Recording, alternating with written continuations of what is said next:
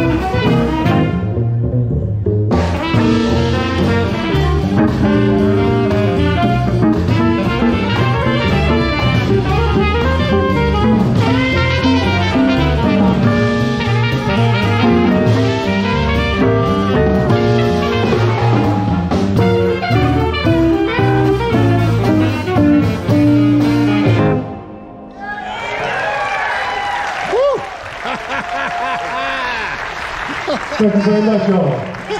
Ron Jackson, Robert Rowley Jr., Rashawn Hopper, Mr. Garnett.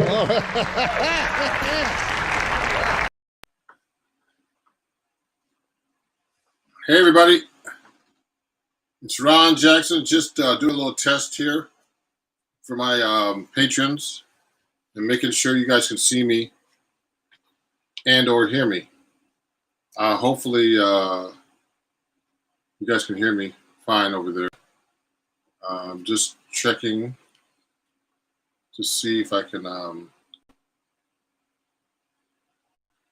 Oh, yeah, I see 2 people up there already. That's great. Now, if you want to, okay, this is going to be a workshop about the 6 and 7 string guitar, the chords, and accompaniment. So you should be subscribed on YouTube, and you should be able to chat with me. There's a chat box to ask questions. Okay, so let me say that right now.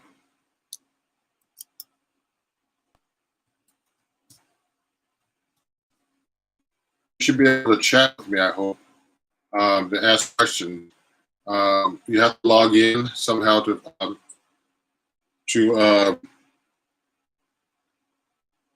hello, are you there? Okay, you should be able to log in and hear me.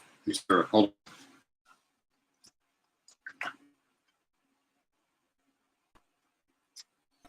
I'm going to start in 1 minute, 2 minutes.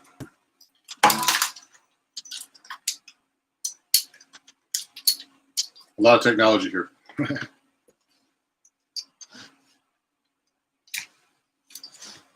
I'll plug this into this.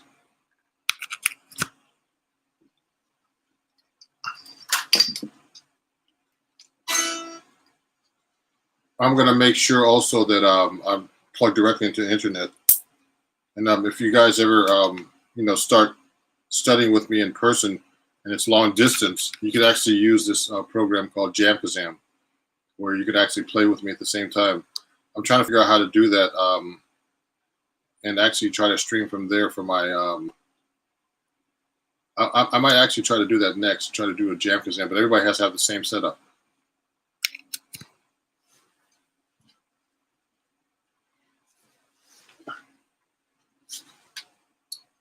I'm going to turn the light back on so you can see me better. That's good. So if you have any questions, please. Oh, yeah. Oh, okay. Reggie, just making sure you can you hear me clearly? Send me a message. Reggie Hagee is one of my students, a great guitar player who's in Long Island, New York. If you can hear me, just actually let me know that you can see me and hear me. Yes, great. So let me play you something before we go, start getting into the workshop about the difference between 6 and 7 string guitar and accompaniment styles. Here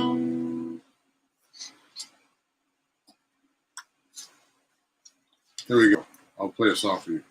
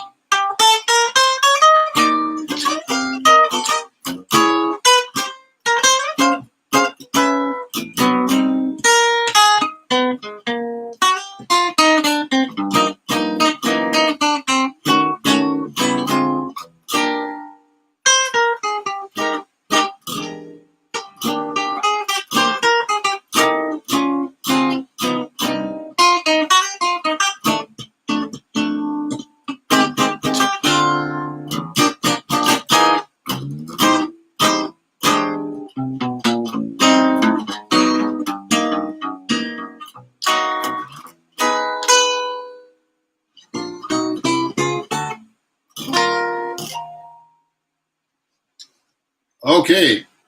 I don't know who else is watching. I know I see two people watching, but I hope you can figure out how to chat with me on the live chat. Um, so I just played that song,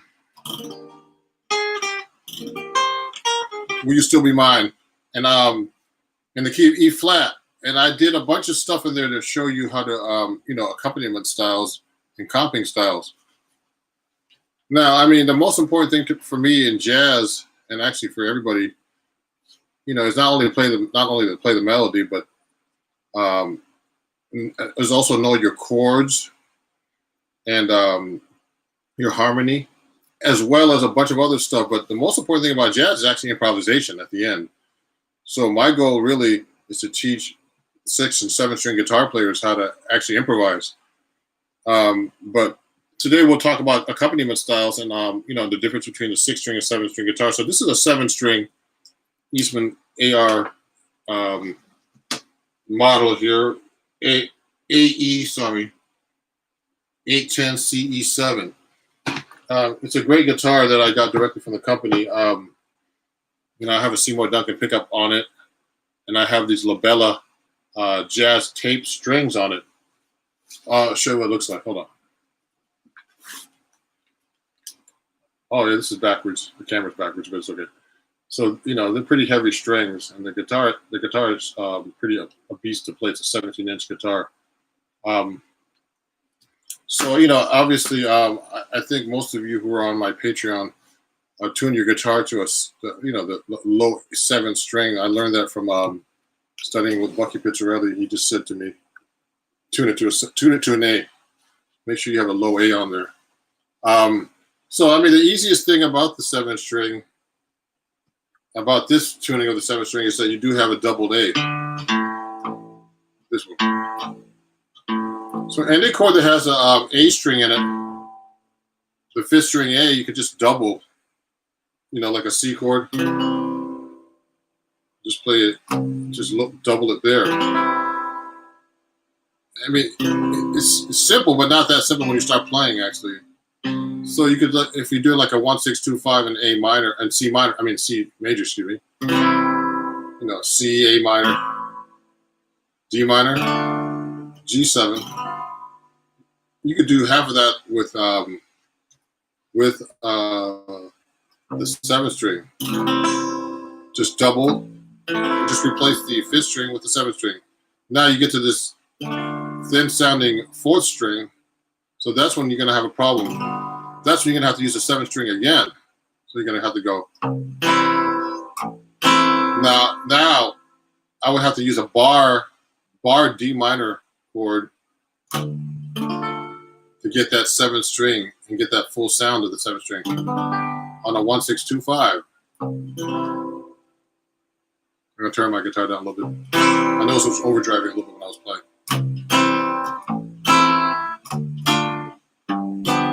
So you're seeing how I'm doing a bass line right now. 1, 2, 3, 4. 1, 2, 3, 4. And I'm hitting the 1 and 2 and 3 and 4. I'm hitting the chords on the and of 1. 1 and 2 and 3 and 4 and 1. Now you could actually start doing a bass line with that too. That's actually an easy accompaniment pattern.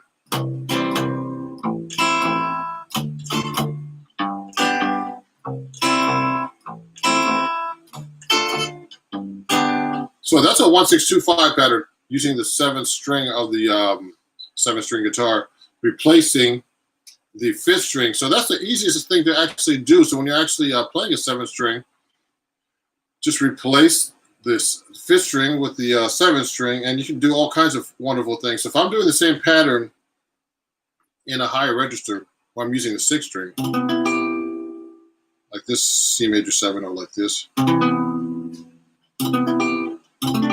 Okay, any kind of C chord. Okay, welcome a third person that joined my chat. Turn the light on. And if you have any questions, please do me a favor and try to join the chat box. Or if you want to text me, actually, I'm going to write this down. I'm going to check my text. if you have any questions, let me check my text right now. I want to make sure you guys get your questions in. Text me. I'll put my text right now. If you can't get on chat, hold on.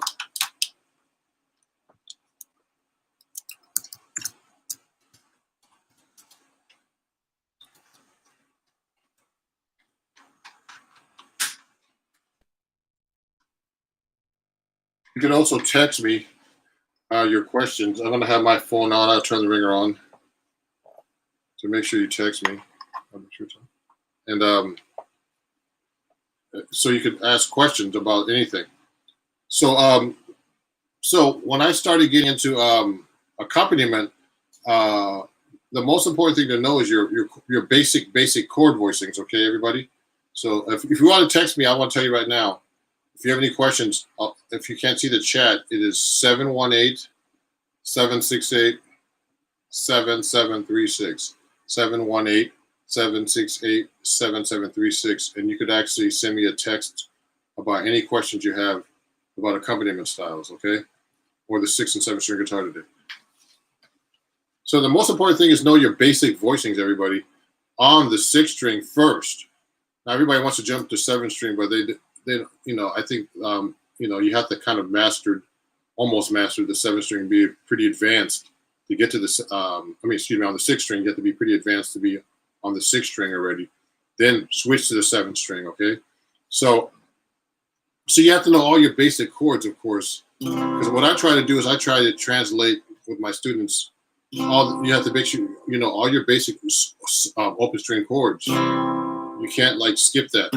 C minor, A minor, all the variations. A major 7, dominant 7, sharp 5. 6. All the possible variations. Okay, D minor, D7, all that. These are going to be really helpful because that's how you create all your bar chords. Okay, they all come from the open string chords actually. And when you see people with capos playing, they don't know how to play bar chords, so they use a capo. That's the main reason. And I rarely use a capo unless I have to play a song that's like, I have to play a bar chord for like 2 hours, and then my left hand starts to fall off. That's when I put a capo. So I just play the open string version of whatever the bar was.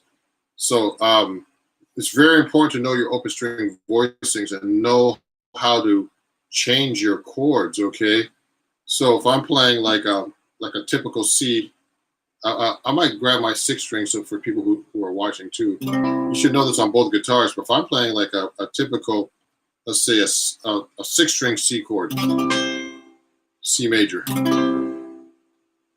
this is a very common voicing, but you gotta get used to playing this, to knowing how this chord functions. A lot of people, a lot of written music is based on the piano, which is written in thirds. So the guitar is written, is actually tuned in fourths. Okay, so this is actually this voicing is not like a root 3rd and 5th. This is actually a root 5th, root 3rd, 5th, root. Okay, so you have to kind of understand how to change the chord to different chords and knowing where how chords are voiced on the guitar. So if I want to make this into like a C major 7, I have to change. There's a few different possibilities, but I have to change this note. Remember, the 7th is a root all the way up to the 7. 1, 2, 3, 4, 5, 6, 7 is that degree. Okay. Now these are diatonic intervals. So the major 7th's a diatonic. Diatonic means within the scale, and remember the major scale is the mother of all scales, based in European music, and then we translate it to jazz and rock and all our American styles, which all are great musics. Okay. So to make a C major 7, I have to take this note. Oops, distorted there a little bit, and lower this. Okay. Okay. I lower this C to a C, to a B. Excuse me. So, but then I'm not playing the 5th now, but I can if I want. I still can.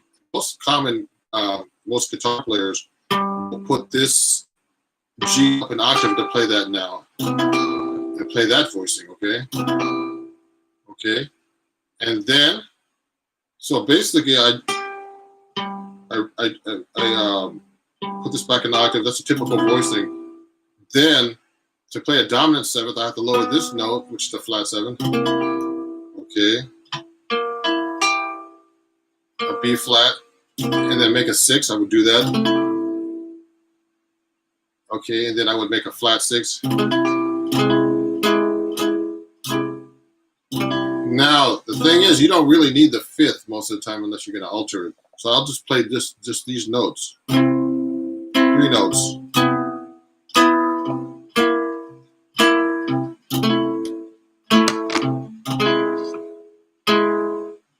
That's a very common thing that I play. I actually learned a lot of these chord voicings from the William Levitt guitar book, A Modern Method for Guitar, and he's really great at those chord voicings. So you get a lot of your common voicings like that in major, like da da da da da da da da da da da da. So you should know how to do these lines like that through the chords to get your special voicings. Okay, and then so now these are the major ones. Now if I want to make them to minor, so make it minor now. Okay. So I could do the exact same thing in minor now. So you have the C minor. Now, this is the funny thing is you can play the 5th on these, or you could just go. A lot of people do it that way. Like My Funny Valentine to the minor major 7. Now, the minor major 7 chord is only one note away from the major 7. You just have a flatted third now instead of the major 3rd, okay? So you remember, everybody, you should know your intervals of your chords by heart. So so you could actually play these chords, so you actually know what you're doing and why you're doing it and what the chord is constructed on. So I usually do a major chord is 1, 3, 5, and the major 7 is 1, 3, 5, 7. Now you have to know how to alter the notes in any key. That way you'll know how to change the chords in any key. So I'll go 1, 3, 5, major 7, 1, dominant, 1, 6, 1, sharp 5, etc. Minor. I'm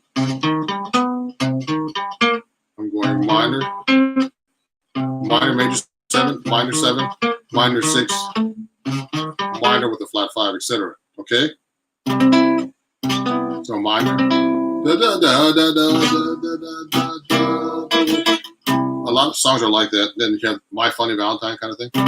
My Funny Valentine. The minor major 7, the minor 7. Sweet Comic Valentine. That kind of song. And these are very common voicings, actually. So you can actually play it like this, too. You can play 3 notes. And just play the 3-note voicings that I've been showing you on my Patreon account about jazz voicings like that. With a walking bass line. So I'm going minor major 7, minor major 7, minor 7, minor 6, flat 6 or sharp 5 they call it. And you hear this a lot in James Bond movies.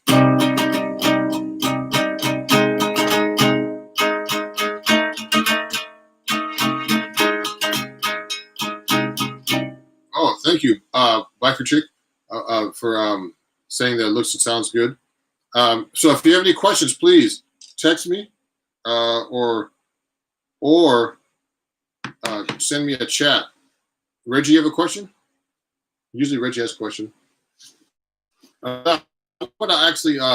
So let me just try playing a song for you using some lines like this. Now this is on the 6th string. We'll talk about the 5th string root voicings like that. Okay. Let me turn this. Excuse me for a second. Now, let me play you a song that uses like a line cliche. Oh, I can do My Funny Valentine, I guess. Let me try that one.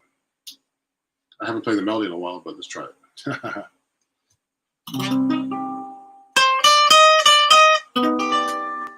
I'm going to do a little voicing octavier.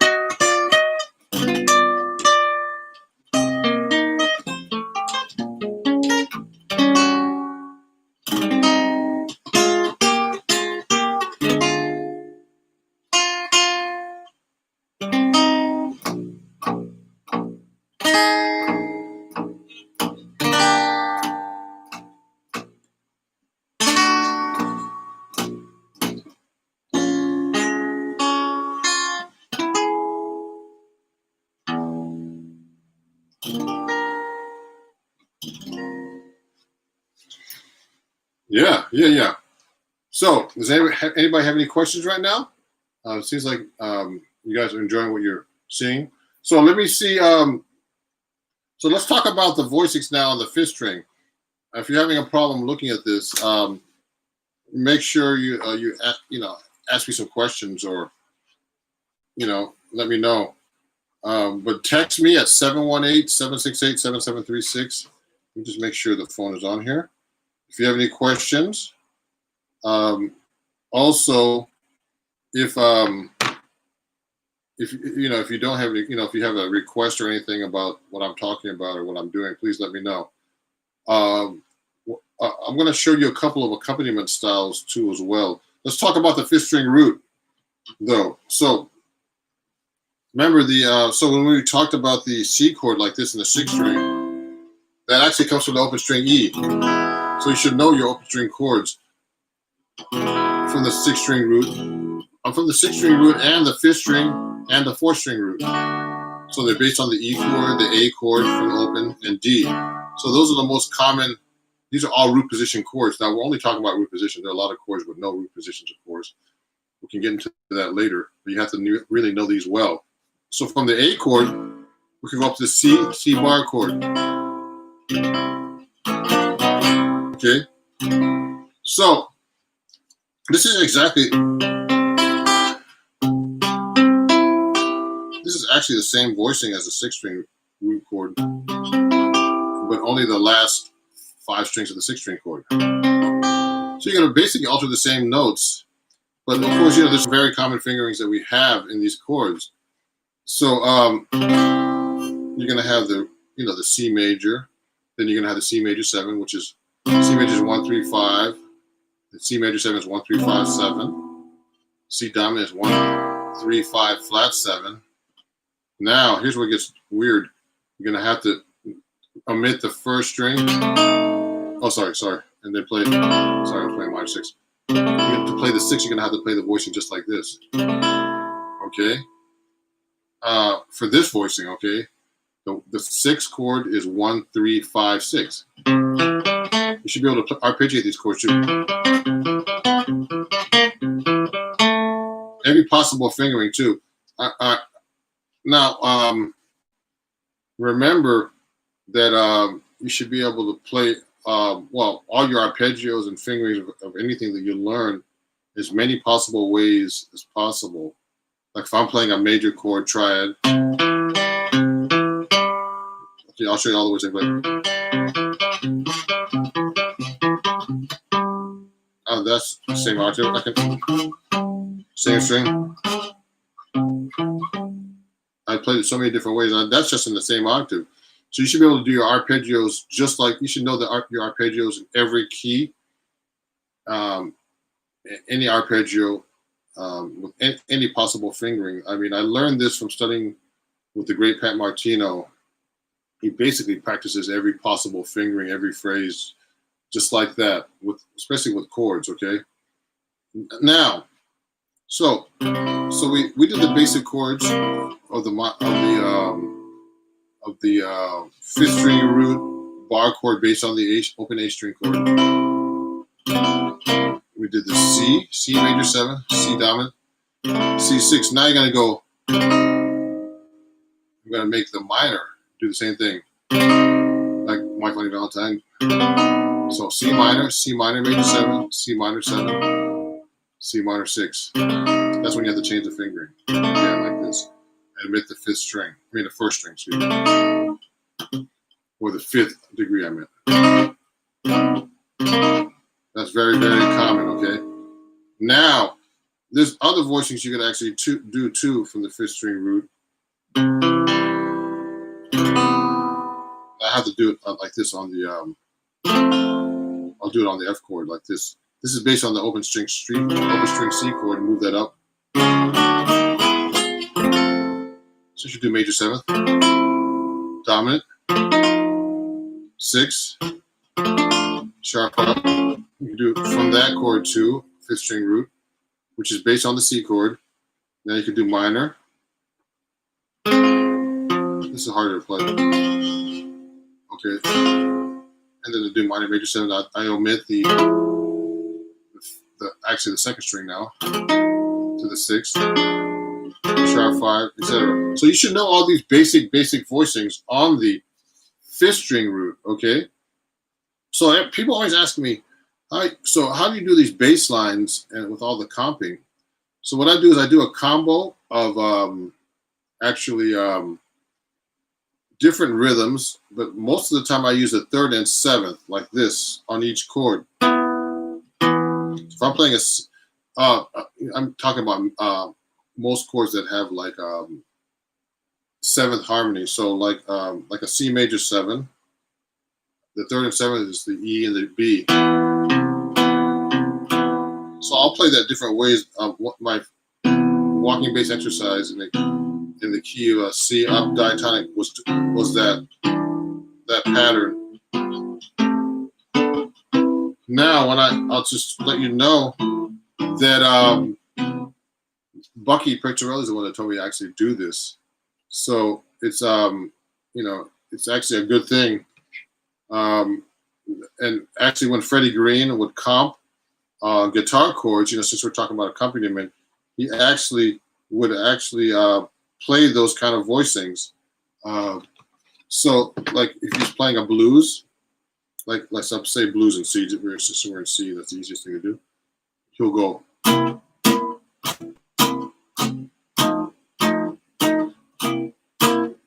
Now this is a jazz blues.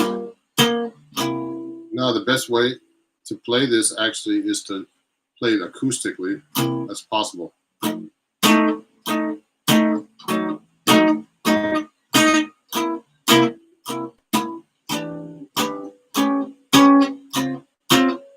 So this is a jazz blues in C.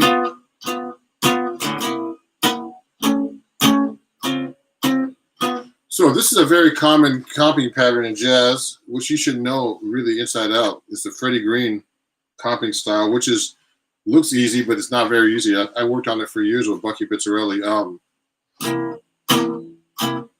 Actually, I should be playing acoustic like this. Might have a hard time hearing me. You should have a mic on the guitar too, like this. I'll turn it up a little bit. Bucky said if you play through an amp with this style, that you should always play as soft as possible, because you're supposed to blend in with the bass player and practice with the bass player. Now it shouldn't sound like this. That's wrong, he said. You got to really play it with this finesse, but it's much more technically to get into Freddie Green. It'll take a little while. It will take like a whole lesson, a whole hour, to figure out the technique of your right hand, because you're not actually playing every note. You're playing like playing every note on the beat, on beat 1, and then playing like the 4th string basically on beat 2 and 4. So you get this sound when you're going really fast, like this.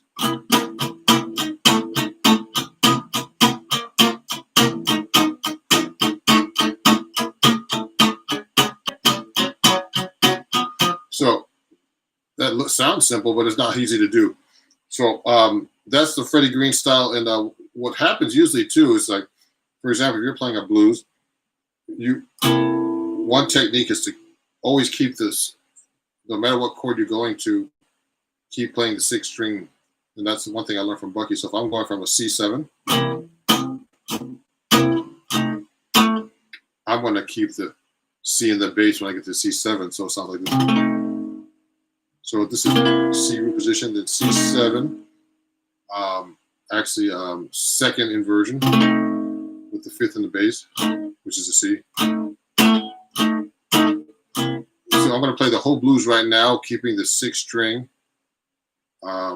Depending on the chord I'm playing, keeping the 6th string on the bottom. So it's going to be like this: 1, 2, 3, 4.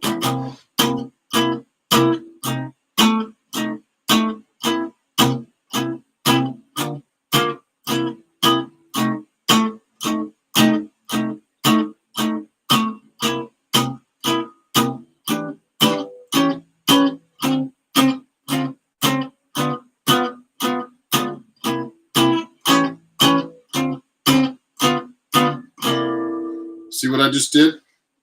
I basically kept the 6th string there. That's a technique that Bucky used when you're comping actually in a big band. You just keep the 6th string root there to keep that bottom there of the chord.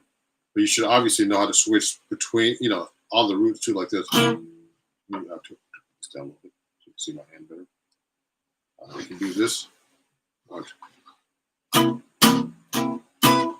I'm going to actually hit the roots this time.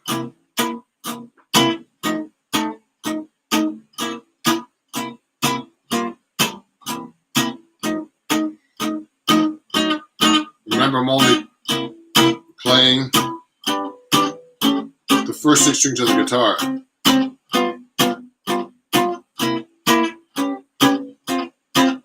Now I can do a different position.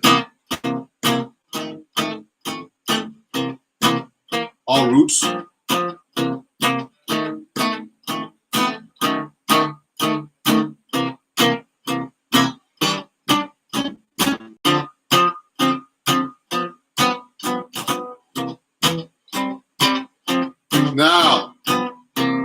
going to play this on the 7th string. Well, using the 7th string of this guitar, the 7th string, I was just playing the 6th string like I was playing a 6th string.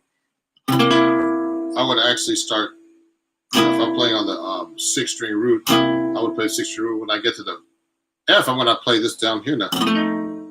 Understand? I'm replacing the 5th here. The 5th string for the 7th. So let me play you any chord that has a 5th string root now, or voicing, I'm going to play on the 7th string. So watch this. You see? Oh, it's a little dark on the right hand side of the guitar. Okay. So watch this. Here we go. 1, 2. 1, 2, 3, 4.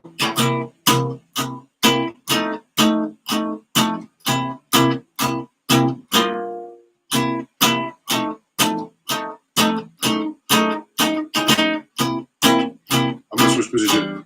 Open.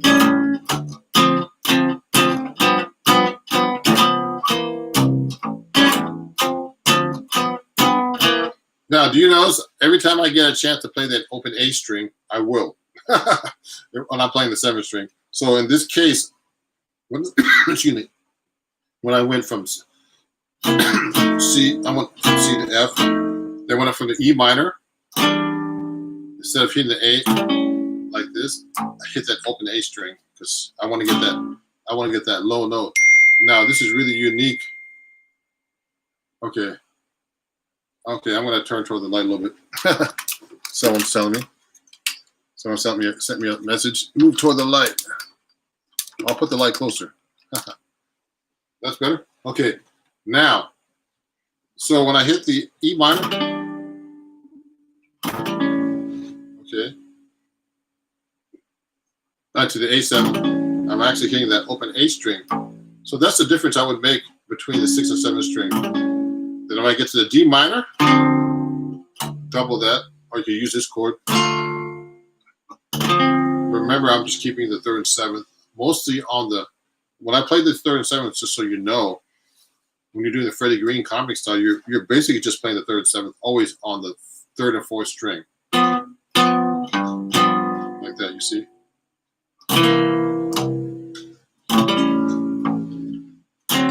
Now with accompaniment styles too, you don't have to stick exactly to the chord progression. I do a lot of things like tritone substitutions. Now, what is a tritone substitution? If I'm playing like a C7, instead of playing C7 for like if I'm playing C7, I'm approaching the F7 chord. What I'll do is I'll play a half step above the target chord, which is the F. So I'm going to play an F sharp or G flat, and then go to the F. So that way it makes the song sound more interesting. And also I'm not playing the same harmony out, so I'll go like this instead of going like this. For the first 2 bars, I'll go. I could go a half step below and approach the chord back to C7. I could go, when I do the 2-5 to the G minor to C7, go back to the F, I could just go instead. So that's a tritone substitution. So the tritone substitution for a C is an F sharp or a G flat.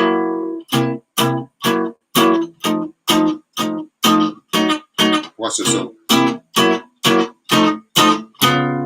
did a tritone substitution of the C, which is a D flat. It's kind of like a G7.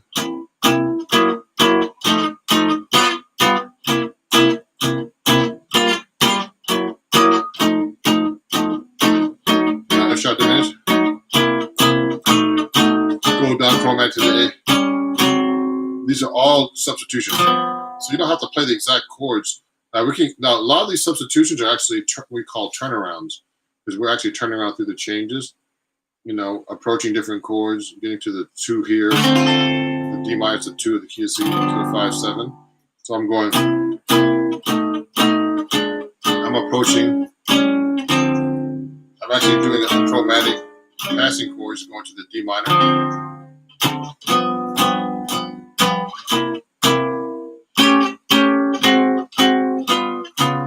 like doing these different reharmonizations that are very common when you're actually playing, so that you don't sound, because bass players are actually doing that all the time. They're going.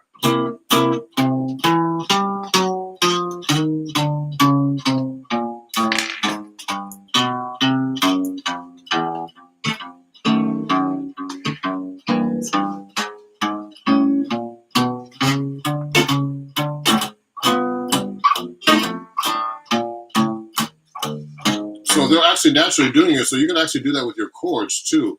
Follow the bass player like this.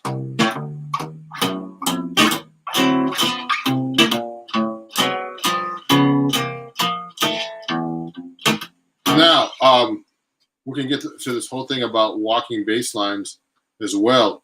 Now, I gave you an exercise on my on the Patreon account about walking bass lines, and they're really basic skills that I gave you, just root and third, just root and fifth basically, or just roots.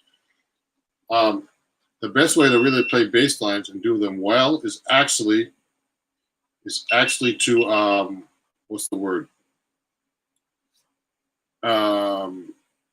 Learn bass lines from other bass players, because that's the best way to actually play the bass line. And so I'm actually a bass player too, so I would actually transcribe these kind of things. Let me move this back a little bit so I can see me better. My face, kind of weird, huh? So, that's that's what I actually try to do. Is what I would actually advise you to do is learn bass lines. So we've been talking mostly about swing kind of patterns, comping patterns, and chord voicings. Now, please, if you have any questions, I know there's only a few people watching. It's about a third of my patrons on Patreon, but I'm glad that you're watching, because you can actually go back and look at this video stream. So I'll have the link up on my Patreon if you missed this. Okay. And also, if there's any questions, please let me know. So another, there's some other styles that I like to get into with comping. I mean, there's bossa nova style. Okay.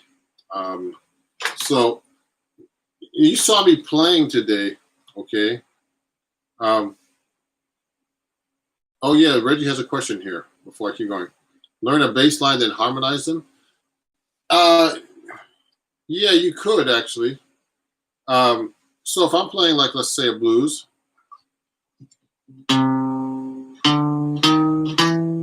like for example, a bass player would, the typical thing a bass player does is to get to like from a C chord to an F7, C for one bar, then F7 for one bar.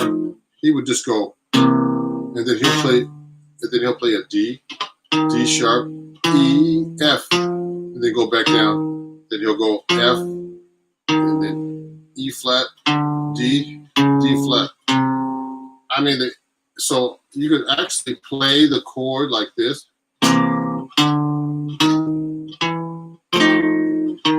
What I did was I just played the very beginning. I just played the chord on the beat and then stopped it to do the rest of the bass line. Do it again.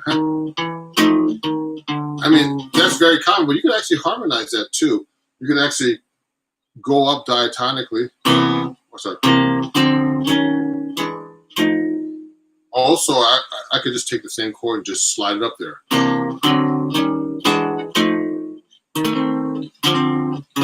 Now going backwards, I could do. I did the third inversion of the F7, going down. Did D minor, then D flat dominant, back doing that same bass line. So you could do either a bunch of different things. You could do diatonic.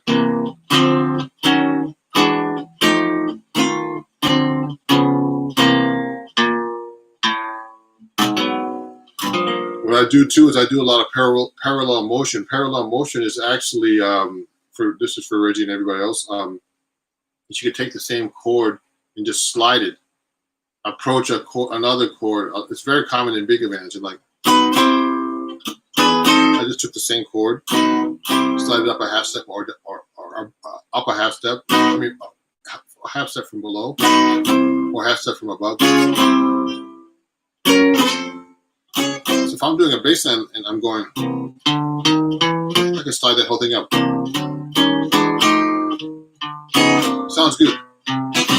Then when I get to the G minor, I just go up a half step from that G minor.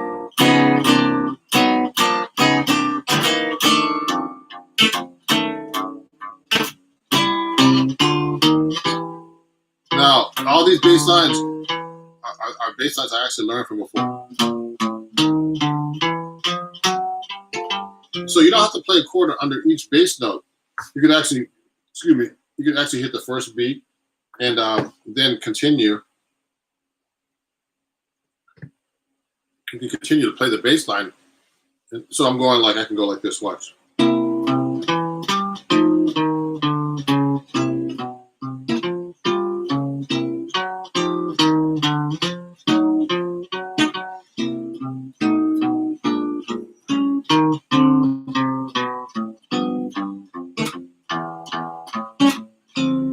Now you see how I'm holding the notes sometimes, and sometimes I'm actually not playing the chord at all. You don't have to play the chords all the time when you're doing the bass line. It'd be like too much if you just went.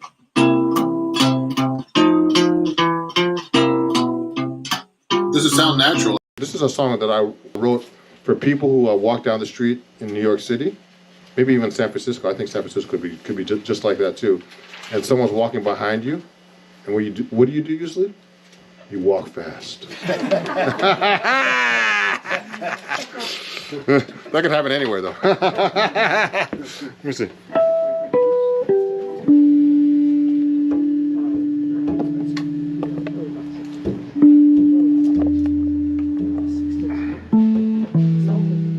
Here we go.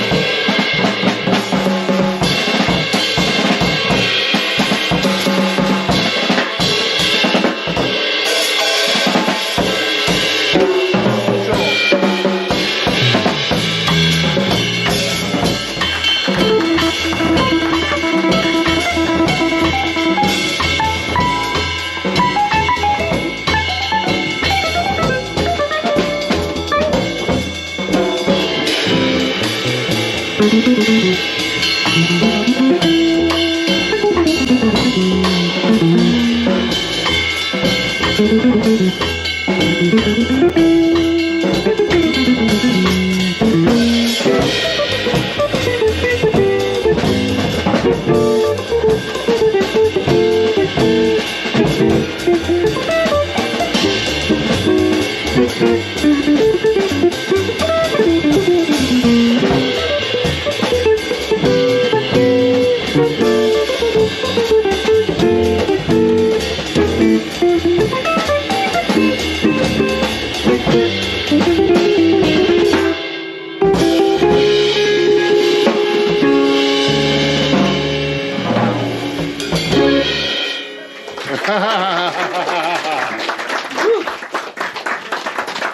you very much.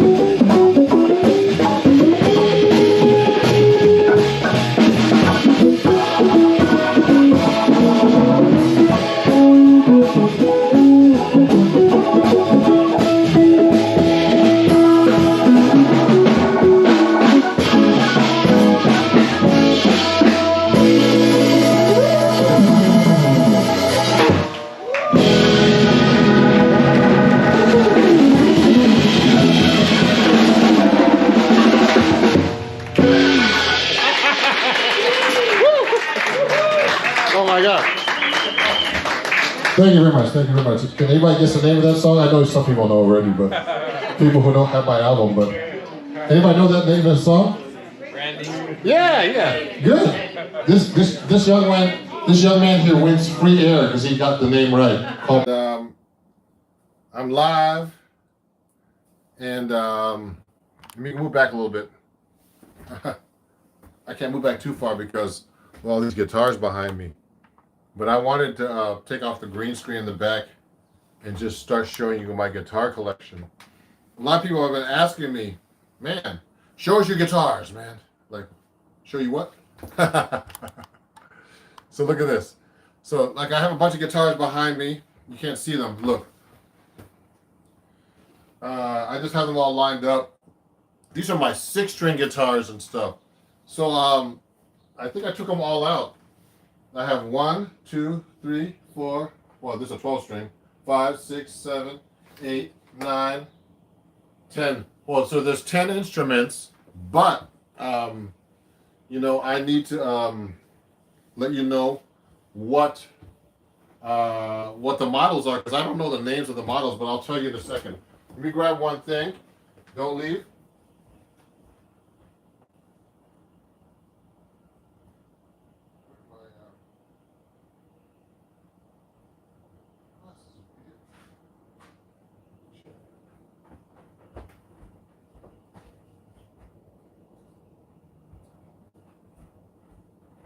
So there's a missing guitar, but I have it. Ron! Primitive Assembly. How's it going? So those are my guitars.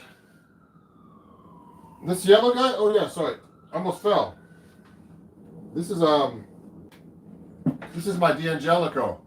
So I'll show you in a minute all this stuff, guys. I'm gonna go through one guitar at a time.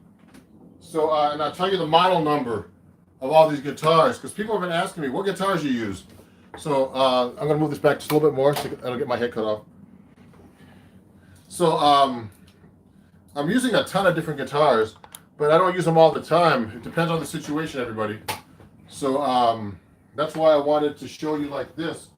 Let me get this closed. So for example, I have this 6-string guitar right here. It's made in England. It's not a common model, okay? It's a file D guitar. When I was touring over there maybe 20 years ago, I got this made in 1999. It's a great guitar. Really great 6-string acoustic guitar. They made it in like the countryside of England. Okay, it's a file D custom made guitar. I've had this for like 20 years. And the model is it's just a custom guitar. There's no name. The guy made it so I can use it over here in the weather that's kind of like hot and cold and all that stuff. So if you have any questions about the guitar, let me know. Oh yeah, thank you, Paul. PJ. So this is the 6-string guitar. You know, 6-string steel string, and I recorded one of my albums called Acoustic Invent Yours. You know, is recorded on this album here. Is all acoustic guitar. You can get this on my website. You know, you can listen to it on Spotify. Go to my Spotify, Ron Jackson. It's a really great sounding guitar for recording. Now, acoustic guitar should not be played with an amp anyway. So this is really a nice guitar, made in England. They're spelled FYLDE, File D. You know, they exist. They're not really big on social media, but they're a great guitar company. And I actually met this guy in England. And they never even go to the conventions. I go to the NAMM show, and they never show up to those things. Unfortunately, you know, I think they get more business. But you know, a lot of famous people play their stuff. So let me see. I'm just gonna look right now online and look at your comments right now too. Hold on. So let me go over here and show you my next guitar that's over here. So I'm gonna put this over here on the side. 1 second. I'm gonna go to my channel and make sure I see your comments. Okay, right now, yeah, I'm live. So here. So the next one, you've seen me play this recently. Okay, this is the everybody's like, wow, I love that guitar. This is the D'Angelico XL1. I just got this from D'Angelico.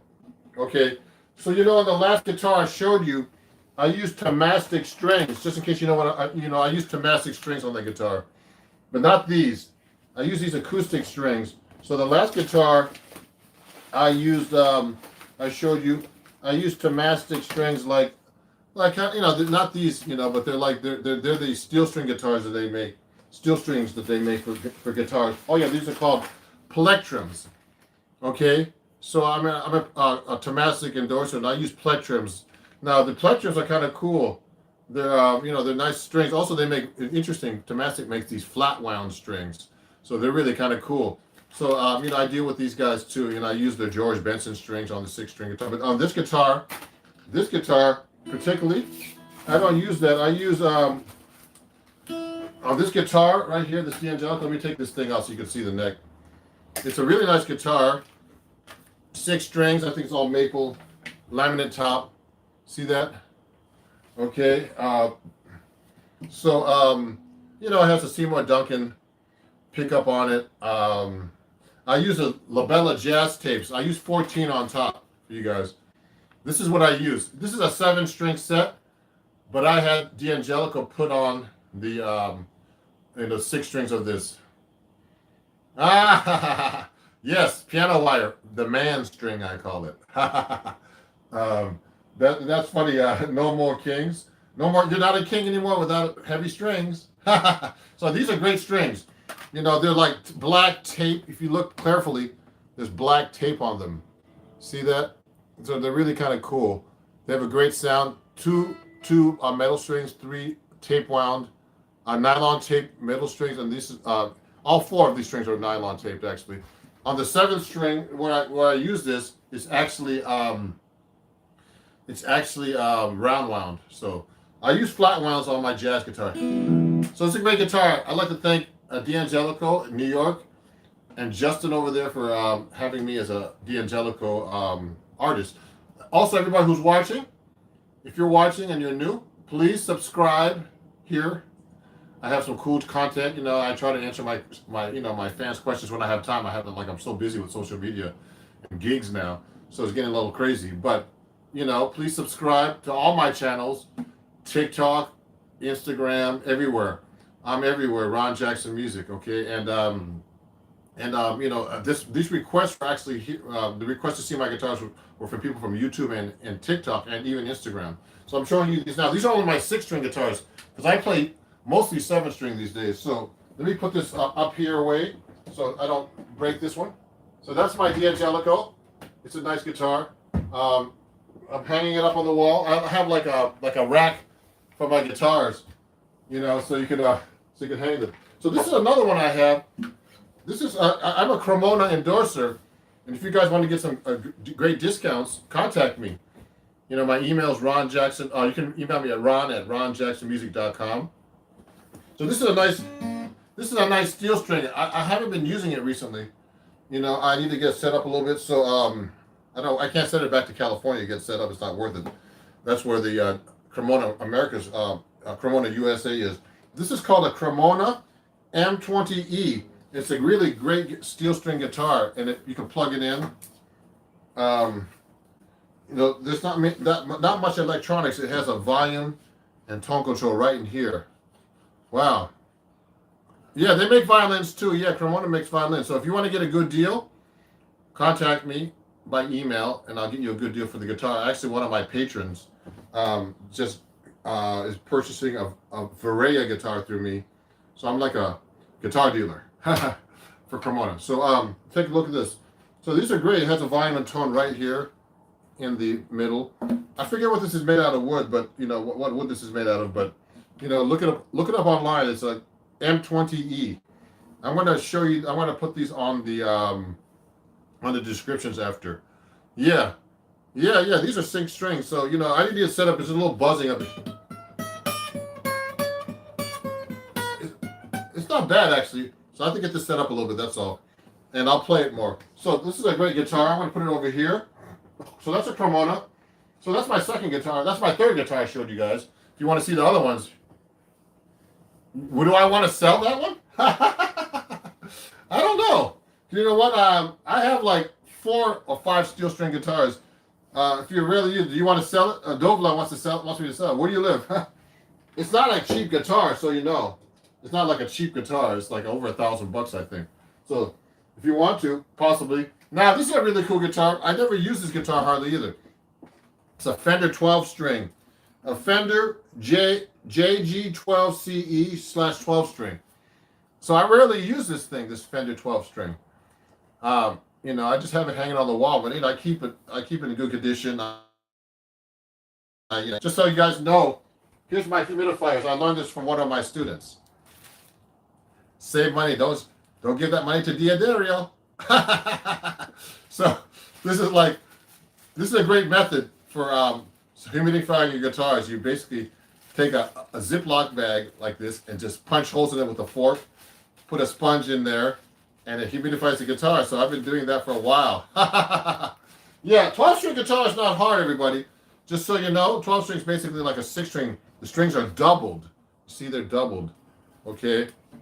All the strings are doubled. Like these are octaves, and some of these are just double notes, and the rest are in octaves. So it's not that bad. So this is like someone gave me this like Planet Waves, I think, like humidifier. I replaced it with these things inside, sponges. So so that's how I humidify my guitars, and I have a humidifier too, so they don't like crack open. Okay. So this is my 12 string. So that's my 4th guitar I'm showing you, and it has full EQ and everything. You know, is there a battery in this thing? Nope, I don't have a battery because I haven't been using it. So it's a great guitar, you know, and I've rarely used it, but I'll be using it soon on something, I'm sure. I've had this for like 20 years. I got this from a friend that when I was a really well-known guitar player in the 70s. His name was David Spinoza. He actually did a lot of recording sessions. Like he was playing with all kinds of people, you know, like James Brown, and he did all. And I was doing a lot of Broadway, and I met him on someone recommended him to me, who was playing Broadway, and I was playing Broadway a lot at that time. So I was subbing for him, and he was a really cool guy. You know, he was a session guy, so he was one of these guys who knew how to play really well in the studio. But you know, if you asked him to do a gig like me, and he didn't know any tunes. You know, and he's one of these guys that can just read the notes. So he was great, man, amazing player. David Spinoza, check him out. He's everywhere. And he's retired now, but he's a really great musician. So anyway, let me keep going. So this is another guitar. So I have a bunch of Cremonas. Hey, Shiva, greetings, everybody. Now, someone's asking me how old are these guitars. So just to let you know. This Cremona I got, I'm a Cremona endorser, so I'll tell you in a second. So this one, let me tell you the model for this one first. So this one's a Soloist S65C. Now this is an inexpensive guitar. I think this is like maybe, I'm not quite sure. It's between $200 and $600. That's not expensive for a guitar. And it's a great straight up nylon string. You know.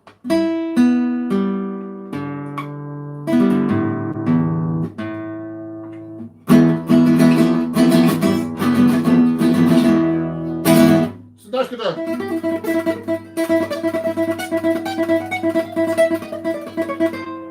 No. Okay, it's a really nice guitar, and I use this a lot for teaching and practicing. You know, I don't use it that much for gigs. You know, it's not, but it's a really pretty nice guitar for the price. So you know, if you're interested, remember I can get you a Cremona for a great deal. Yeah, that's a nice cost. Yeah, it's very nice. Hey, Dario. Dario sent me some recordings. Really nice guitar player, man. And he's trying to play jazz. So remember, everybody, to play jazz, you definitely need to, listen and study with a good teacher like myself. So just so you know. So this is pretty nice. So this is not an expensive guitar, the Soloist S65C. So this is probably about 2 or 3 years old. I haven't had this that long. So the first guitar I showed you, this one, this guitar, this steel string, someone's asking me, I've had this for like 20 years, at least. Okay, I got this in 2000 maybe, 2001. Okay, and this one, this handmade guitar, custom guitar from England, this File D guitar I was telling you about earlier, this is from 1999, this guitar. So, I actually like hit it against the door one day. It has a little gouge here, but that's just cosmetic. But this is a workhorse guitar, man. Um, I've had this on many records, recordings. A really great guitar. So that's a great guitar if you want to consider it. They're hard to find and they're expensive guitars. They're from England, so really really nice guitars. So here's another guitar I've had for years, and this is called this is an Aria guitar. Okay, it's an Aria concert guitar AC80. I got this from Aria in 1997 or something. I was an Aria endorser, so they gave me this guitar. It's a really nice nylon. Now I'm thinking about selling this guitar if anybody's interested. The thing is, this has this chronic problem here of there's this like little tiny crack here, but it's superficial. I've always been trying to get it fixed, like a Guitar Center everywhere. They glue it, but it's nothing. Doesn't affect the guitar. It's kind of weird. It's on top, but that's about it. It's a nice guitar. This guitar's worth about $1,000. So it's funny, guys. So this is a AC80, completely acoustic guitar, and I used this on my other album, my acoustic guitar album I showed you a minute ago, called this one. I use this guitar on this album too. Some of the album, acoustic adventure. So go check out my albums, please, everybody. And if you're watching and you're new, please subscribe, and please subscribe to all my channels at Ron Jackson Music. Everything is Ron Jackson Music, even my payments and everything. Okay, so this guitar is really great, except for that one thing. But it's a really nice, really has a nice sound.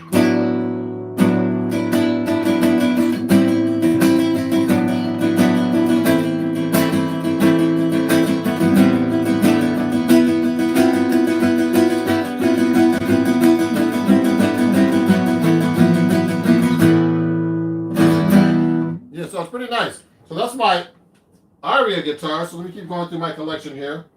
It's getting I'm getting almost to the end, but not quite. So look, this is the one everybody keeps asking me about. Okay, it's my Eastman. Okay, look at this. So this is called the Eastman T49D/V Amber guitar. Okay. It's a really nice guitar. I just got this actually. This is brand new. I've had this since last year. Since the pandemic, because I have a bunch. I have like 2 archtop guitars that are 7-string, but I didn't have like a guitar that was like this in a 6-string. So I teach a lot, online. I do a lot of videos online. A lot of people don't play 7-string, so I had to get this guitar. It's a really really nice guitar, and it it plays great. But I haven't been using it recently because I promised D'Angelico, the guitar I have up there, to show the guitars on video all the time now instead. Okay, so it's a really good guitar. I think this lists for like $2,000 or something. So this is a great guitar, and I've done a lot of videos on this that you've seen on my YouTube shorts and some of my lessons. Okay, so it's a great guitar. It has I think these are Seymour Duncan pickups. Volume, tone, 2 humbuckers, really nice guitar. So let me check out some of these questions. So send it to Ron Fernandez in California, but hey, I live in New York. I can't send it to Ron Fernandez. It'll cost me more money. No, but it's not bad. This crack on this guitar, someone's asking me about a question here from Dario, is that I've had it to repair shop a couple of times. They paid money and they still can't fix this thing, so it's okay. It sounds like you care for these guitars. For these guitars are still in good condition and looks new. Thank you, Udian. Yeah, they're in good condition. I mean, I don't mess up my guitars. I have to play them for gigs, so just so you know. So yeah, these guitars are great. So this is my Eastman. So all this I'm going to list after, and you can go to my Amazon store, and if you want to pick one up, let me know. I'll send you the links on my Amazon store after this. And just so you guys know, who's ever watching, this is a new announcement. I'm doing a workshop, a jazz workshop, coming up on July 18th at 2 p.m. Eastern Standard Time, Sunday. Come by and see come by and attend my workshop. This was on Lively, which is a site owned by a a lot of great jam band musicians and all kinds of stuff. So I had the most successful workshop this past April for them. So I'm doing a follow up, on demand, follow up. So if you want to, learn some jazz, go to lively.com, lively.com, and sign up for my jazz improv workshop. You'll learn some cool jazz techniques. Okay, so that's on July 18th. So let me see. Oh, you should do an online live with Justin Sheetley's show. Sure, I love him. Yeah, Dario, it's expensive postage. So let me show you my next guitar. So this one's a really great guitar. I've recorded with this a lot too.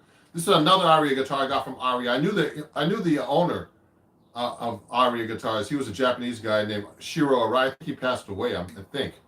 But he was a great guy, and I've been an endorser for them for years. So he gave me this guitar too. It's a really nice classical guitar. It's an AC80CE electric. So it's like the same model that we just saw with the cutaway. This has a cutaway. And it has electronics, Fishman electronics on there. You see that?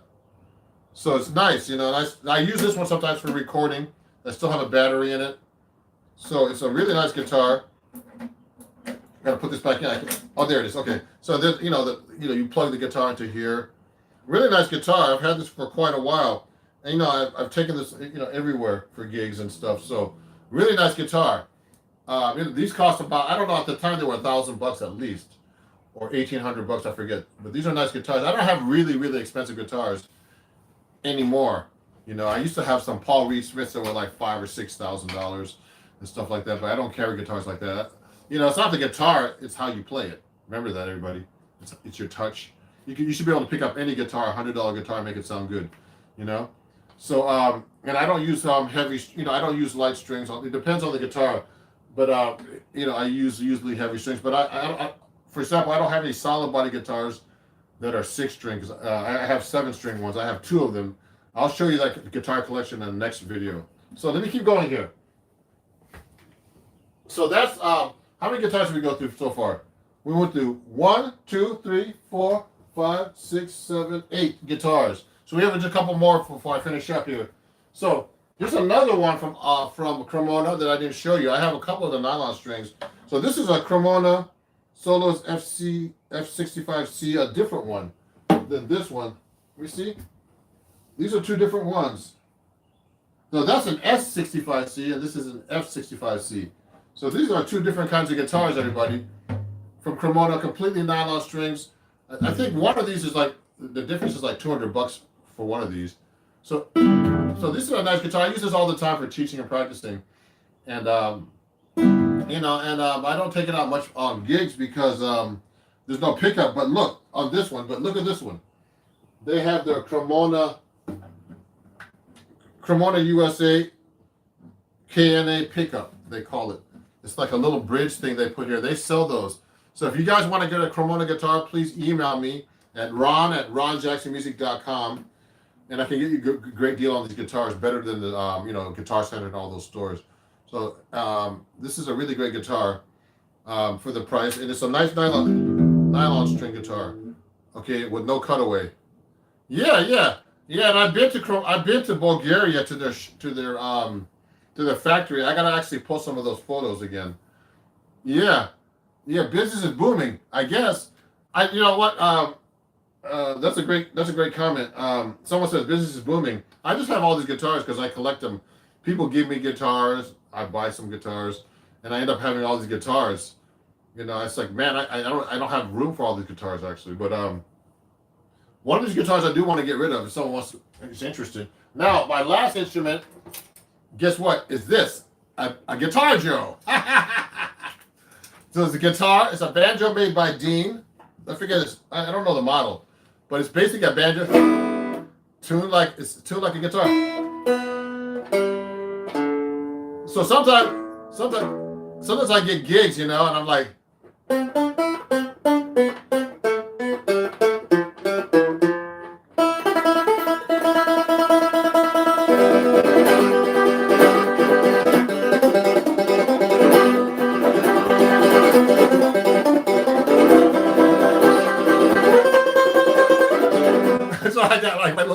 Guitar Joe.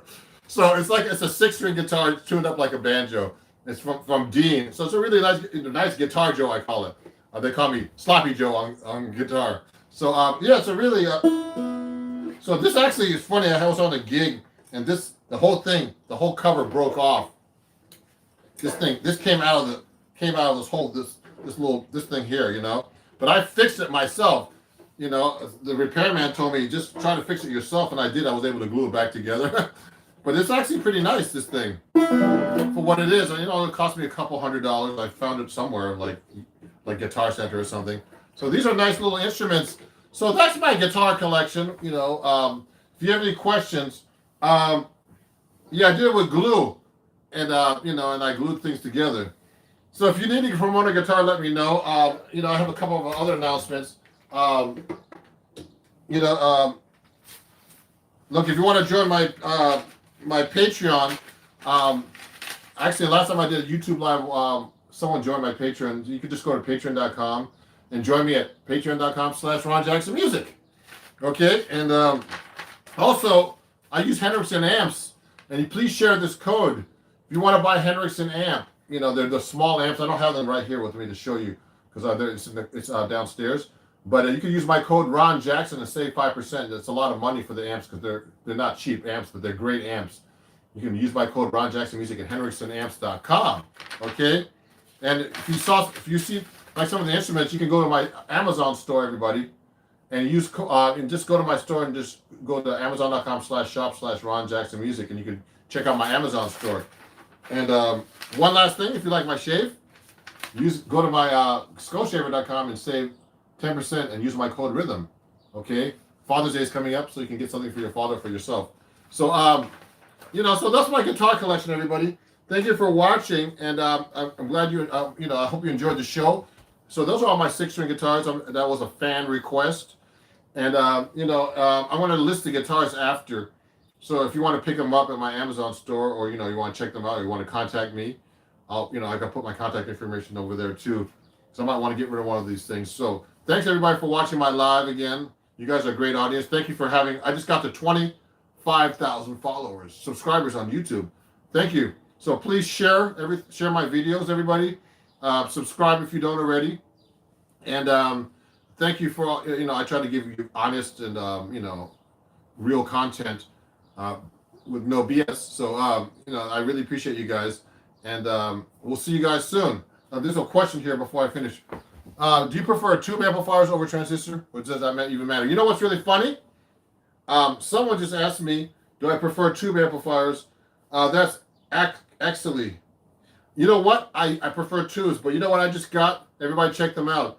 I got 2 Fender Tone Master amps. They are both actually transistor, but they sound exactly like tubes. So I've been using them at gigs, and they sound wonderful. So go check them out, okay? And you know, I used them on gigs recently. They sound great. They're great to record with, and they're half the weight of a Fender Twin Reverb. So I got one like a Princeton type one, and I got a Twin Reverb one. And if you like the show, you know, I'm also taking donations here at the end. So just go to PayPal and Venmo and Cash App. It's all Ron Jackson Music. Everything's Ron Jackson Music if you'd like to donate anything today for this live stream. And I appreciate you guys, okay? And follow me everywhere and donate everywhere at Ron Jackson Music. And I'll see you guys soon. And thanks a lot. It was really fun. And I got to show you my guitar collection. Have a great day. Okay, bye-bye.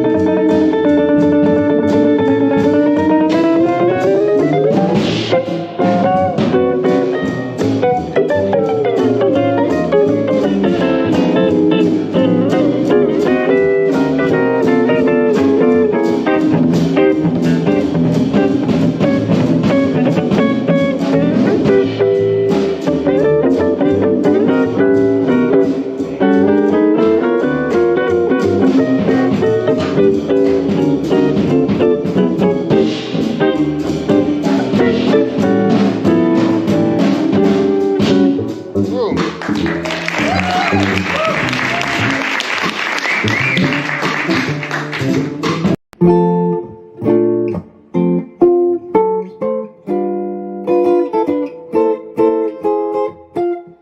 everybody asks me, how do you do chord melody? For example, there's so many ways to do chord melody. The most important thing to know is how the melody works against the chords. So the song I just played for you was called Love Walked In, and the melody is basically chord tones or arpeggio notes.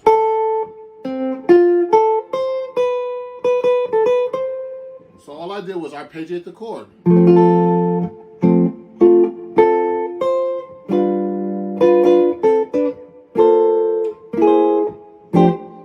So that's one technique of chord melody in jazz, arpeggios.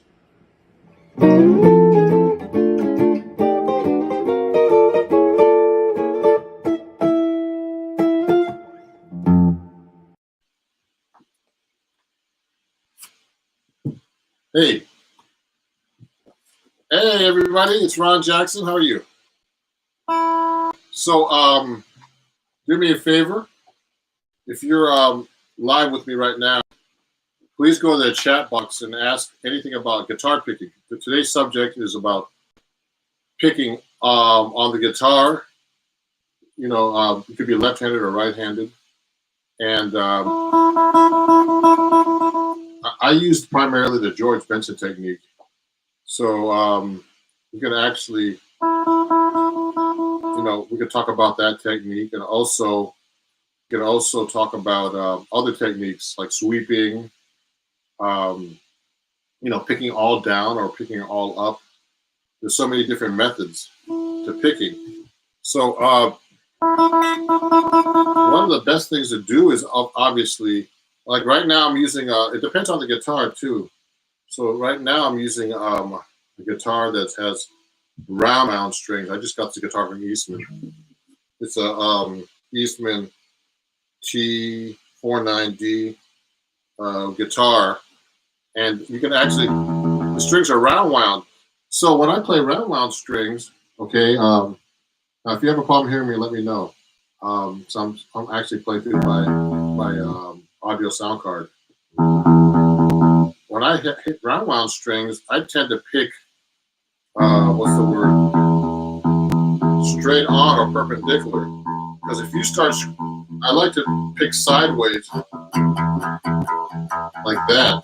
But to pick sideways on a round wound string, you get a lot of scraping sound. You hear that?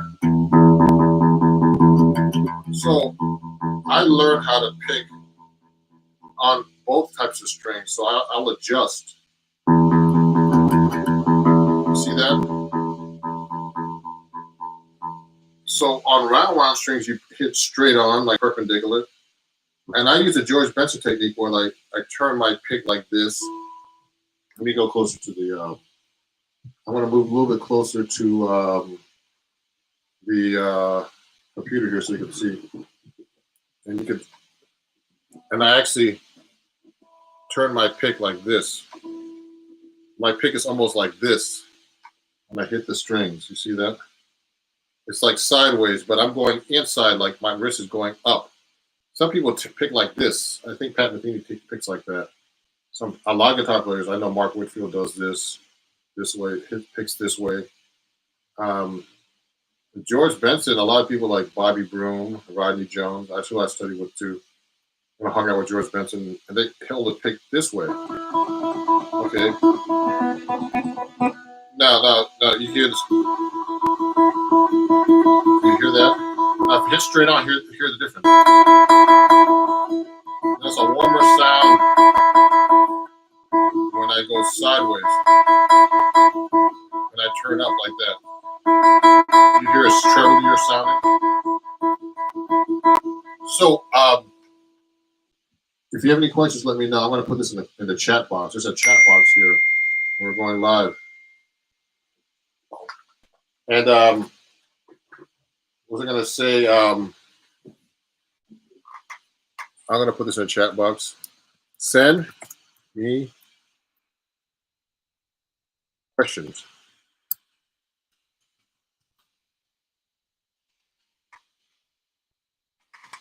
Okay. So, One of my warm-ups I like to do actually is what I call the open string tremolo. So I like to go really fast as possible. Just hit like the first string, go down and up, but you gotta go fast as possible. So I'm hitting this pick straight on. Now, I don't like hitting the pick straight on because it's too much. When you hit the pick straight on through the string, it's really hard to control. But when I go sideways like this, I can play much faster because there's a lot less tension. And I'm going inside of the pick. So you could do this exercise. You got, if you're not warmed up, you can get a lot of tension on your picking hand. See that? So my right arm. Some people are left-handed, so that's why I call it picking hand. You could do that for a while, fast as you possibly can. Now you can use dynamics, soft, loud, etc. Okay, then you can move to the second string and do the same thing. You can do this with me. Now the problem is when I get to the round strings, I'm going to switch guitars in a minute. Go to my second string.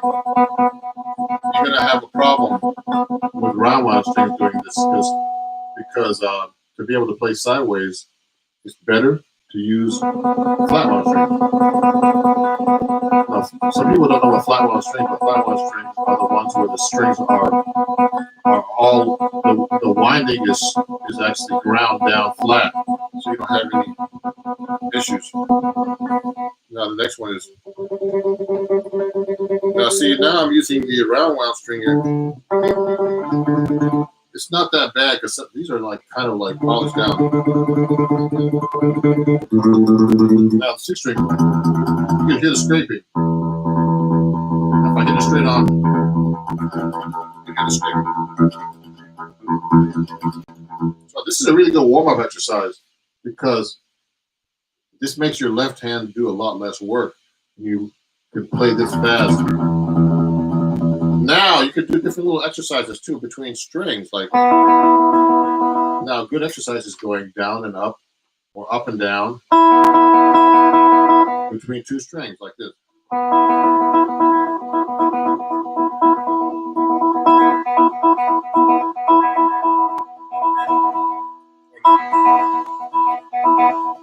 Things like that. See? Okay, and then that's one thing you could actually do. And then we're gonna start working on arpeggios and all that stuff too, and how to sweep with those. I'm trying to see if there's anybody sending me questions while we're talking or texting me about this. Okay, good. So that's a great warm up. Now you could do the skipping strings. Hey, Reggie. Oh, Reggie Hagee has a question. How long would you suggest the strumming practice? You mean the tremolo practice? Is that what you mean? Let me write that down.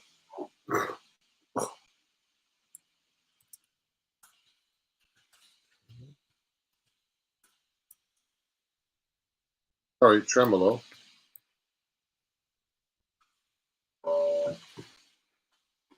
I mean, I would suggest like doing that for 5 minutes or something. It should just be a warm up, like that. The thing is, when you do that exercise, you just got to make sure you're completely relaxed. And my hand's already stiff because I'm not really warmed up. Yeah, I would do that to warm up, maybe 2 or 3 minutes, just a little bit to start. Now you could do skipping strings too. That's much harder. So I'm going. You could go. You can make up little exercises. I'm going 2 notes or triplet. Triplets are interesting because you can go down, up, down, up, down, up, down, up. You know, you can switch between it, or you can just go down, up, down, down, up, down.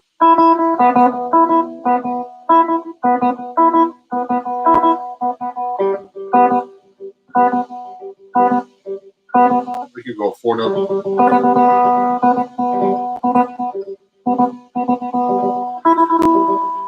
Now you can skip like two strings, so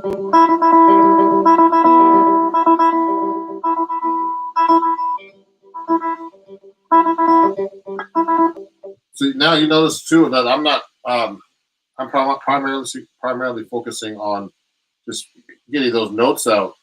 But you know, the thing is, like if you're actually playing, you're gonna have to actually what's the word? Lock the strings to get sound with your left hand eventually and your right hand.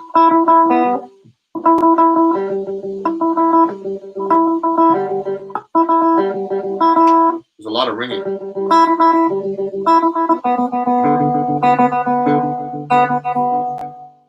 So, you know, the most important thing is now is that I'm actually using alternate picking, which is down, up, and you should be able to practice your scales and your runs with those kind of with alternate picking mostly.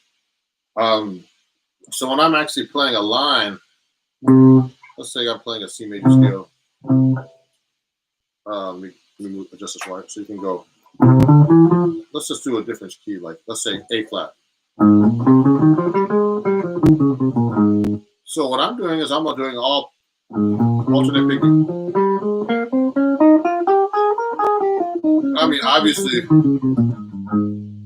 and see now you got to coordinate your left hand and right hand. So the thing is now you can do different exercises with that. You can go, you can do, you know, eighth note.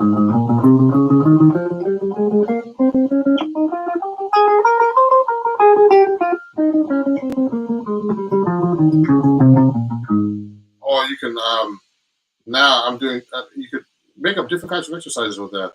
You can go in thirds and go, use alternate picking.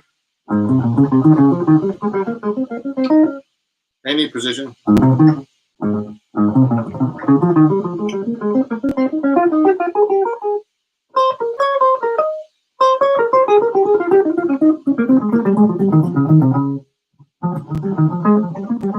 mean, any possible fingering that you do, you should try to use alternate picking.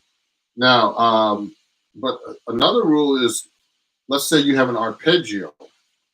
Okay, arpeggios like let's say like even two notes. I can use sweeping now. Sweeping is when you go across two strings, two or more strings in the same direction. It could be going down this direction, even though the pitch is going up, or going up this way, even though the pitch is going down.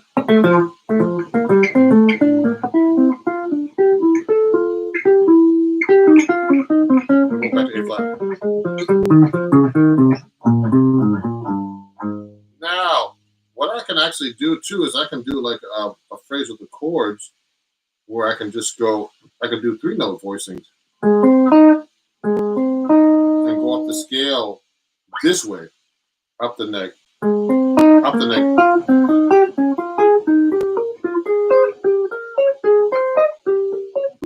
I'm doing diatonic chords in the A flat, just thirds.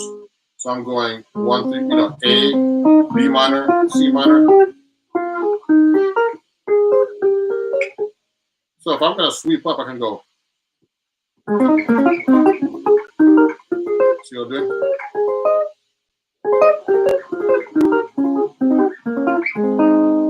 So I can mix them up actually now.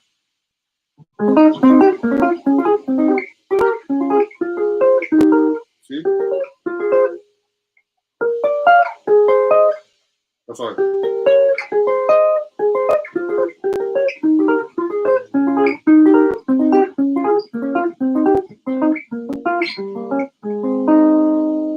So I'm only going one direction, but you could actually sweep backwards too. You could sweep like this. I'll move the mic a little closer. You can sweep like this.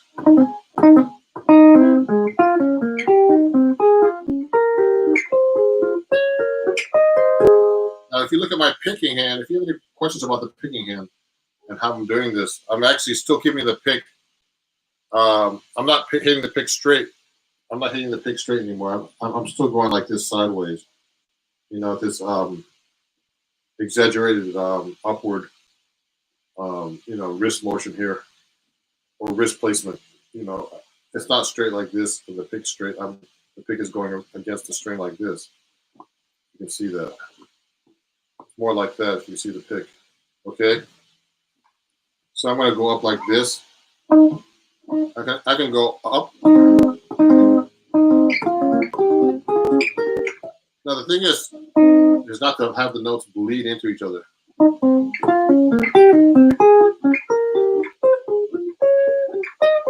So it doesn't sound like you're actually holding a chord together like this. You want to go. You want to make sure the notes are separated so you can get cool lines like this. So if you want to mix them up, you can go like this. So I'm going to go down, up, or you can go.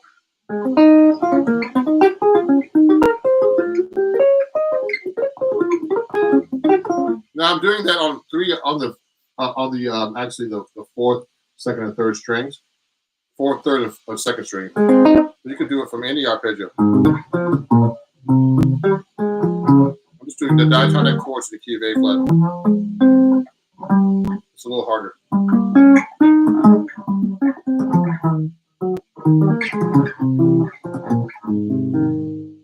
So you can do it that way. I'm only doing 3 adjacent notes too, like a chord. But you can actually go. You can actually separate notes in different ways. You can go. You can go 2 notes and then on the same string play the arpeggio instead of going like this. So if I did something like that, I would go sweep, then go up, down, down, up, like that.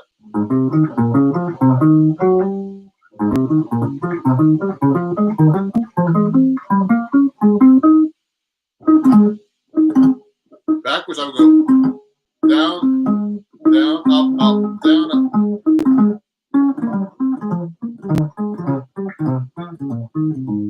Going up like that, going backwards. I mean, there's so many ways you can practice these type of things. You can go, I can use a fifth string root.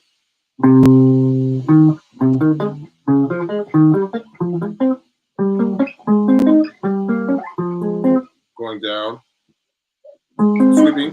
I like that lick here. I'm going. This sweeping lick, I'm actually going sweep, down, sweep, up, like that.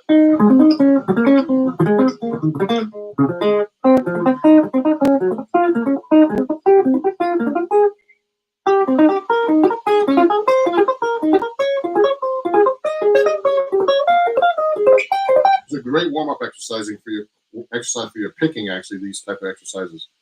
Okay, if anybody has any more questions, please let me know. I see 3 people watching so far. That's great. Now,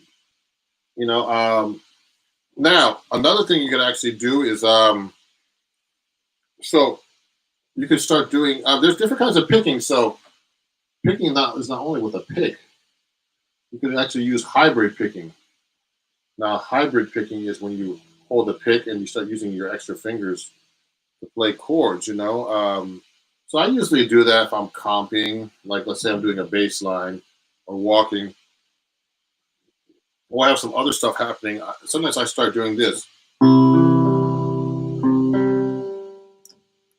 Turn up a little bit.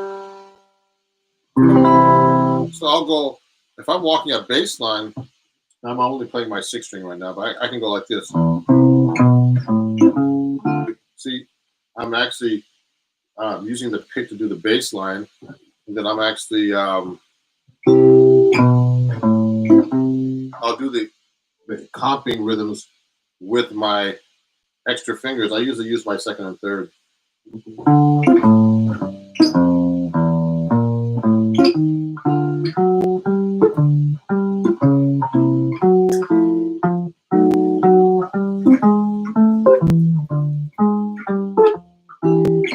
See how I'm using my extra fingers?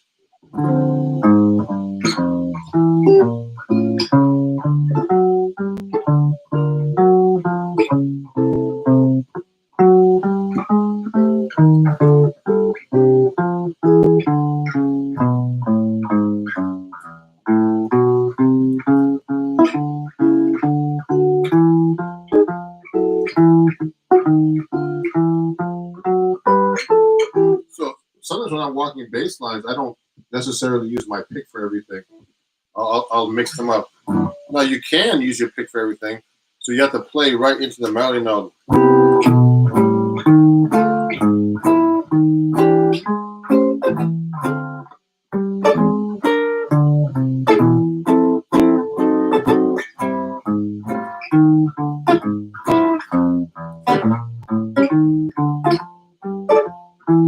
So now what happens is whenever I'm playing like the bass line and there's an extra place where I can throw the chord in, I'll just hit the pick with no fingers. So you have to be able to what's the word?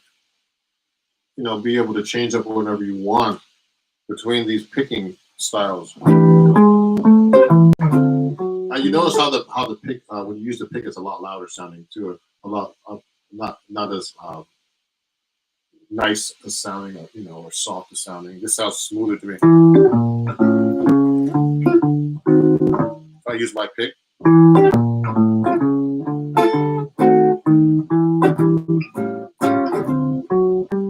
It's more abrasive sounding. So when I'm picking, that's hybrid picking. So I mean, there's different types of hybrid. I'm just doing a walking bass line, but you could do a melody like this with hybrid picking too.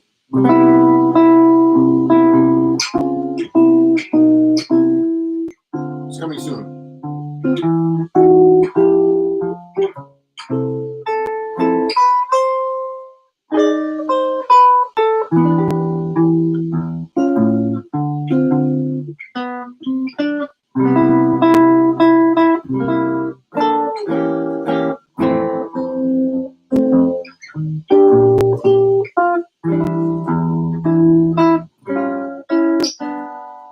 See how I'm mixing up the fingers now with the picking at the same time. Now, I can still do the same thing with my pick. I have to really play every chord. So pick, actually, when you're actually using your fingers, you can get a lot more independence with both hands. I mean, I do a little so that's one way of playing. So I'm using my pick on this one, and fingers called hybrid picking. But also, you should know how to do some finger picking stuff too. I mean, you should start.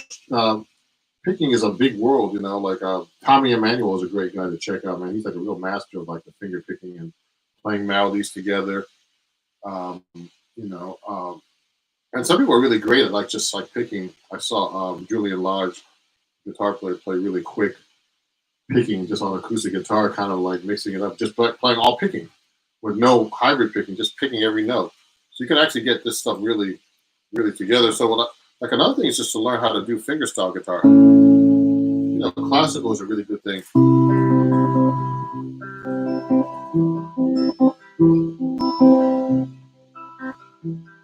Now that's a whole different world because now you gotta learn how to get every note clean with every finger. So I used to study classical guitar. One of the things they do is have you play a C chord, do all these different kinds of patterns. And holding that C chord was just as hard as playing the picking. Or different patterns.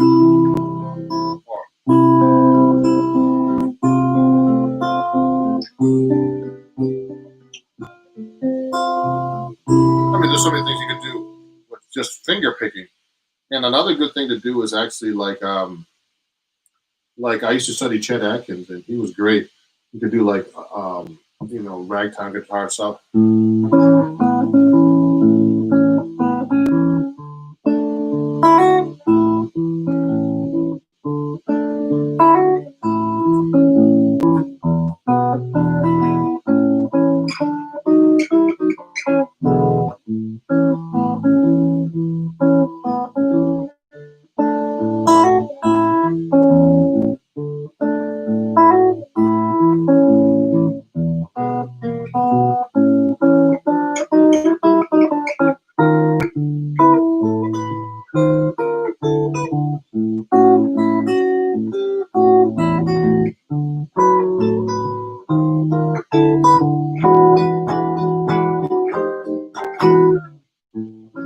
Oops.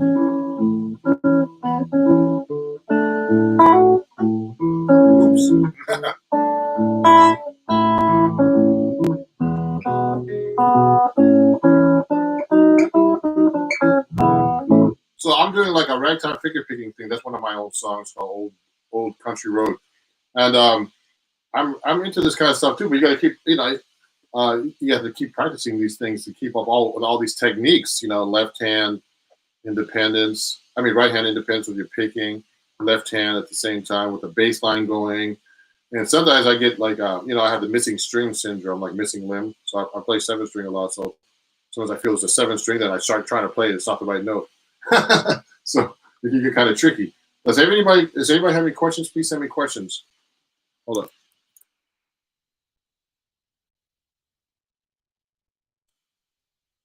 I'm going to say, send me questions, please. Send me questions, please. Send me questions. In the chat box of on this live stream, please send me a question. So now, some people ask me, there's some other techniques too to play. Like, picking is really important because sometimes when I'm picking, I don't play every note. I don't pick every note. I also phrase with my left hand when I'm taking a solo. Excuse me, and I'm making sure that I don't pick every note because sometimes it can sound really heavy. If I'm playing really fast, I'm not necessarily playing picking every note. Oh, what is this? Hold on. There's a question right here. How does picking vary between 6 and 7 string in a layman's terms? Oh, so when you're picking with a 7-string guitar, I should get the 7-string guitar out. It's a little different. You have a lot more strings to try to block and cover with your right hand too. Now, picking your technique is also learning how to mute strings. Let me get my 7-string out. Real quick. Hold on.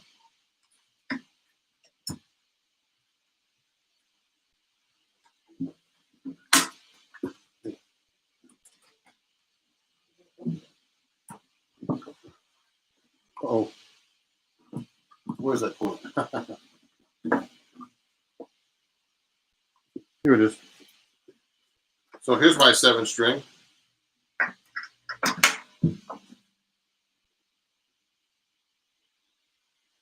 Yeah, that's a good question.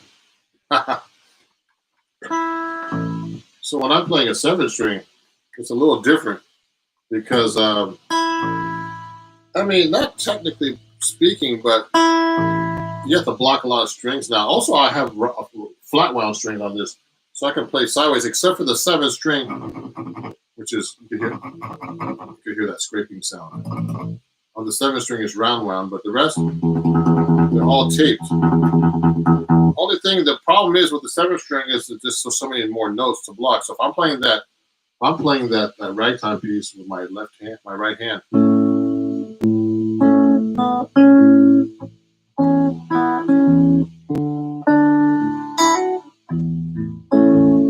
So it's tricky to play that ragtime piece now because I have that low note. I'm not used to playing ragtime on a 7-string.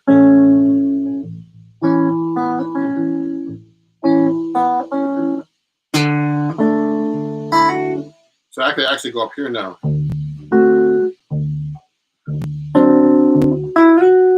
See, I can get that low note there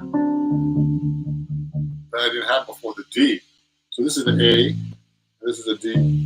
So when I'm doing the finger picking now, it's tricky because the spacing is different with the 7-string as well.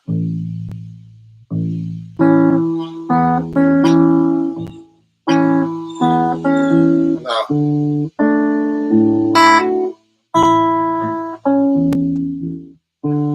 so I can put that low note in there. I really love that low A string. So what happens is I'm actually I have to compensate to use that 7th string now when I'm actually doing fingerstyle. Now with the bass line, it's the same thing. If I'm doing, I was playing the key of C earlier, like this, just like a rhythm changes in the key of C. So I was kind of doing this on the 6th string. Now, when I'm doing the hybrid picking, it's actually, I get all those notes down, but I have to compensate with the 7th string.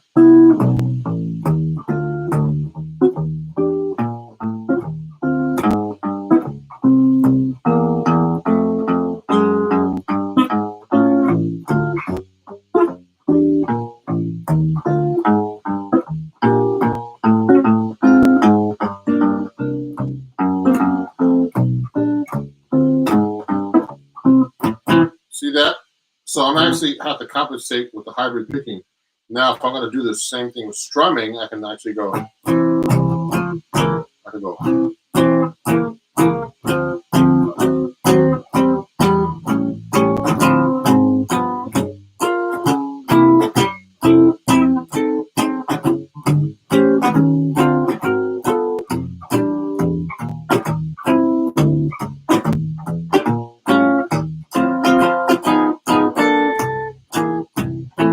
So you should be able to compensate with the pick. You should be able to play with and without a pick. And what if you lose your pick? I mean, I used to actually at one time I used to play with my thumb. Oh yeah, we never talked about the thumb playing. So another picking technique is playing with your thumb.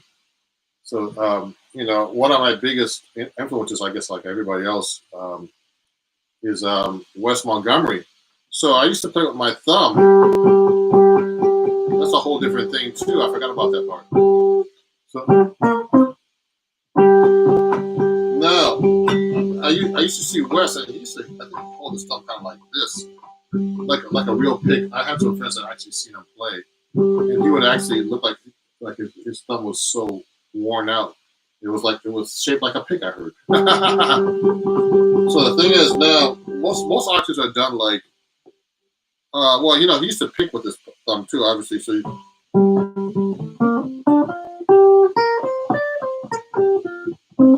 So you would actually do the same kind of thing you would do with a pick. You would actually pick down and up, like alternate picking with your thumb. You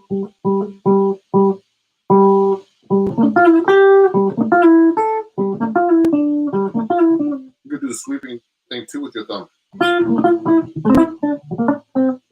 You know who's really amazing with playing with his thumb and as well as his pick is George Benson. He can play just as fast with his thumb. He doesn't even need a pick. Sometimes he'll just play with his thumb. He's really good at that. Now I heard this guy. If you read about George Benson, he learned how to pick with the thumb going with the pick going up like this because I heard he used to just practice, on tour. And he used to be cramped in the car, and so he just picked like, he had to hold his guitar up like this, and his picking technique, would go up. Now he was really, a child prodigy. He was playing that good, when he was like, I saw videos of him playing 18 years old with who's that guy? Which organ player?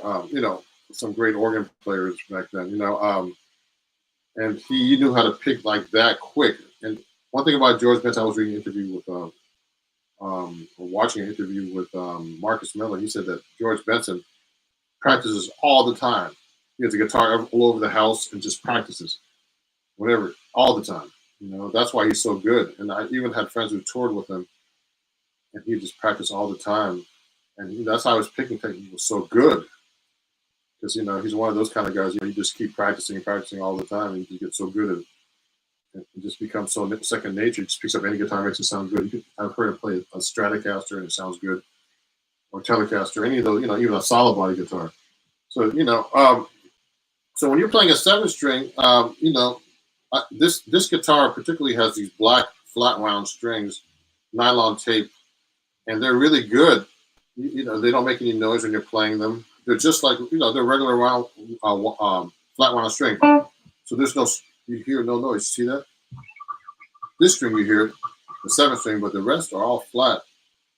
So there's absolutely no noise. So it's really good for sweeping and stuff, like this.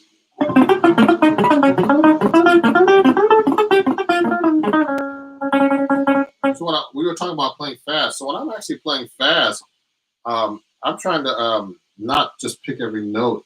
I'm trying to use more legato with my left hand. So you got to learn how to do that too. So when I'm actually playing really quick, my left hand's doing a lot of, so my picking, I don't have to pick every note. Not like Pat Martino would pick every note. You have to, it's like,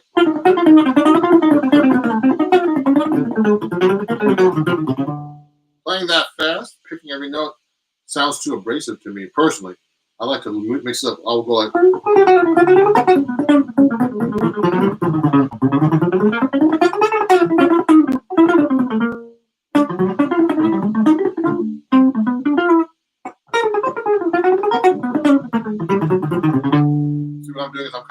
mixing up the picking with the legato with the left hand. You know, more using. I'm not talking about with legato with your left hand. You're doing more hammer on. You know, slides. You know, just not relying only on the pick. Like someone like John McLaughlin picks every note all the time. It sounds invincible. I like to make it sound more legato, like a saxophone player. Mix up the picking with, you know, with legato, left hand hammer on, pull off kind of things on the left hand. I'll go like this. I'll go things like. That's a nice thing. See how I'm mixing the legato with the picking? I'm going. See how the pick's coming right off.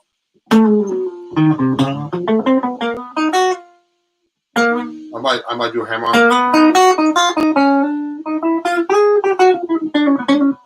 See, I might go. See, I take my picking hand out. So my left hand's doing some of the work too. So I'm just trying to show you that you don't have to pick every note. If I did that all picking stuff, it would sound like that.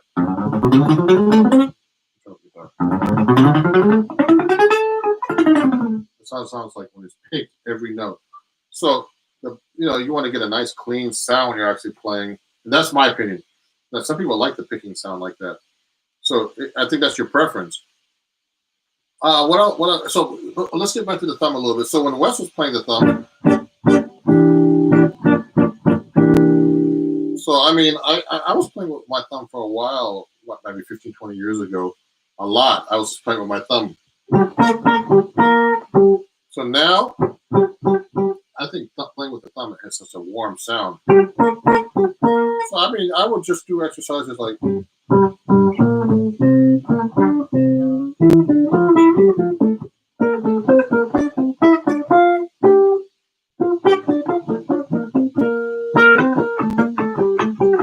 I'm not used to playing with my thumb going down and up, but you can practice down and up picking and picking notes.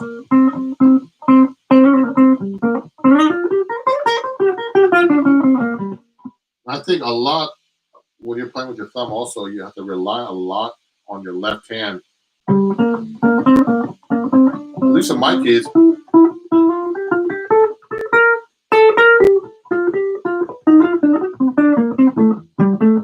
I was doing West Montgomery's Road Song. You have to do a lot of with your left hand and right hand this time, because for me to compensate for the it's not as loud as like Wes would do it, because he really played it. He used to probably flick the. If you hit your thumb like this, you can kind of flick the string and get a more sound, almost like what we call rest stroke in classical. A rest stroke is when you hit the string and you rest on the next string, and you get more of a sound of it. You get the bouncing of the string like elastic. Actually, we never talked about that with the pick, so you can do the same thing with the pick. Sometimes when I pick a note, I'll rest on the next string to get more response from the string.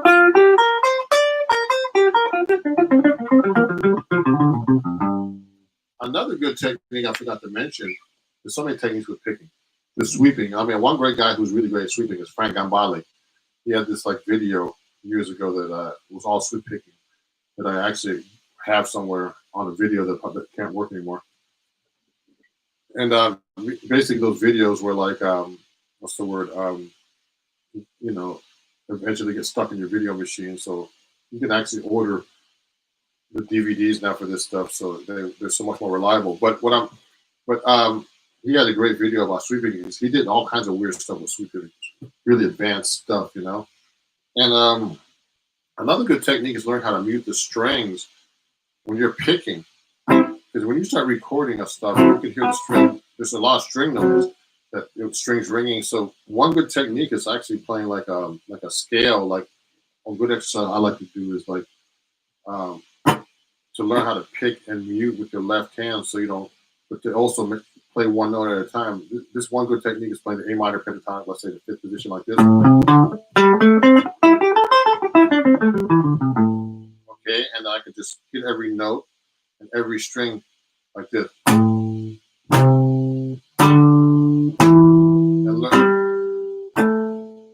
learn how to block every note. I'm hitting all 7 strings. But this is the hard part. It's the first string. I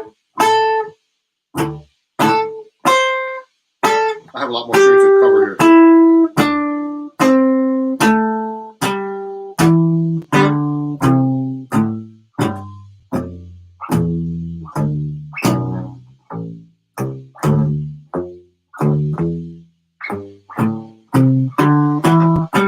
So what I'm actually doing is learning how to block the strings with my left hand and playing all 7 strings on this, in this case, with my pick, and try to get a clean sound. So you could actually start doing the funky percussive stuff when you're doing funk. So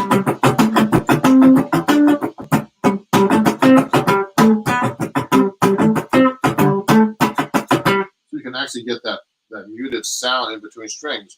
Another good technique for picking is learn how to mute with your left hand when you're picking, like I was just doing.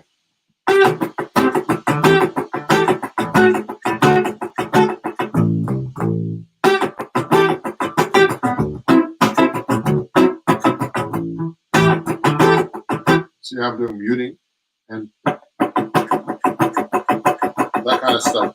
There's so many picking techniques. So let's do a little review. So so you remember the most important thing, Reggie.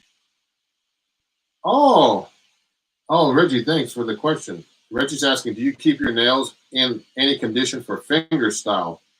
You know what? When I do finger style, I have friends that I had this guitar teacher, Ben Scher, Berkeley, professor, come over. I did like a duet with him at my place, for Mike's master classes. And Ben actually has like fingernails or finger picks attached to his fingers. And so, I basically just use skin when I'm doing picking. Um, um, I think you're talking about my picking hand, I hope.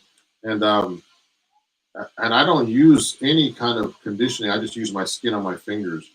But people actually grow their nails to play classical. Now, when you do the classical stuff, thanks, Reggie. When you do the classical stuff, you're using nylon strings mostly. So it's kind of hard to put your nails on steel strings. That's the problem. So we haven't even talked about how to pick on a nylon string. That's a whole different world too, and on steel string guitars. So you have to adjust your picking a little bit to get used to these things because they're round strings. But no, I don't do anything to my nails. I just try to keep them short for my left hands because if they get a little too long, it starts to interfere with my left hand technique. But as far as my picking, I just have my nails short, and I use skin basically. So I can use my thumb. Sometimes when I use my thumb, most of the time I'm just hitting downstroke on using my thumb. But also I know how to use my fingers a bit. I used to do it a lot at one time, practice like. So I'll use my thumb and first finger, like down, up, down, up. A lot of classical guys do that. Some classical guys, like I see Paco Lucia, they'll use like their first, the index and middle finger to play like play like crazy fast runs.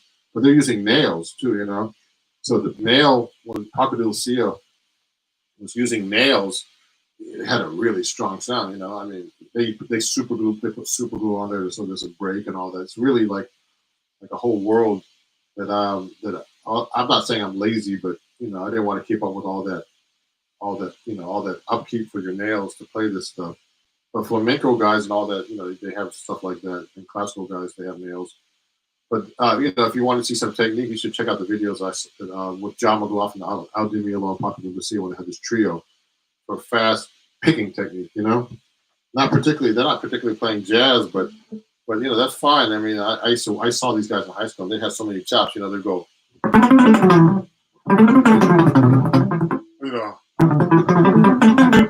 they're doing really fast scales.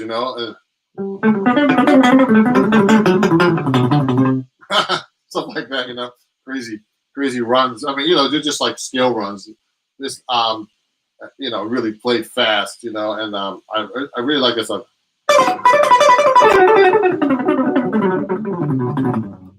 That's a whole different kind of technique. Now, jazz is, I don't want to say it's more sophisticated. It's just like, I love John McLaughlin and all these guys, but I like to play with more sophisticated legato kind of playing technique. So you got to kind of switch that up together. So, I mean, I'm going to be putting some picking exercises on Patreon soon, that I use for warm-ups. There's different warm-ups you can use, like the tremolo. There's sweeping. There's all kinds of different techniques.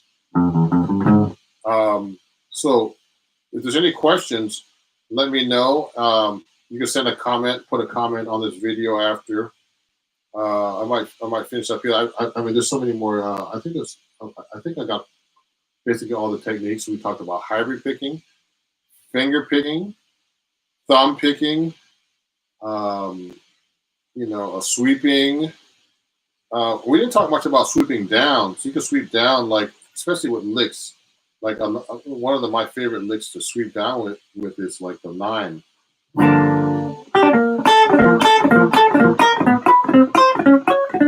Picking a minor 9, like a G minor 9. It's a great. I like to use that sweeping lick. I like to use it also on the. That's on the first string. I could use it. When I do it on the second string, a lot of people guitar players put that. So you hit that major 7 there, which is this.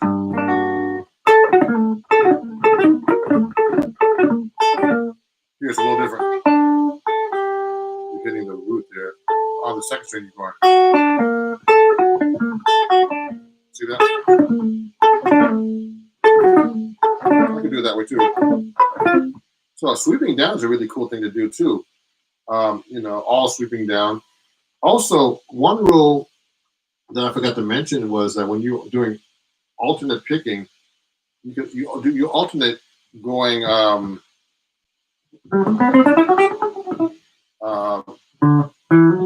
One rule is to go sweep. Is to alternate going up and sweep and alternate going down. I mean, that's a rule I heard about that George Benson actually used. You sweep and alternate and do alternate picking going down this direction and do up. When going up this direction, you use alternate picking. Is one rule. I mean, in my case, I just do anything I possibly can to play the phrase the best I can. So if it's some kind of arpeggio, I use sweeping. But sometimes I'll mix up an arpeggio with alternate picking. So the rules you can break the rules once you learn them. But the most important thing is to get that picking going and using dynamics and every possible thing that you can actually do with your picking. So I suggest listening to different people and trying to learn their picking styles. Not only like just with your pick, just learn how to play. Guitarists. I think jazz guitarists are very limited with it.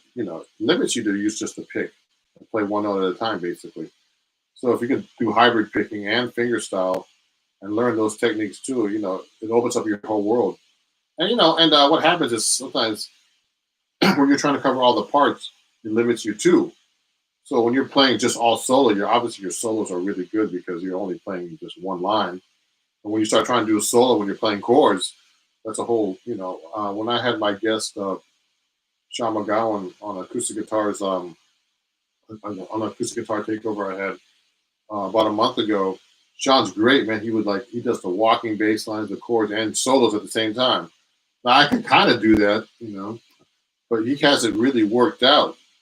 And you can hear it's really worked out too, So, and it's really a skill to do that. But sometimes when you're doing it that way, it limits your soloing because, obviously when you're trying to do everything, your solos can't be as strong, I think.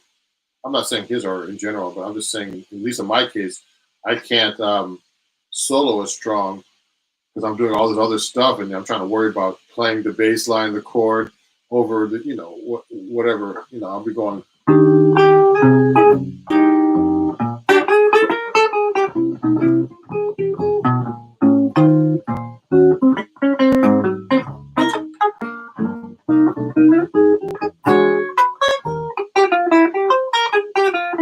See how I'm mixing everything up? Like, what I want to actually, one good thing to learn is see if you can keep all the bass line, everything going without stopping while you're taking these solos. And that's really hard for me to do.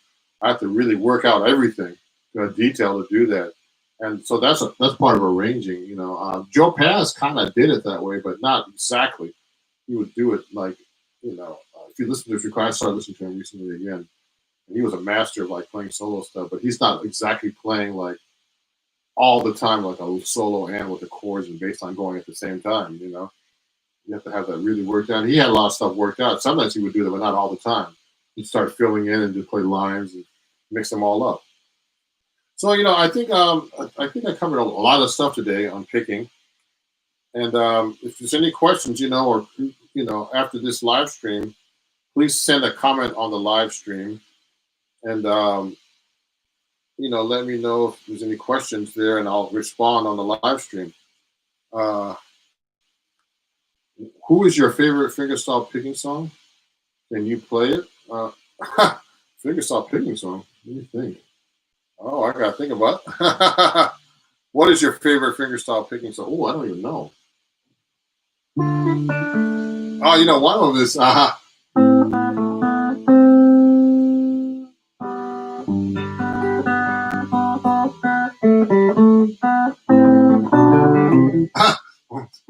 don't know. One of my favorite fingerstyle songs is Classical Gas. And I have the music, and I used to know the song, but of course I need to practice.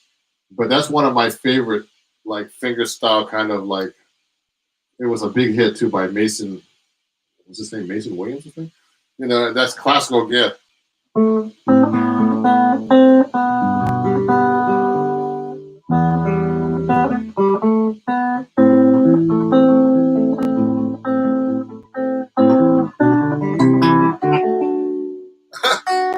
I like this song.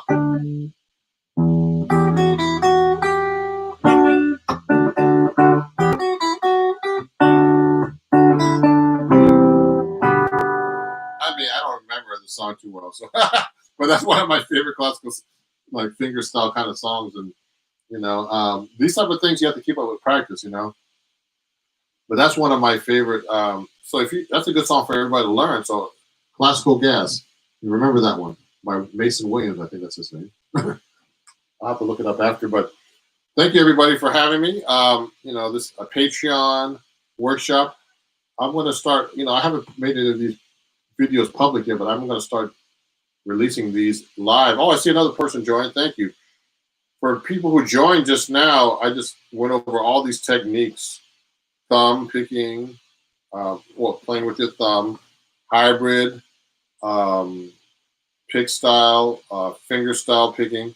So at the end of this video, you can actually watch the, you can go back and watch the video again about all the techniques I just went over.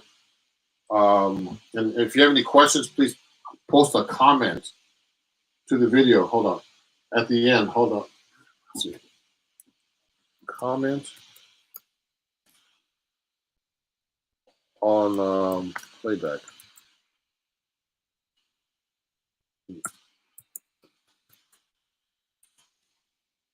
So please comment on playback, after you watch the video, okay? So thank you, everybody. And we'll talk to you soon. Please send me questions on Patreon, and that's www.patreon.com/RonJacksonMusic, and I'll see you guys soon. Bye-bye.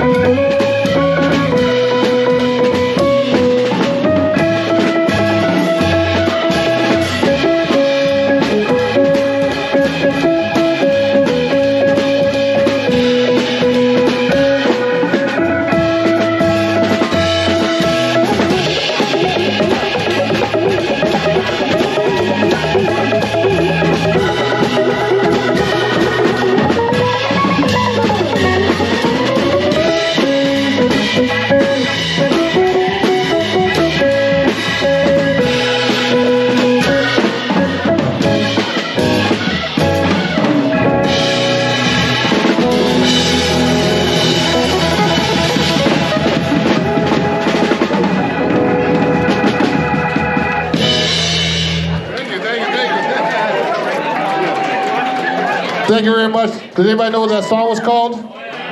Brandy, yeah. So thank you very much.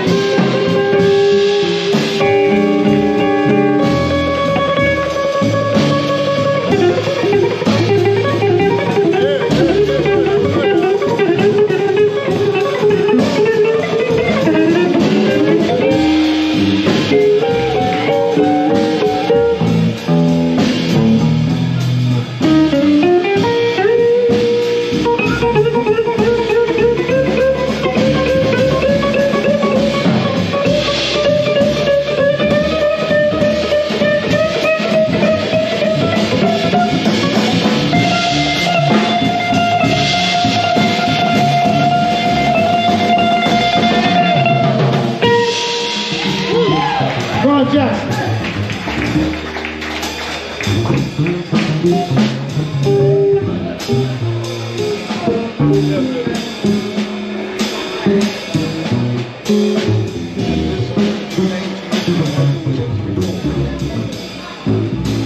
Okay, go ahead.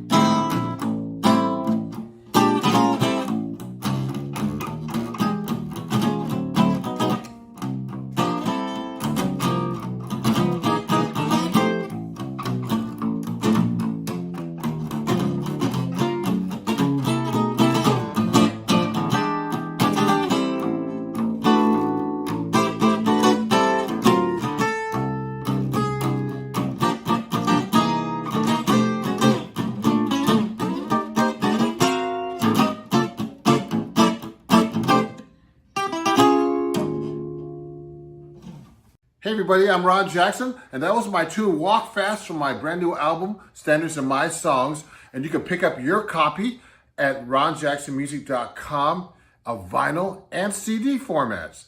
And it's going to be reviewed in the May issue of Vintage Guitar Magazine. So pick up a copy of Vintage Guitar Magazine at vintageguitar.com. And I'll see you guys very soon. Thank you.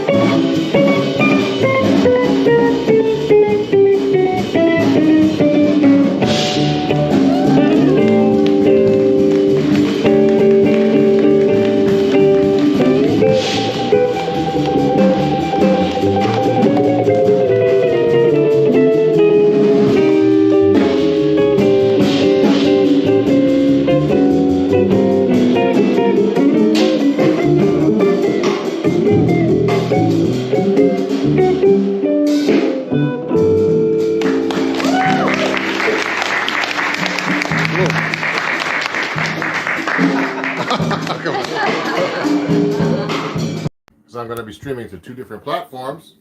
Let's see how it looks. Ooh, that don't look too bad. Hey everybody on YouTube, it's Ron Jackson. What's going on? And I'm going to make sure I'm muted here so I can take questions. And I want to go live as well on Instagram. Let me put this on. Yes. So, how's everybody doing? I'm just, live right now, and just gonna play some tunes and take some questions. And it's great for me to go live, so I can get some engagement with my fans and things like that. I want to go live right now on Instagram too in a second. Just making sure everything is adjusted correctly. If you have any questions or anything, hey Matt, it's good to see you, man. I'm doing good. I'm gonna play a little bit for you guys. I've been studying myself, and I'm really inspired. Took a lesson with a great Mike Stern on guitar last Sunday. I'm gonna be taking more lessons. Come in. And so if there's any questions, send them to me or any requests. Good to hear from you, Matt. And I'm going to go live right now on Instagram as well. I'm going to play a song for now to get started. Let me go live on Instagram too, because I don't want to leave them out. So let me do a song right now because it could happen to you.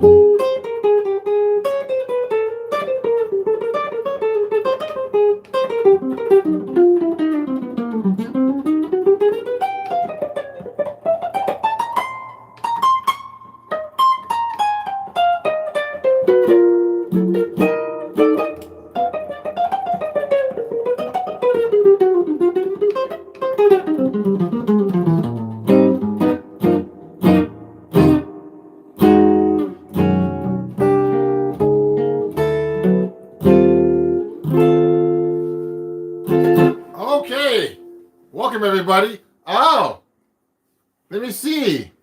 Oh, there's a bunch of questions here on YouTube and some comments. So Aiden says, "What's poppin'?" That's pretty funny. And what's your favorite jazz album of all time? Oh man, I can't decide that. What's your biggest influence in playing jazz? I play psychedelic pop, garage band. That's from Matt. And my favorite jazz musician is Chet Baker. Man, I have so many favorite jazz musicians I can't keep up with them actually. You know, some of my favorites are Miles Davis, Freddie Hubbard, guitarists like George Benson, Wes Montgomery, Pat Metheny, Mike Stearns, one of my favorite too. And there's a lot of guitars, you know, that I like. All the greats, you know. So let me just see what's going on here. I'm just trying to see what Herb Apple's a great trumpet player. Yeah, he's great. He has a jazz club out in California too, I heard. So an awesome bass for jazz is precision bass with tape wound strings. Yeah, this is a tape wound string guitar here. So thank you for watching, and thank you, LH. Gotta love some Wes Montgomery. Yeah, LH says that. Let me see what's going on here on the Instagram. I'm also broadcasting to you guys, and I just want to let you guys know on Instagram. Thank you for watching, everybody. Just to let you know, Instagram, that Instagram wants me to let you know that that you can buy a badge from me to help support my channel. and they're encouraging me to do that. So this is actually probably backwards on YouTube, but you don't need it for YouTube. So if you'd like to donate a badge or more to me, to help support me and my channel, just buy a badge off your Instagram page, for 1 or 2 or 3 hearts, and that would be great. Okay, I'd like to thank everybody who attended my jazz improv workshop this past weekend. How lively! I made an announcement on YouTube and on Instagram, and it came out to be a great turnout, and appreciate it. And if there's any requests or anything, let me know. How many strings does that have? It has. So Yazze 1. This has 7 strings on it, so you know. This is a 7-string guitar.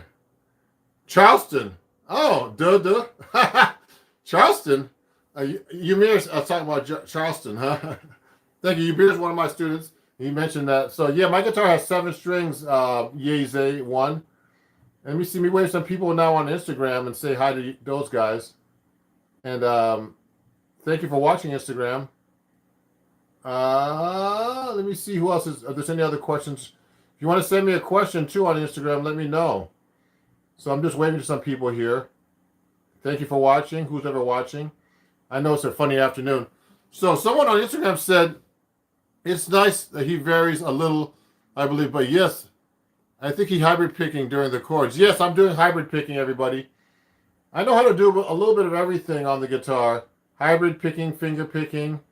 It just depends what context I'm playing. When I'm playing jazz, I usually do hybrid picking. Is this hybrid picking just getting into the guitar? Yeah. So hybrid picking, I'm gonna do some examples for you right now. Someone's asking about that on Instagram. So hybrid picking is a combination of picking and using your fingers, holding a pick with your hand.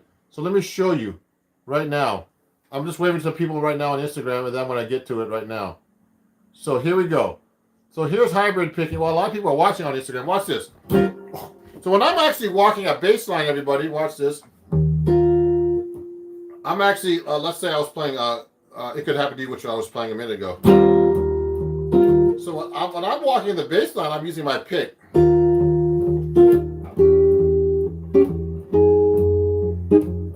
So I'm using my first, well, I'm actually using my second and third fingers on my picking hand.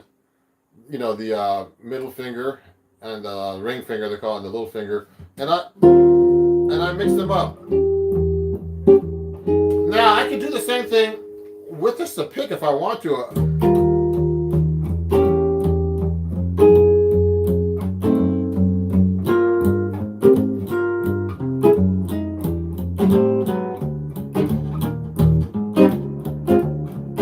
I can do it with my pick too. It's just a little harder to actually execute. So I kind of mix it up. I'm not even thinking about it. I'm actually trying to just execute my lines and my chords when I'm playing like that. So if I'm taking a solo, like I'm doing, if I'm playing a solo and I'm accompanying myself, I'll do something like this.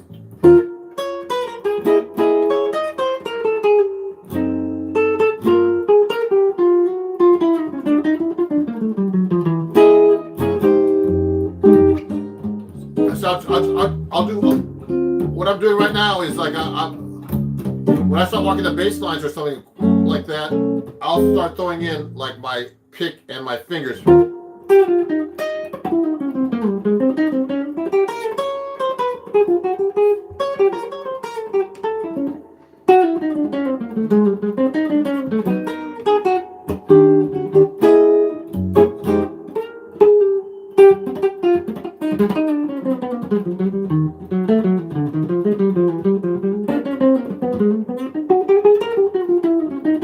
Also, what's happening is, since my guitar is a big body guitar, I actually have to mute the strings a little bit so they don't ring. So that takes a lot of work too.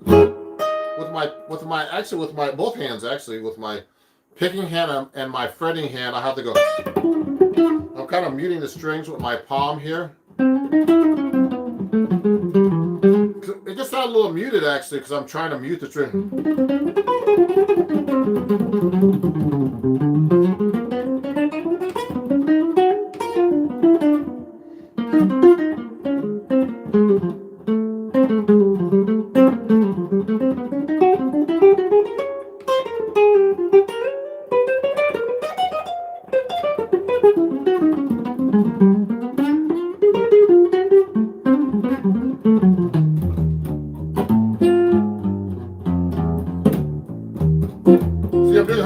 now.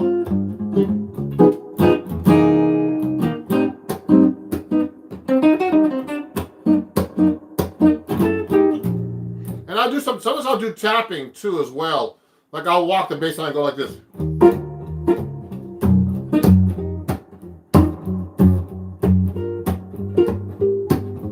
So I'm using a tapping, and I'll do all kinds of percussive things that I used to practice, now comes out naturally in my playing. So yeah, those are some cool things. Let me see. Some people are asking questions here on YouTube now. Hey, so Zoris, well, what a name. Hello, my Mr. Jackson. I cannot play over more difficult changes. How can I improve? Please help me. So Zoris, to be able to play over more difficult changes, you got to practice over difficult changes and try to work out your lines over these changes. So you just got to do trial and error and try to figure out the chord scale, the arpeggio, any way you can get through this. Okay? I bet you, man, if you knows how to play an Oscar Peterson tune, well, Oscar Peterson, thank you, Eric. Oscar Peterson did a lot of standards, so I probably played one of his standards. Are flat wire strings hard to bend? I heard they are. No, that's not true. I have flat wire strings here. So Matt's Goalkeeping, that's an interesting name. I can bend these strings. These are 14s, everybody, so you know. And I actually bend these strings.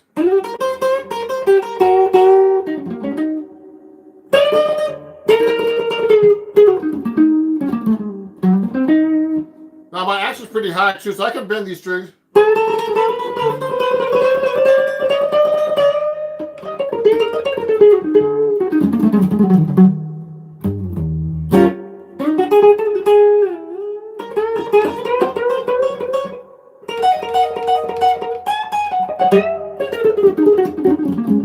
So I'm bending these strings. You know what the problem is when you bend the strings on these kind of guitars, you have to I have to tune the thing. So they get a little attitude quickly.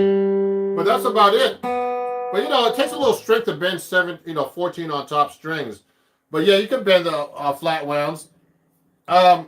So what's the best way to learn different chord positions of the same chord around the fingerboard? What's the best way to learn different chord positions of the same chord on the fingerboard? So you should learn all your cage chord system chords, they call them, So let's say you have to know all your C chords like this. I'm on my 7-string guitar, so it can be kind of tricky to show you. Let me go on my 6-string guitar. So that's my Eastman 7 AR C10 S7 string, but I'm going to get my D'Angelico XL1 out for you guys. So if I'm playing this guitar, it takes, when I switch from 6 to 7 string, it can be tricky because I think there's a 7 string here, but you got to learn all your chords like this. So you got to learn like a C chord. You got to know, every student, there's some students who learn how to play guitar with me, jazz guitar, and they don't know their open strings. So you got to know all your open string chords, everybody. And you get them from playing the cage systems like this. Here's a C chord here, a C chord like this, as a bar chord. Looks like an A form open. These all come from your open string chords, everybody. Then like this. Okay, which is your G string open, G chords open. And then the C form like this on the 8th position, which is like your open E. And then this form, cage form, which is actually your, looks like a D chord on this fret. And then this form, which is like the C chord open. So once you know all these forms, you have to make them into minor, diminished, and augmented triads. So you learn how to change them.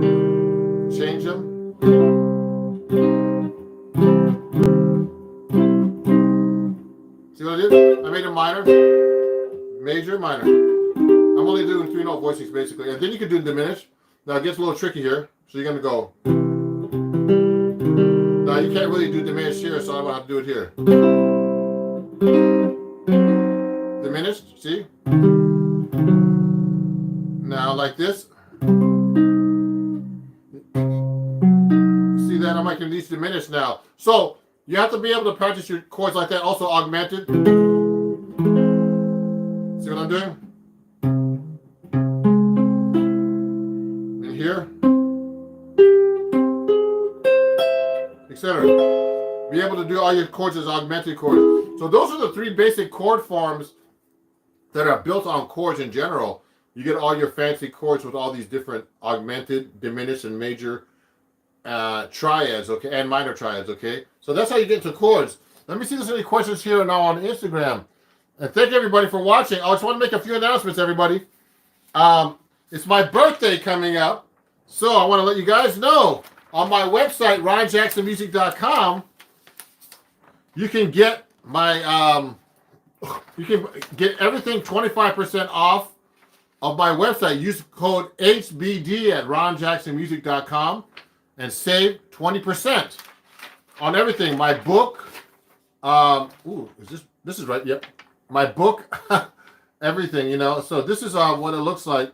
Go to my website to celebrate my birthday this week, and you use code. Can you pass me that yellow envelope out there, please?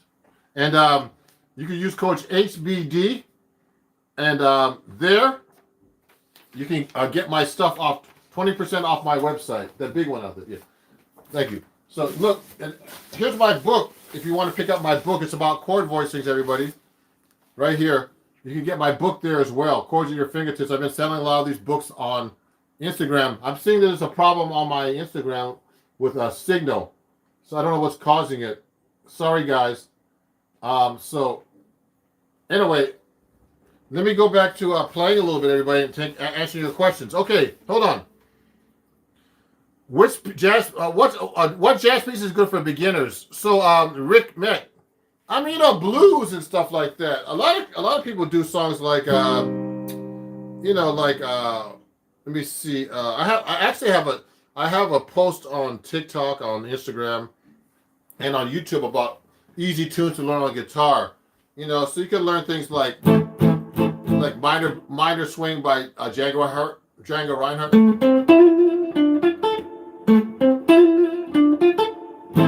Blues like blues in B flat, like Sunny Moon for Two.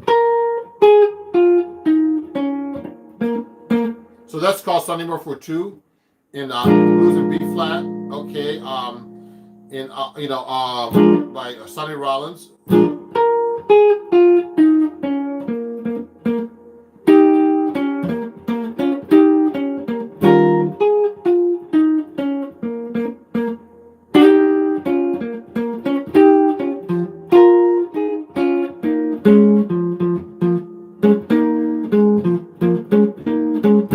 So I mean that's another tune. Any kind of jazz blues, C jam blues,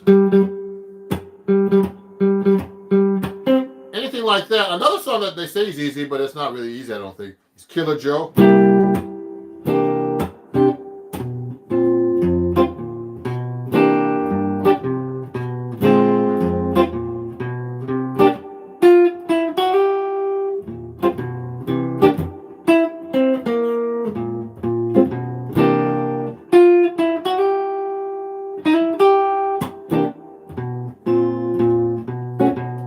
I mean, those are some easy jazz songs.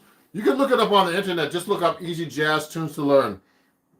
Oh, let me see. I think the K system is the best for note memorizing. Good. Thank you, Zoris. I have a question, Master. Thank you. How should I study block chord patterns? Okay, for block chords, everybody, you should really know all your inversions of the block chords. Okay, you know, block chords are basically drop twos, or we call them in the magazine I write for called Acoustic Guitar. We call them closed voicings, basically. And those are the easiest ones to play on the guitar, like a form like that comes from the K system. Like let's say a C major 7 like this. So you should be able to know all your inversions first of all your chords up and down the neck like this. All three adjacent strings like this, the triads. Minor and major too, okay? Etc. You understand? And then minor if you have to. See? And then of course diminished like this. See, etc. Okay, etc. And your augmented, of course. And everything, and then you should know your block chords like this. So this is a C major 7. like you have to do it on adjacent strings too. Watch this. See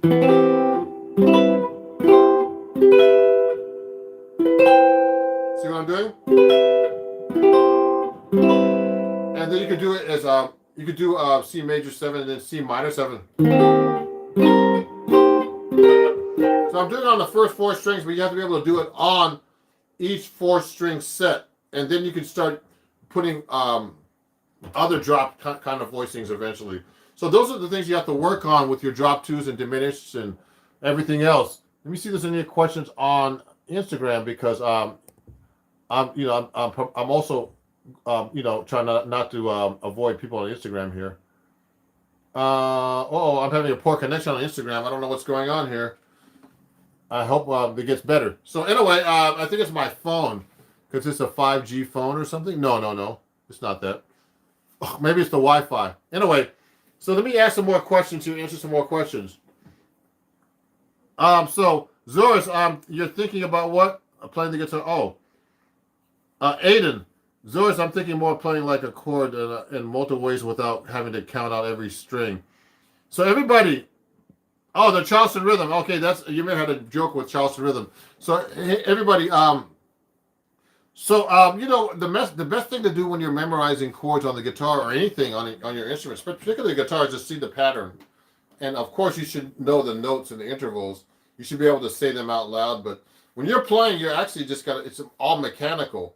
So you've actually just got to be able to execute and play. Just play as best you can. Everything. And in practice it and work it out when you're actually on a gig or playing with other people, etc. You just got to go execute just like that. And so just practice. So let me see. So you don't have to count every string, and you should be able to do it, but you should be able to do it slowly and then be able to play it fast. It's kind of hard. It's just a lot of repetition and motor skills like that. Let me see. Someone has some question here. A little believe. Yes, I have hybrid pick. Okay, someone said hybrid picking.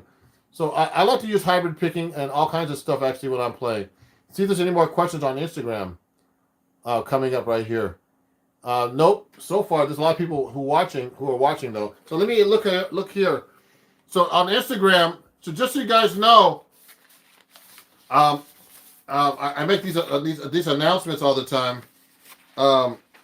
Just so you know, if you like a nice close shave, like I have, and you have this kind of hairstyle, I'm a skull shaver influencer. So I have to make an announcement. I have a new code that you can save 10% on skullshaver.com. It's kind of funny. I have to do this. Use my code Ron Guitar, and you save 10% off anything there for women and men's razors and products. Okay, use the code Ron Guitar, excuse me, at skullshaver.com. Ron Guitar. And this is for my YouTube followers. You could use this Ron Guitar. Okay, this changes every time because my code expires. But I'm also gonna announce my Henriksen. Oh yes, backwards on YouTube. Really? Let me see. Is this okay now? Oh, that's okay now. Sorry about that, YouTube. It's weird. It's backwards on YouTube, but it should be this on YouTube too. So it's Ron Guitar. Now, you've been playing. Now, Chris has a question. Hey, Ron, I've been playing guitar for 2.5 years, and my ultimate goal is to be able to be a great improviser. Me too. So, what are some things that I should work on eventually to get there? Well, first you have to practice a lot. You should transcribe solos. You should learn solos, of course, too. You have to learn tunes. I would get a good teacher to help you.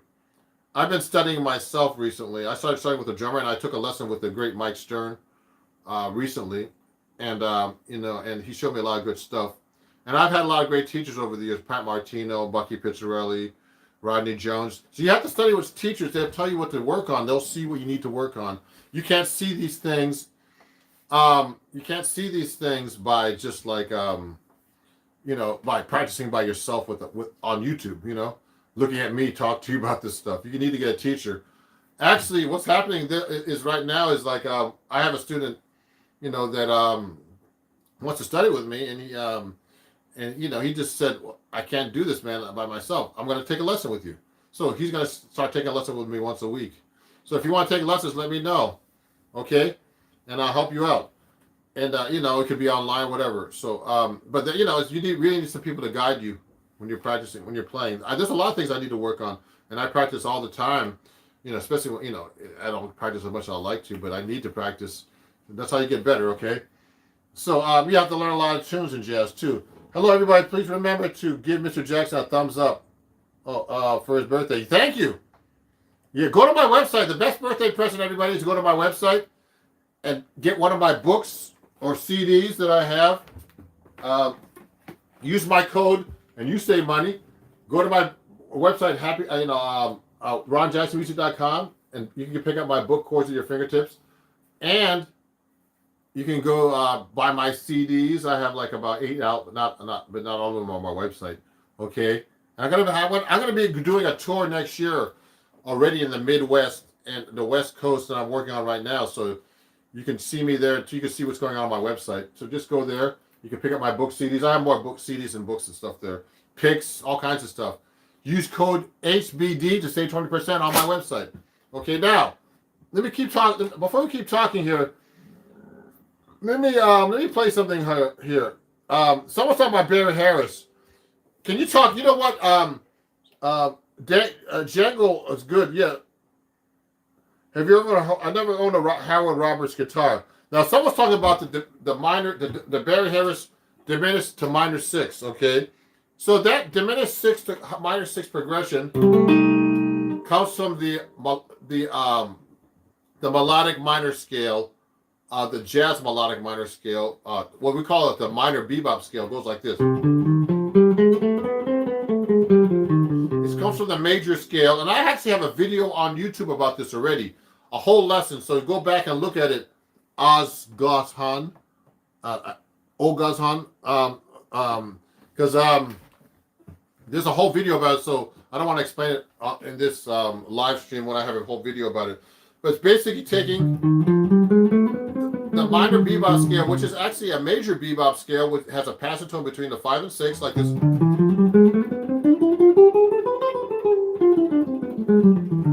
Now you have to practice that everywhere too. That's a major scale with a passing tone between the 5 and 6. That's the 5, which is G, and then G sharp to A. It's not a tension. Passing tone. And you harmonize it in minor now.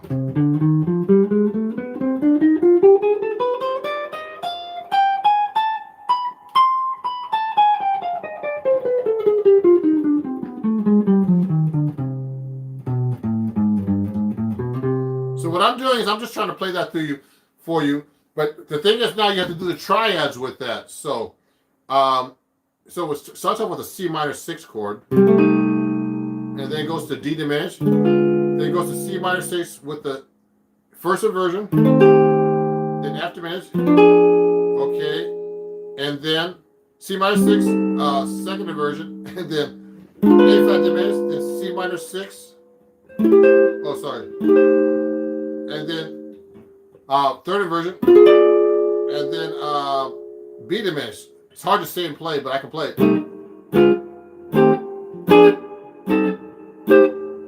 Oh, sorry.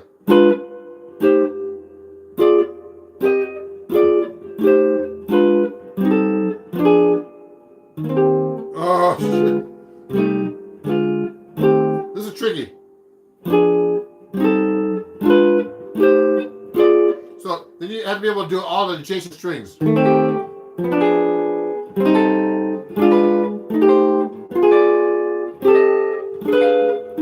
So that's the diminished to minor 6. So minor 6 is diminished. That's that's actually the melodic minor bebop scale, or the jazz minor bebop scale they call it. They go. It's the same thing as major in minor, okay?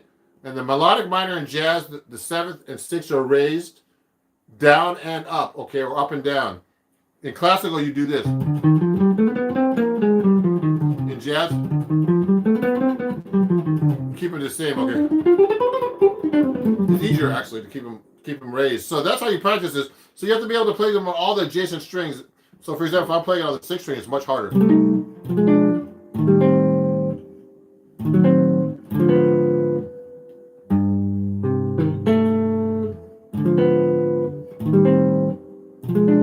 I gotta think about this.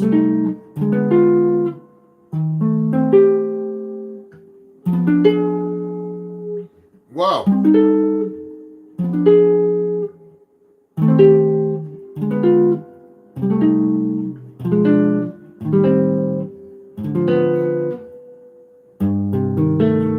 So I just did the the melodic minor bebop scale harmonized in chords. Okay, you can do it in triads too. This is hard now. Oh.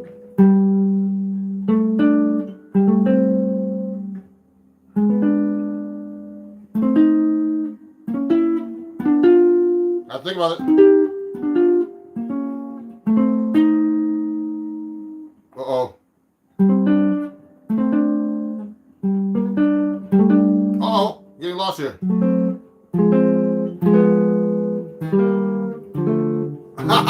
So, yeah, so that's, that's really tricky. So when you practice this, you got to learn how to do this in different ways. So, I'm going to be ending in a minute, actually, everybody, because I answer a lot of questions, and, and I don't know, and I have to get going, but thank you for watching. So you got to learn how to play all these progressions and all these jazz things that I showed you. And practice these things. I need to practice these things still. But when I'm playing, I'm just playing. When I'm practicing things I don't know or need to review. So again, everybody, if you enjoyed the show on Instagram, please send me a badge. If you could read this, okay. One badge, they give me, you can get donates $1 or $2, $3 is $5 on Instagram, okay. And if you enjoyed this on YouTube, you can always donate to my Venmo, Cash App, and PayPal at Ron Jackson Music, okay. And everybody, if you're enjoying this, if you just go to my website, okay, and you can actually save 20%. It's my birthday sale, okay. You can save 20% on my website. Just go to use my code HBD and save 20% on my website at ronjacksonmusic.com. Someone has a request for let me see something here. Let me go down here. Do Meditation by Joe Beam. Oh, okay. And if you want to donate, for anything that I've done today, please go to my PayPal, Venmo, Cash App at Ron Jackson Music, and you donate there. Okay, so let me show you something right now. Someone said play Medication. I'll play a little bit of it.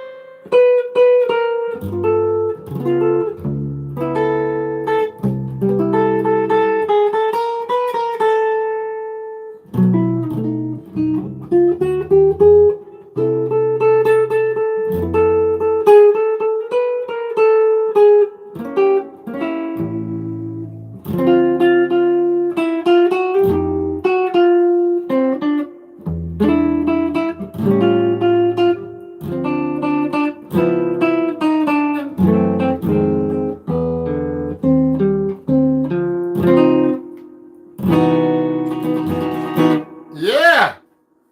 Yay! So that was called Meditation for Rocky Shane. And thank everybody for watching. And and I hope to see you guys here soon on YouTube and Instagram. And thank you for watching. And let me say bye to everybody here. There's a lot of people that joined. And let me see. And hey, man, thanks, Richard. I mean, I didn't play stuff perfectly, but you know what? When you're taking lessons with even some master guitar players and everybody, it's hard to execute this stuff just like that. You got to practice, and it's like, and I'm actually talking and live, and it's actually hard. I really appreciate you guys because this is really hard to do. Imagine you talking on live to everybody on YouTube, who's ever watching you, on Instagram, both places. I'm doing that. And then they're asking you questions. You have to be able to play this stuff, and it's not easy to play this stuff because I play with I take lessons from masters, and it's hard to execute this stuff, especially when you're on camera live, And I can't see this too well. Yeah. So what's happening is, I have to really be really on it, and it's still not easy. I'm trying to talk and play and explain things to you guys. So I really appreciate all your patience, and please follow me everywhere. Please tell your friends to follow me. I appreciate it. Watch my videos. A lot of these videos, there's a lot of lessons on my YouTube channel, and you can learn this stuff already, okay? And so I'll be doing some more videos soon and posting them.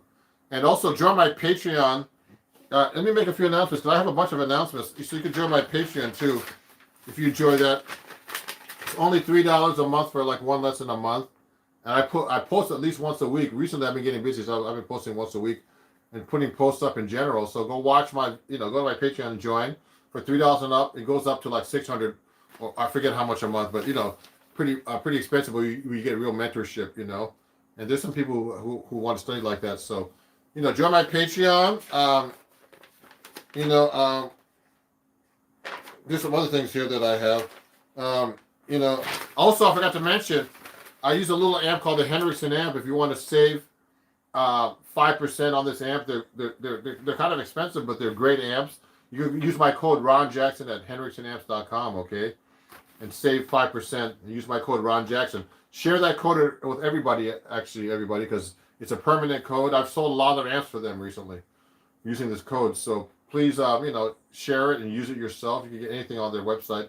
They make the best small guitar amps, man.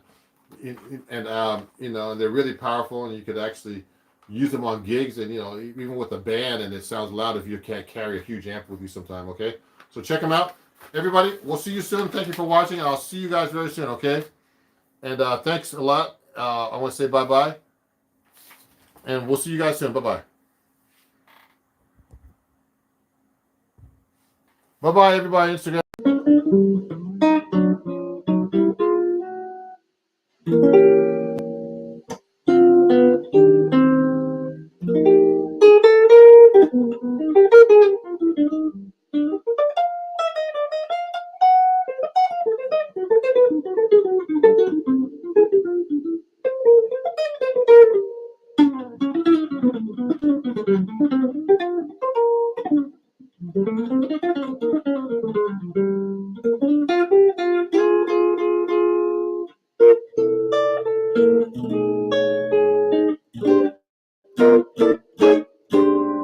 Hey everybody, it's Ron Jackson, and I'm just here to talk about my workshop that's coming up tomorrow.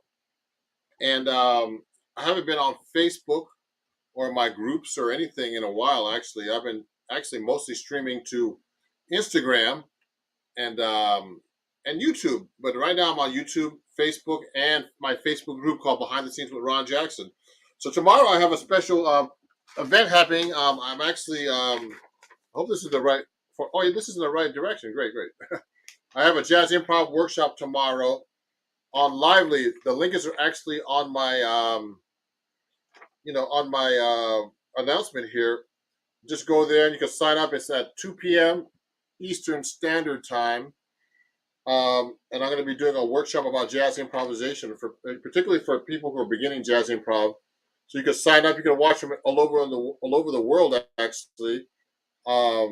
And you can watch the playback for 7 days, okay? And I see, I'm mid over there on YouTube. And, thank you for watching. So, so I'm going to be doing this workshop tomorrow. And this is a last minute announcement for everybody to come watch that, okay? and I'll be talking about some different techniques. I'm going to be talking about the Barry Harris technique of improvisation, where you practice your scales the way he does over chord changes. Okay, and also I'll be talking about you know learning different phrases that you can actually use immediately to start improvising. Okay, and it's going to be really fun. Let me show this nice comment from Ahmed. I don't know where you're at, Ahmed, but thank you for watching. You're on YouTube right now, and I really appreciate you guys, all my followers on Facebook and Instagram and YouTube, and my all the people all the new people in my group behind the scenes with Ron Jackson. So we'll be talking a lot about different kinds of things, and it'll be kind of fun tomorrow. So come on by and check out my workshop tomorrow. I'll be playing cool tunes. We'll be working on the blues, for example, and also we'll be working on songs like rhythm changes.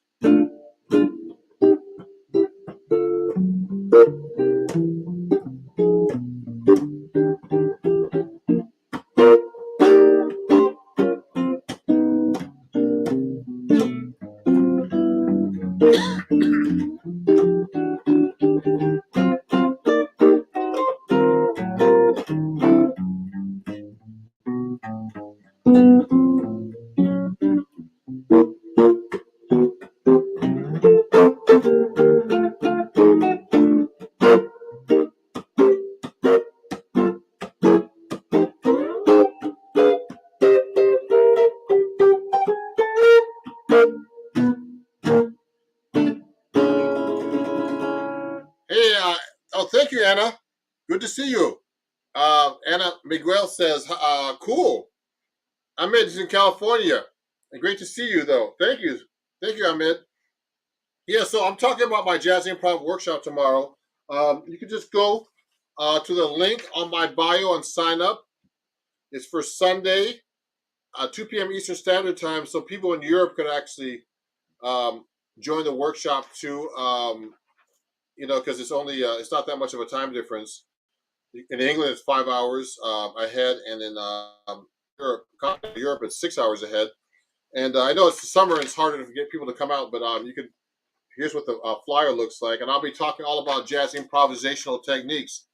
Okay, so for the meantime, I'll be using some of these techniques right now, and I'm going to play a song for you guys. And if you have any questions, please let me know. Let me show you some of these comments right here. And thank you everybody who is watching on Instagram and everywhere else that I'm on right now. Okay, let me play you a song right now.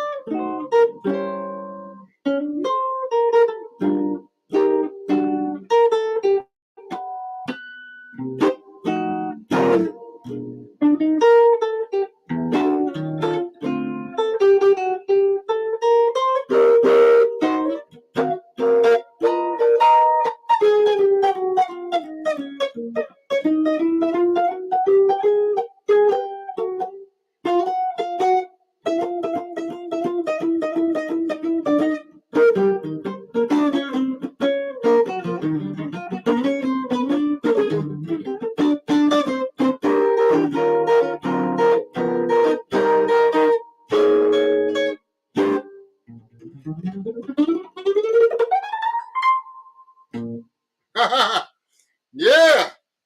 Thank you, everybody. You can hear me? Oh, good, good, good. Ymir, my great student over there. He's on YouTube right there. I'm actually broadcasting to a few different places right now. And Ymir's going to be at my workshop tomorrow. This is what all this is all about.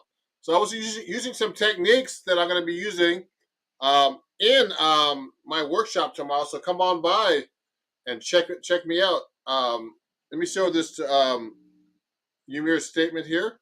Ymir's comment, and I appreciate you, Ymir, for being a great student. He started playing 7-string guitar.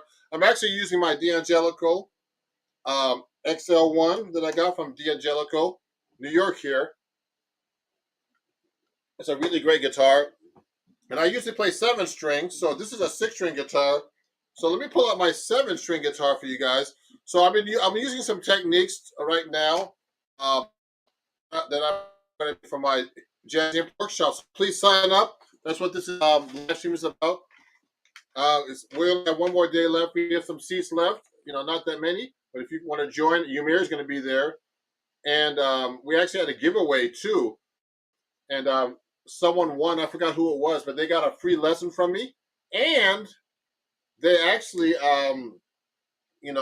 got a free space to the workshop. So come by tomorrow, my Jazz Improv workshop. The link is on my bio. As actually, the link is on here on the description for this live stream. So please sign up. And you'll enjoy it. It's going to be for 90 minutes, and it's going to be a 7-day playback. You can watch all the techniques, and also you can actually play along with me, and I can show you. I can listen to how you play, and and see how you're playing jazz already if you come do my workshop. We'll pin that to the comments in a minute, okay? Let me see who some of the comments here. Oh, thank you, John. John Thomas says he loves my stuff. I appreciate you, John. Thank you. I'm trying the best I can. I'm gonna pull out my my 7-string guitar right now because I play that too often. So let me show you right now. So this is my 6 string, but I'm going to pull out my 7 string right now. I'm going to take the cable out. And if you have any questions, please send them to me. I'll sign up and take the class if you follow me on Twitch. Okay. Oh, you know what? Okay. Sure. The thing is, I don't even know if I have a Twitch account. I've never used Twitch, but I mean, I'll sign. I'll follow you on Twitch anyway. Even if you don't sign up, but that would be nice if you could sign up for my class. That would be great. But Twitch, I've never been on Twitch much, so I've got to go up. I've got to actually do some stuff on Twitch and join that and stream from there too. I heard it's good. I should have started Twitch. Last year when the pandemic started, someone suggested I do that. Oh yeah, so Crazy Birdman says, "How long have you been practicing?" So Crazy Birdman, the Crazy Birdman, I've been practicing for years. I still need to practice since I was a kid. I don't practice enough. I don't think so. Uh, so yes, I need to practice. I need to practice more. And it's funny. John Thomas, you're saying Twitch is where it's at. You know what? I should be on Twitch because I am an Amazon influencer, and it's through Amazon. Amazon owns Twitch, but I'm not on Twitch enough. And I need to go on Amazon Live because I'm for my influencer account, but I'm not on there enough because it's hard to keep up with all this stuff, everybody. So it's hard to keep up with all the all the channels I have. YouTube, Instagram, TikTok. So please follow me there everywhere, everybody at Ron Jackson Music. Hey, let me see. Juan. Hey, Juan. Let me see. Show Juan's. Juan says hello. Where are you from, Juan? Great to hear from you. And yeah, thank you. John says he will sign up. So, John, I'll see you tomorrow. So that's what we're talking about today. We're talking about my Instagram, my workshop tomorrow. This is what this live stream is about. This is a last minute push. It's like kind of like the telethon. But I'll just play songs for you. I can't give you away all the techniques I'm using. But Ymir already knows my technique because he studies with me. So Ymir's watching right now. He just came over for a lesson, actually, everybody. He studies privately with me. He's a great guy, Ymir. I'll show his name up here. Ymir just came over today to take a lesson with me. He plays 7-string guitar now like me. So he's a great student. And he just picked up a nice 7-string guitar from Guitars and Jazz in New Jersey. I actually visited the store recently, and I'll be doing a little docu video about that visit, and you'll really enjoy that, everybody.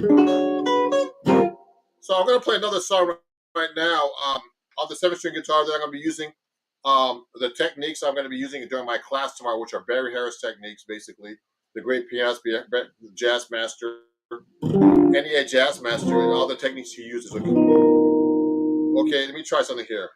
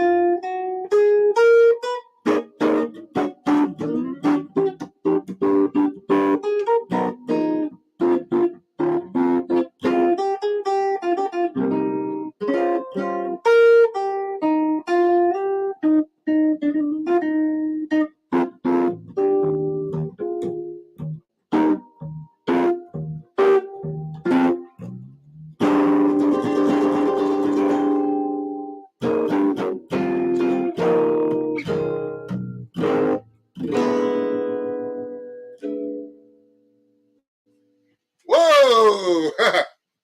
That was John Coltrane's Moment's Notice. And I just played that at a moment's notice. I have some new comments here. Hey, let me see some of these comments here. Oh, Fatima Art, amazing, Ron. Oh, I haven't seen you guys in a long time.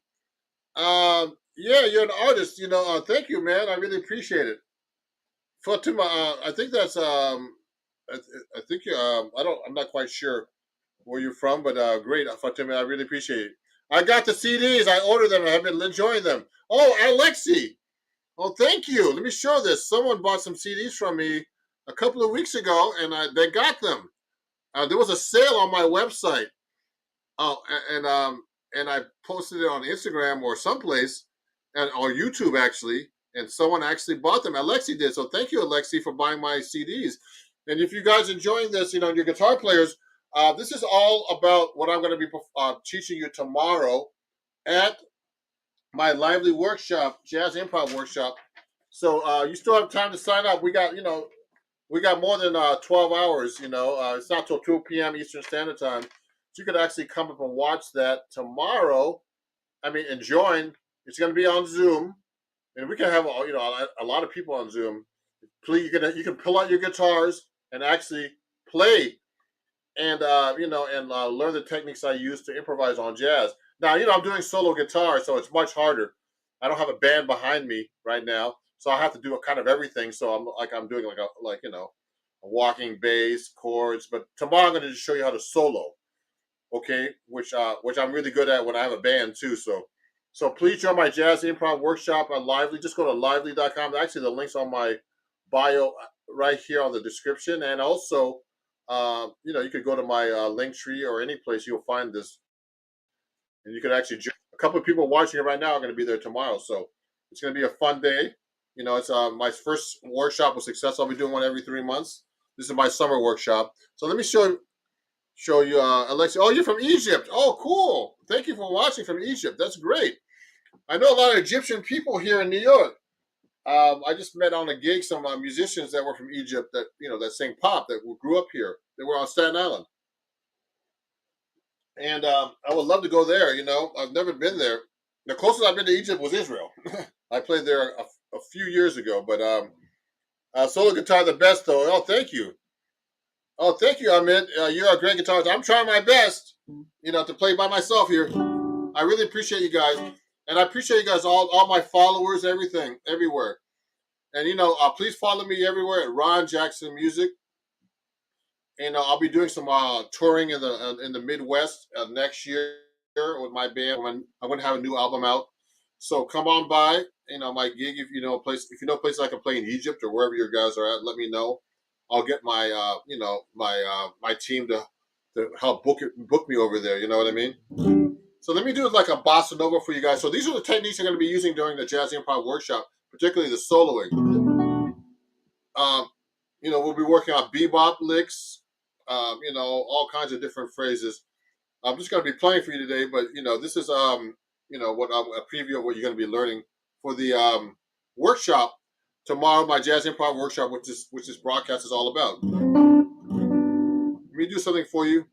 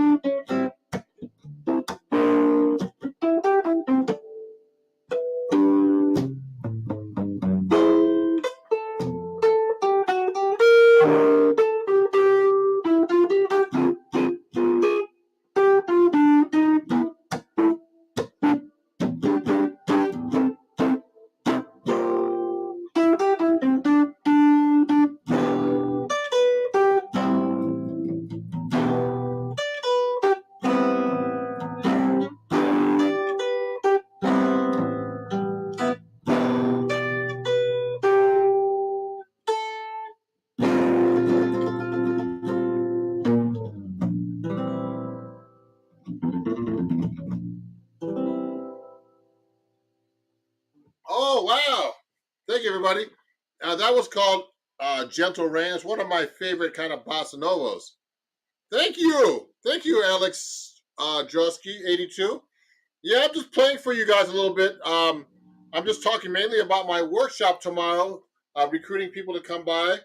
We still have a few spaces left, so we would like you to come by. We had a giveaway, and someone actually won a free space for tomorrow and a free lesson with me.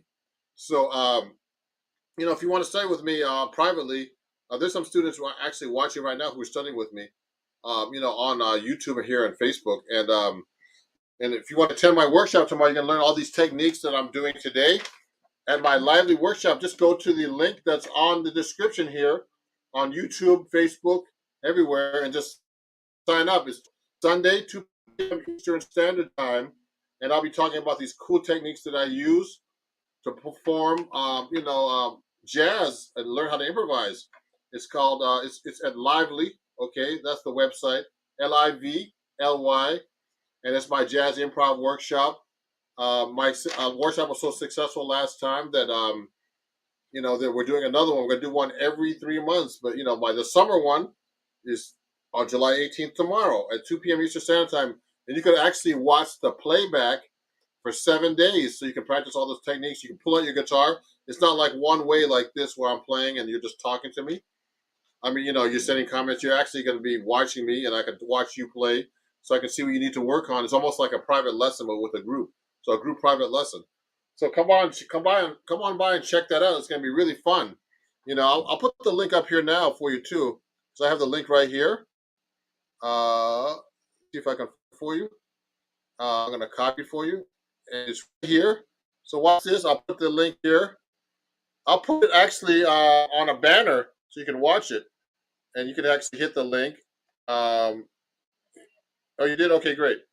So here's some cool comments, everybody. I'm gonna play you one more song. Yeah. So Ahmed, he just noticed. You just noticed a 7 string. I just announced that I was playing 7 string right now. So I'm playing a 7 string Eastman right here. You can read all about it on my, on my bio and everything. And I have a low A string here. Okay, and it's really cool to play 7 string. It's really great for solo guitar playing. Okay, and I can do all the walking bass lines and all that stuff. I won't be really discussing that tomorrow at the workshop, but it's going to be really fun. So we'll be talking about jazz improv techniques. Okay, so we'll talk more about the seven string. I have a bunch of videos on my YouTube channel and on my Instagram and everywhere else about the seven string. So go check it out. Okay, let me show this. Please release an LP. I already have an LP, everybody. I have about 8 albums out. So, Rick Meck, he's saying just go to www.ronjacksonmusic.com and you can buy my CDs there. And also go to Spotify everywhere else and follow me. So just go to www.ronjacksonmusic.com and I'll post that for you. I'll post a comment for you. It's www.ronjacksonmusic.com. You can buy my albums there, Rick. Okay? I'm going to post it for you right now. Here we go. I hope you see that, maybe. Yes, so www, and I have my albums there, Rick. So yes, I have it there. Oh, someone put that up there too. That's funny. Oh, I put it everywhere. So yeah, that's great, everybody. So I'm gonna that's super cool. Yeah, no problem. So I'm gonna play you one more song, and so this is all about my jazz improv workshop, and I got your EP, Love Your Style. You got my EP? Oh, really? Oh, sorry, I didn't know that. Sorry, Rick. Thank you, Rick. I really appreciate you and everybody else that supports me here. I'm gonna go live more often. I was kind of busy the last few days. I just had I was just around to help my daughter with the birth of my granddaughter, so I was busy with that. It was kind of exhausting, but so I'm gonna play like an up song for you guys to end it with here, and I appreciate you guys, and no, I'll play blues for you. It's more fun. 1, 2, 1, 2, 3.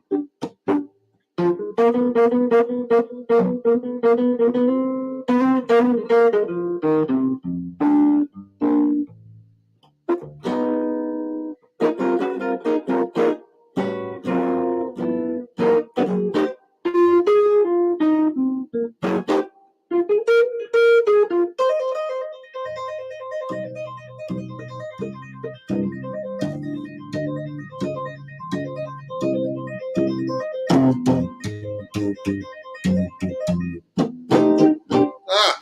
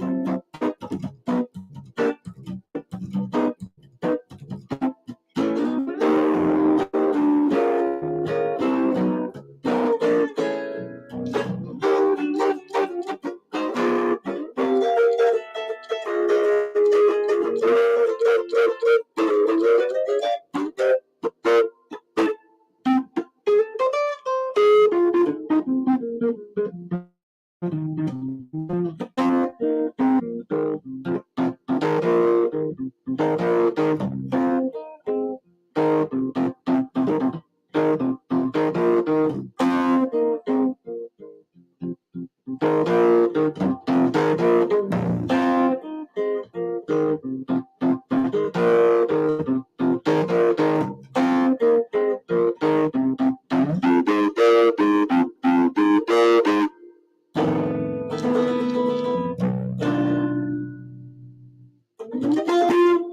wow. What scales do I use? Oh, so A sharp, A7 sharp 9. I know you. I've seen you before. So you know what? A7 sharp 9. This is a great question. Um, are you using all kinds of scales? But this jazz improv workshop today. Oh, it's not a jazz improv workshop today. It's more of like what I want you to attend tomorrow. I'm doing a jazz improv workshop tomorrow. I'm going to be telling you all the skills I was using today. So please sign up. This is what this is live stream was all about.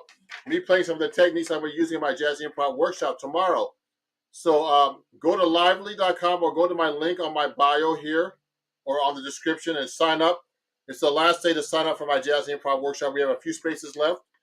And I'll show you all the techniques tomorrow. And also, I can finally see what you guys are doing by attending my workshop. I want to hear how you guys actually play. So go sign up at Lively. It's tomorrow, Sunday, July 18th, 2 p.m. Eastern Standard Time. So most people everywhere can watch this, from California all the way to Europe and Australia. I've had many people attend. So come by and watch this. Attend my Jazz Improv workshop. Sign up now. And there's a link on my bio. Link everywhere. Link on the description here and on YouTube. And this is what this is all about. I have to actually go now because I have to do something else. But we'll see you guys tomorrow. And I hope you enjoyed my performance. And this is just to promote my Jazz Improv workshop on Lively. And thank you for all the questions. And that was called Billy's Bounce into Sunny Moon for Two in the key of F. Okay, and I was using all kinds of scales there. Okay, and thank you, A7 sharp 9, one of my favorite chords, for watching. And I'll see you guys hopefully tomorrow at my workshop. And if not, keep in touch definitely. Okay, and follow me. Go to my website and buy my printables, CDs, books. I have a couple of books out. Where's my book? I don't even have it in front of me right now. But I have books, everything, and all kinds of stuff for you guys. So, thank you, Alexi. Thank you. Yeah. My second one. And thank you. I'll put that up here. Thank you, Alexi. So we'll see you guys tomorrow, I hope. And I'll someplace else and live. I'll be touring soon with my band in March, but I'll be performing in city in different places. And I really appreciate you guys, and I'll see you guys very soon. Okay. And you can watch the playback of this after. And have a great day and a great night wherever you guys are in the world. Okay. And see you guys soon. Bye bye. Ron Jackson, over and out. Bye bye.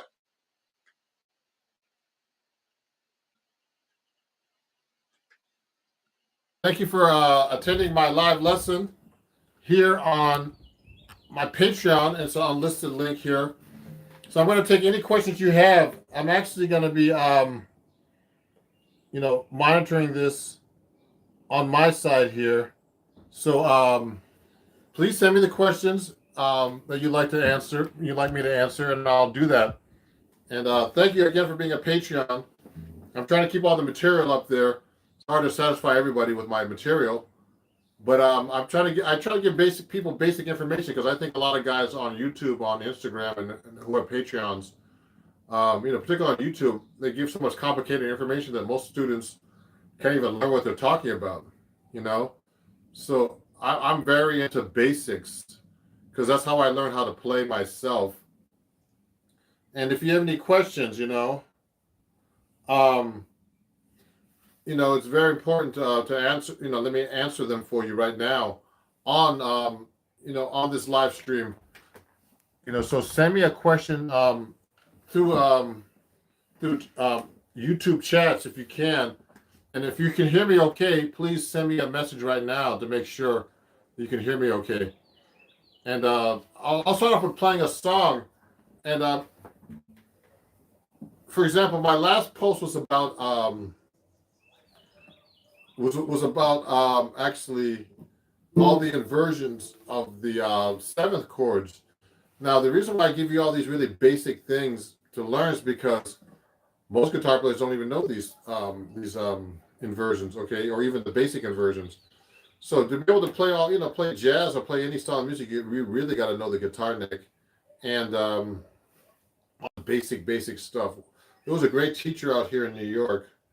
That's I'm sorry he passed away recently. His name is Bruce Johnson, and he was really a great teacher for this kind of stuff. So knowing the basics is one of the most important things to having a foundation to be able to play anything on the guitar or any instrument actually.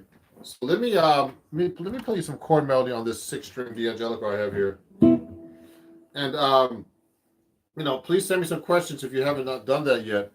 There's a chat right open here, and I haven't seen anything come in yet, so please send me something, and because I'm today's all about taking questions, okay?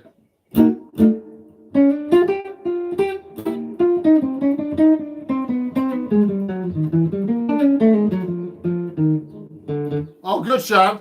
Good. Yeah, Sean's a great student of mine. Hi, Sean, and a patron, and he's been studying with me for I don't know how many months now. At least 5-6 months, I think. I'm not quite sure, but anyway, we're working on some hard tunes. So 3 months. That's all. Thank you, Sean. Wow, it seems like longer, but you learned a lot of stuff in 3 months, actually. So we're going over basic stuff, everybody. So for example, we've been playing a song called "Along Came Betty." So there's a lot of chords in this song, and what happens is if there's a lot of chords in a song, the best way to be able to play over jazz is not all this complicated stuff people are telling you to do when you're watching a lot of videos and all these fancy lines. It's just to be able to play the basic scale at the right time in the right place, because that's the hard part. Now the fancy stuff comes after. So let me play you. I'm gonna play actually right now. "Along Came Betty," because my student Sean's watching, and I'm gonna play along. And what I'm gonna do is this. I'm gonna actually do this with a play along. I'm gonna do a solo on this. So I'm gonna show you how you can practice these kind of things. 2, 3.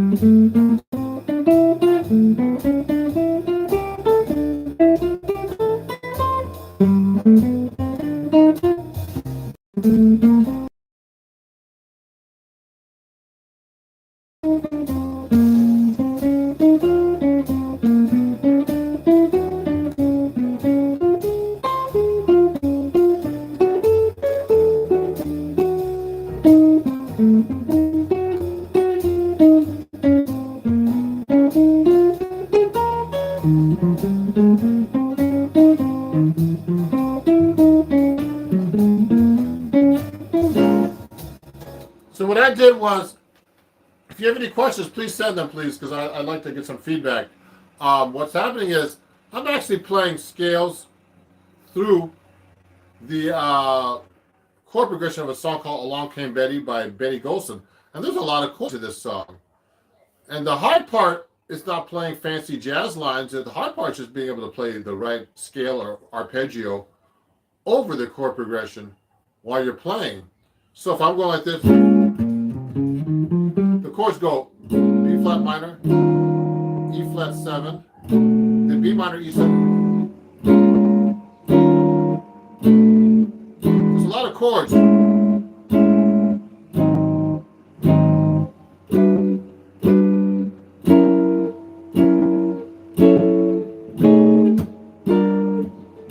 Now these are a lot of 2/5 progressions. They call them.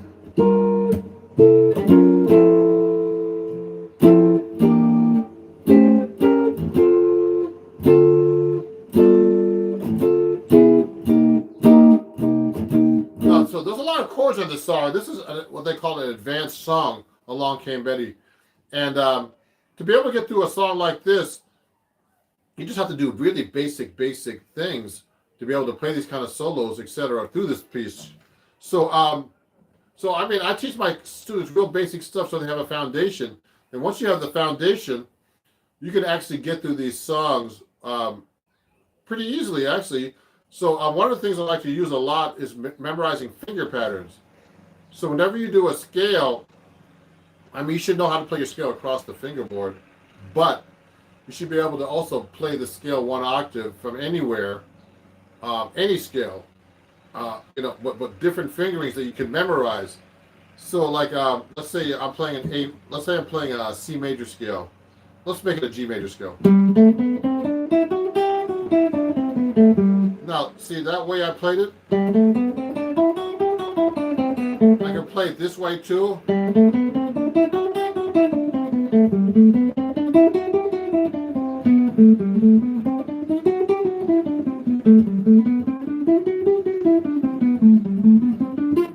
See how many ways I just played that scale? Well, you should be able to play your scales in one octave all the way across the neck and up and down the neck without getting lost. Any kind of scale, major, minor, augmented, whatever scale you're playing, diminished. All the, any kind of mode, the melodic minor or harmonic minor. The point is, you have to really know your neck to be able to play, to master the guitar, but also to be able to play jazz. So what I like to do is I'll be able to play across like this. So I'll go one octave, and I'll try to memorize that one fingering. So I can just move it around the neck.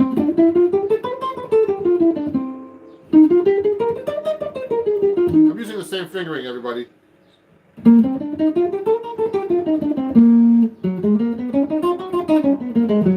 So I like to use those techniques because it's easier to get through chords and chord progressions once you know one fingering, but you have to memorize the pattern. Okay, now, so I tend to have my students learn these fingerings, like using different string roots. Like you use your third string root. So if I play G like this, so I went. So this is like I have to play it up an octave higher. I could do it here actually. So that's one fingering, that's one string root pattern. This is another string root pattern, fourth string root. So that was third string root, fourth string root, fifth string root. Then I have to do it here, sixth string root.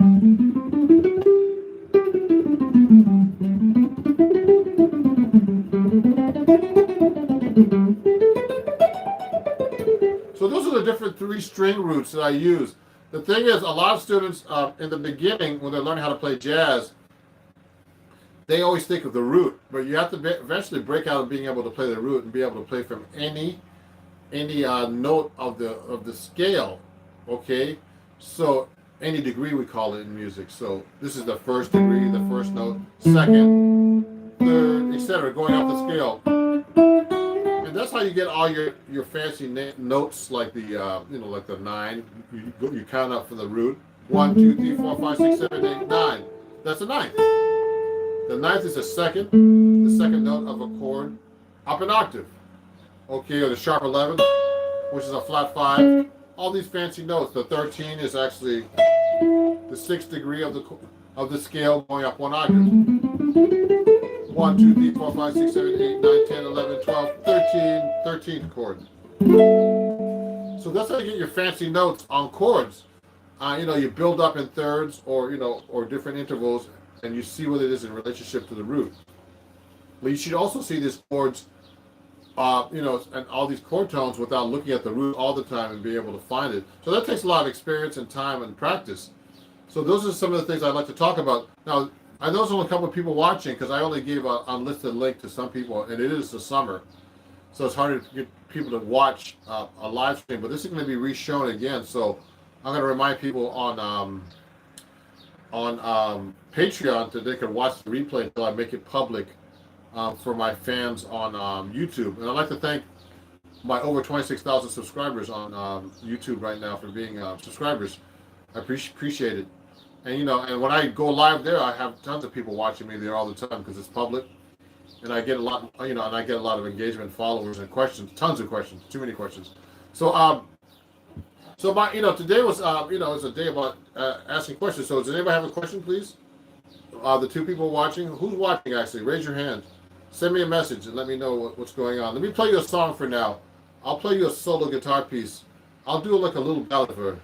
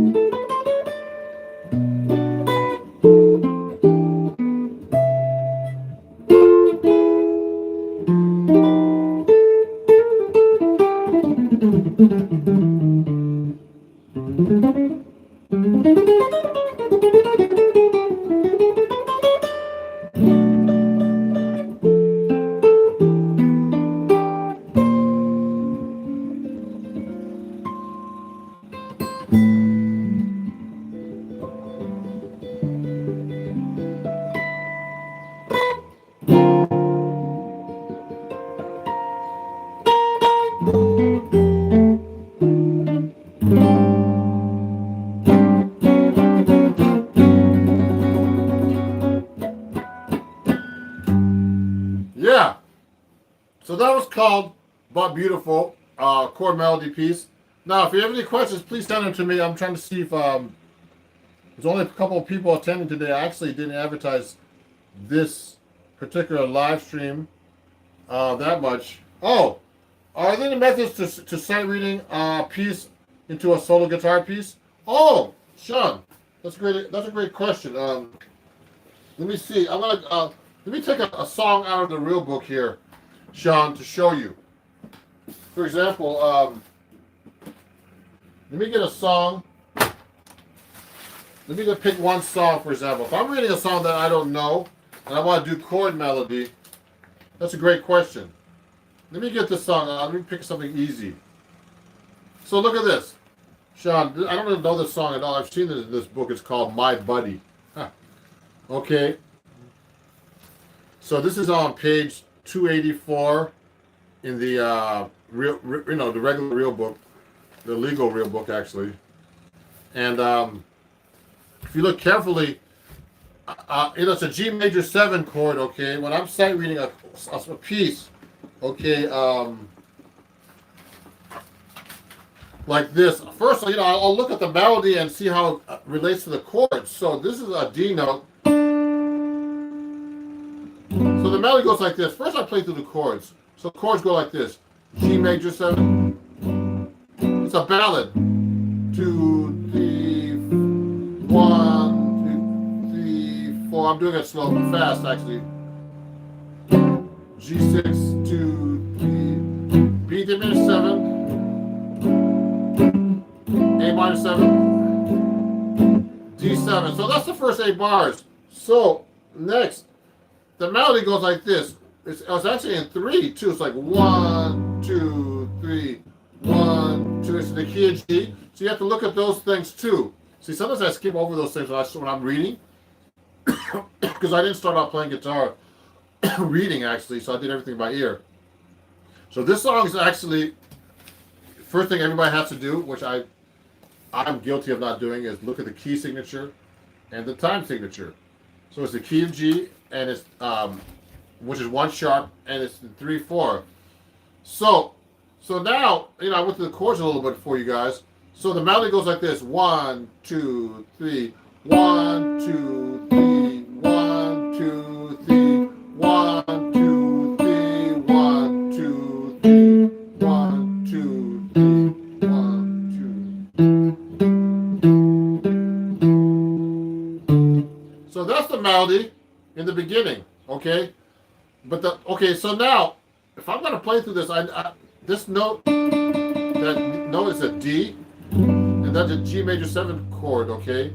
So I know that's the 5th, which is 1, 2, 3, 4, 5 of the chord. So I know I can play this chord on here. I can play this chord on the bottom of that D note.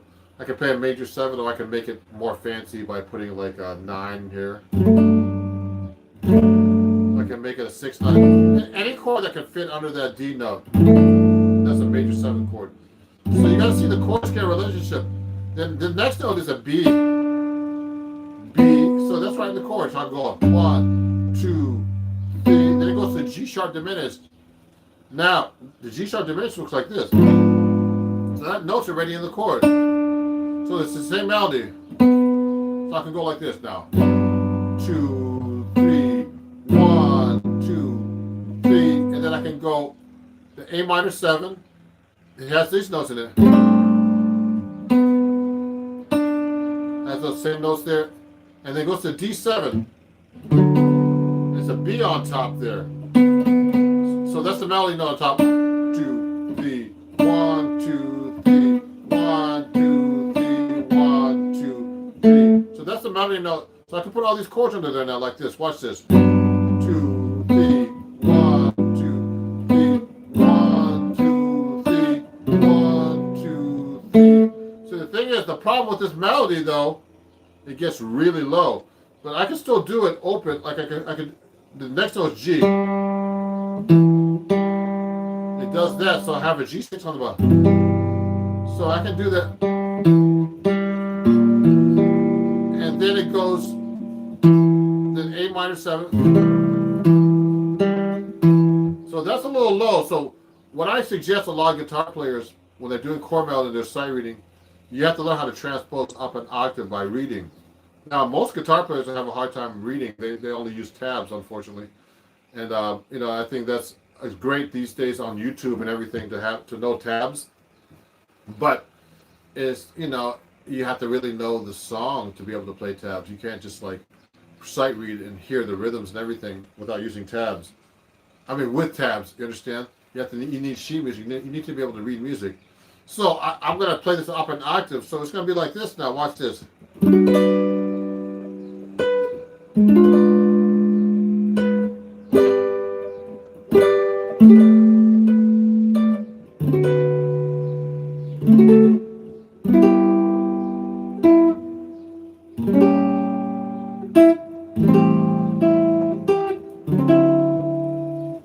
So I did all with chord melody, sight reading, chord melody. So I know all my voicing. This takes a lot of experience to learn how to do these kind of voicings and being able to put a chord melody on top. But but the best way to do this, like I tell my students all the time, is to just practice, and try to work this stuff out, and to really learn your neck and your intervals and read. I mean, everything is practice, everybody. It's like a lot of people, guitar players want to take shortcuts. There's no shortcuts in music. Because what happens if you take a shortcut, you're going to get lost and you're going to fall in a hole someplace along the way in the shortcut. Or you'll get lost during the shortcut. And the best thing to do is practice, and, practice things thoroughly, know your basics. So I'm just basically playing a melody on top of a chord, but I know from studying all these years and playing, I know what the note is against the chord. And I can read this and do it by looking at the sheet music on the spot most of the time. Some songs can be much more difficult. This is kind of simple. So if I keep going through the song, it sounds like if I keep doing chord melody, I'm going to sight read the chord melody again. 3, 1, it goes to this.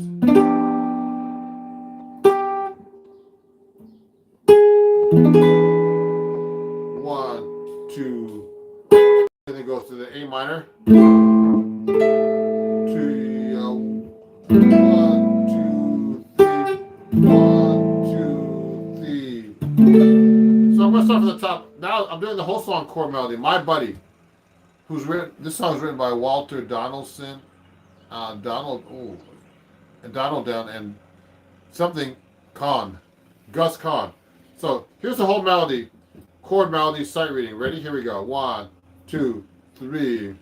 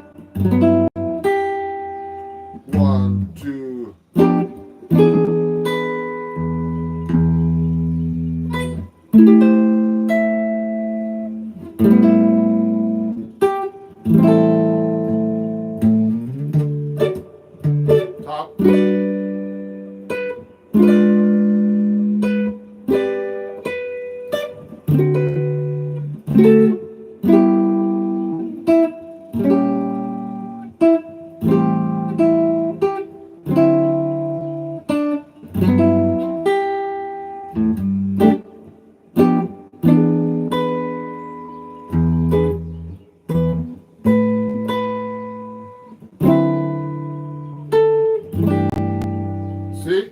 So that's the whole song, chord melody.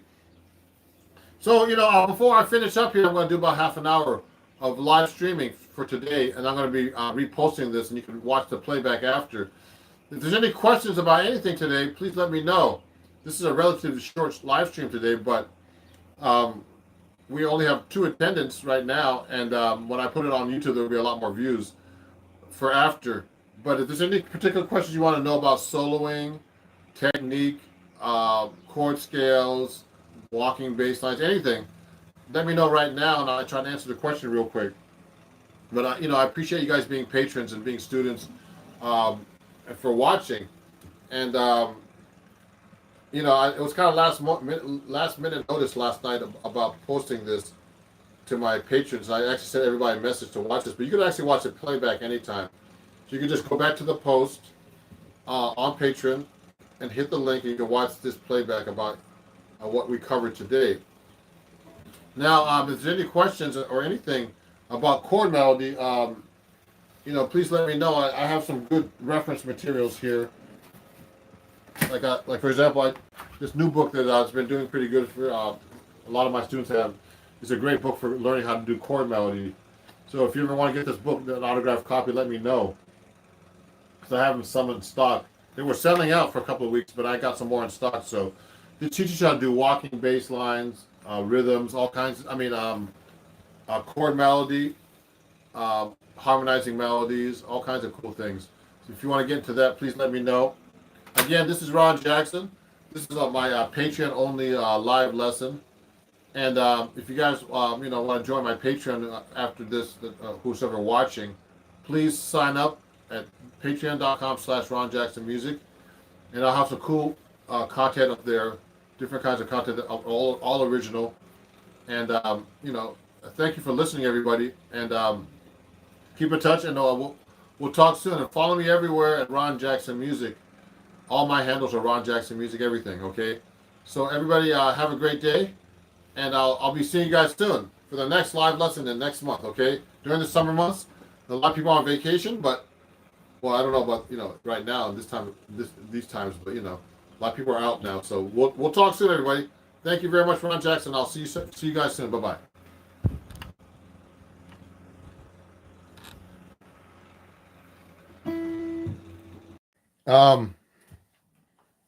There's people watching already. Thank you. I'm just gonna go live on my phone because it's a little better, I think. And I'm gonna take questions. Let me see. Oh yeah, I don't want to cut my guitar off, so I'm just setting up real quick. Impromptu live. If you have any questions, please ask them. I'll try to answer them. Let me see if I can see the guitar back here. I might have to lower the stand a little bit here so you can see my guitar. Let me try it right now. Oh, a little low. So how's everybody doing today? I'm going to be trying to do these sessions more often where you can answer questions. So, hey, how's it going over there? Jeremy, I might have to raise my seat up a little bit just so you can see me a little better. Let me do that right now. I'm going to use my stool instead of my chair like this. Let me get that. So, send me some questions right now, everybody. I'm going to be talking about this book that I have out now, Chords at Your Fingertips. A bunch of different things. I'd like to thank all my new patrons that joined this week. Let me move this chair back here a little bit. Okay. Ooh. So, something's happening. Everything's okay. I'm here. Some drama here. Trying to set up. Because you know what? When you go to YouTube, you can't really just like start streaming. It's just like you got to adjust your camera and stuff like that. At least in my case. So I have my guitar here, my 7-string guitar. So if you have any questions about this, let me know. Oh, you know what? I don't know John Mayer chord progressions by heart. Actually, let me see who that was. I think that was Jack. Let me see. Let me see what's going on here. I'm going to try to see who's chatting with me. I can't see them all at the same time. Maybe I can go on my other computer. Let me ask my my associate. Can you pass me my computer? And And I'll take questions. I can see what the comments are better when I have my computer at the same time. So I'm trying to see the live chat and see who's talking right now. Oh, here you guys go. Hold on, let me see. I got my computer so I can see the live chat. Okay, a good place to start learning jazz guitar is actually, and I'm going to fix my head here. A good place to start playing jazz guitar is with a teacher, actually. So let me go to my live chat here and just look at my channel and look at my live chat so I can see you guys better, your comments better. The phone transmits a lot better, so you guys know. So let me go here real quick and get like a stand to put this on. Here you go. So let me see. I'm going to try to take your questions as best I can.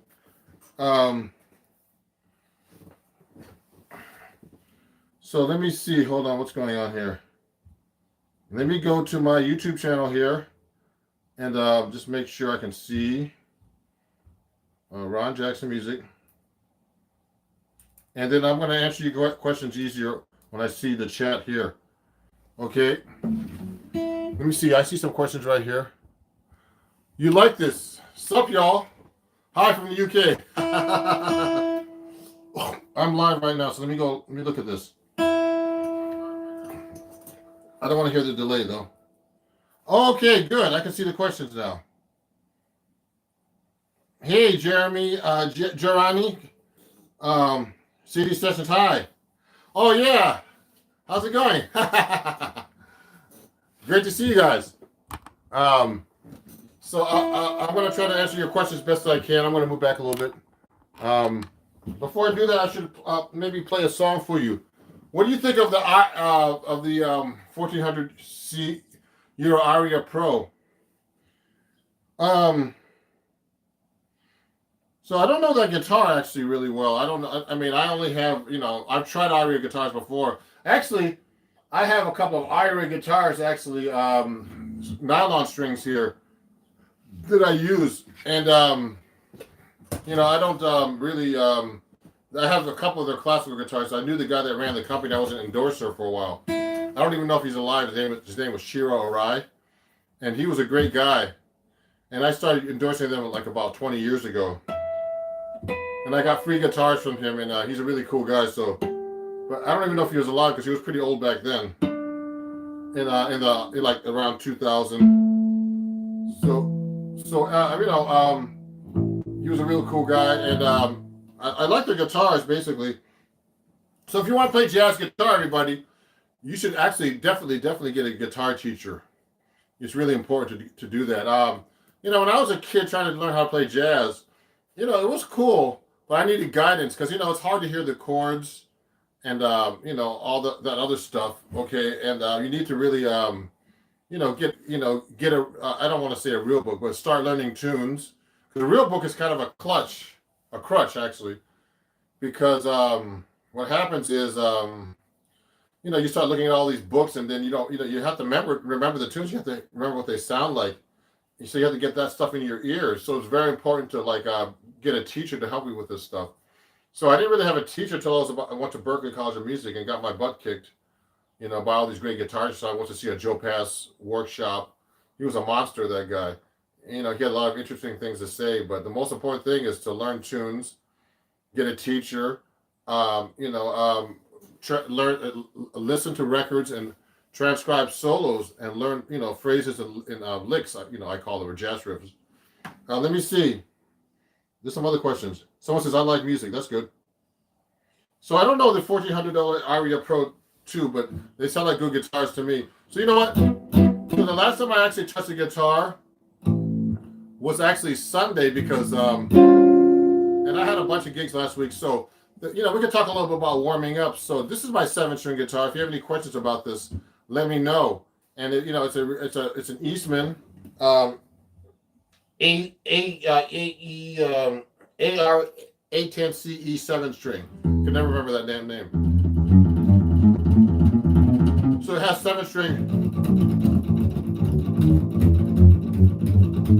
doing a little warm up right now where I'm actually doing chromatics, 4 notes, and doing a 4 adjacent finger, a lick.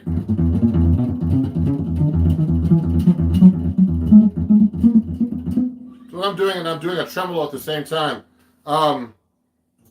What's your favorite drop 2 voicings or fancy root subs? Well, I mean, I love some of these drop 2 voicings I use for minor 7 flat 5. That was actually a drummer boy. You're a drummer, huh? Wow, I didn't know drummers play guitar.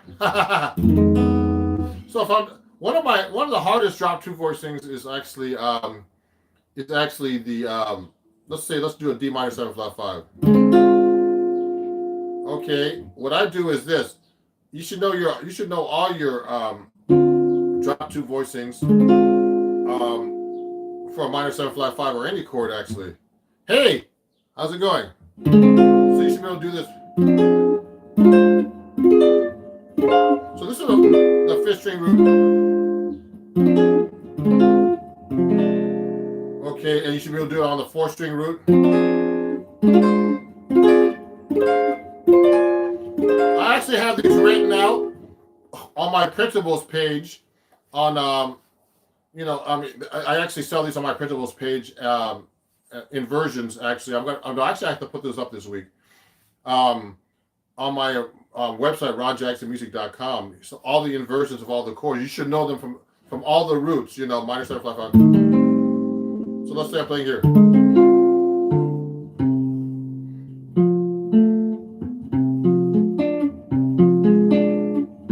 They're hard here. Okay.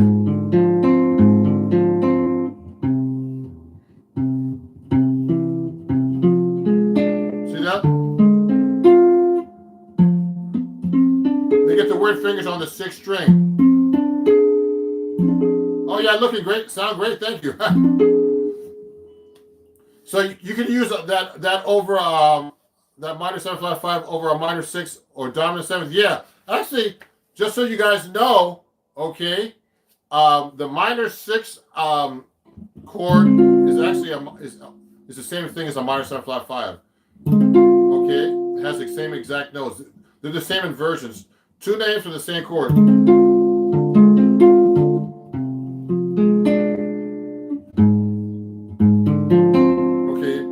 So if you look carefully, it looks like a 6 chord, F minor 6 chord here. So they're basically interchangeable, okay? Yeah, you're welcome. So I use this a lot, and also diminished is really easy to play off the minor 7 flat 5. So I'll just substitute.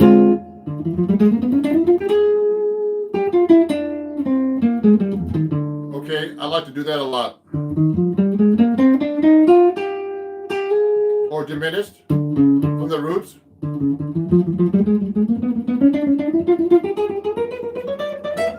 Okay, etc. So you should definitely know your inversions, your drop 2s.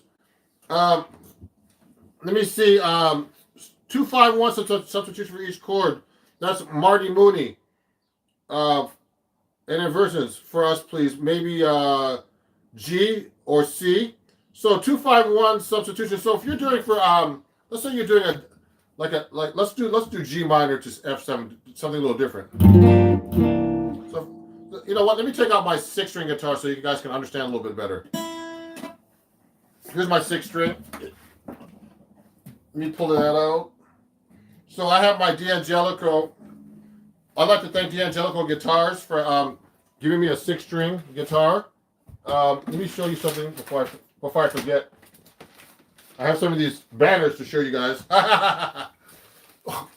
Can you play a jazz progression for practice purposes that's a little bit more advanced than 2-5-1? Sure. So let me see something here. Let me pull out my guitar first.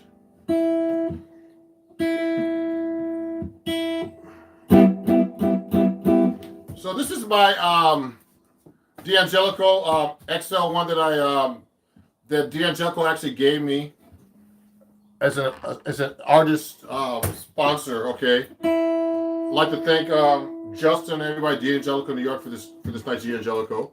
So it's a little easier for people to follow this when I'm teaching them, because most people don't play 7th string. So I'm just tuning this up right now. So someone was asking about 2/5s and substitutions. Let's do that real quick first. So when I'm playing a 2/5, let's say G minor 7 to a C7. But there's a lot of ways you can substitute that, okay? So I'm doing G minor 7, C7, to F major 7. Now, I mean, first, one thing you can substitute is just like the basic notation. You don't have to play like a real straight minor 7. You can play minor 9 to a 13 to a 9. Okay? Another thing I like to do, you can make it into a minor 2/5. Because remember, you don't have to play a straight 2/5 over a chord progression. You could just play, let me move this back a little bit so you guys can see my head cut off as much. And is that better? Let me fix this a little bit. Okay, that's maybe a little better. What I'm doing is this. I'm trying to show you substitutions. So let's go like, I'm going to go like this. Let me move this chair over. So I'm doing 9 to a 13 to a F major 7 9. Then I can just make it minor 7 flat 5. Oh, Angel. Yeah, he saw me on Marty Sports. My daughter's doing good. You can check her out, Lucia Jackson. So I like to alter my chords a lot, so you guys know if I'm doing a 2/5, I don't have to play a straight minor, a 2/5 1. I can go. I lowered the 5, kept the 9. Sharp 5 here. Change that to like a Lydian chord or something, So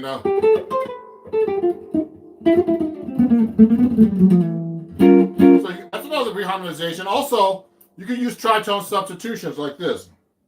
When I did, I just played like a minor 7 flat 5, or just straight minor, and then a G flat 7, which is a tritone substitution for the C. A tritone away.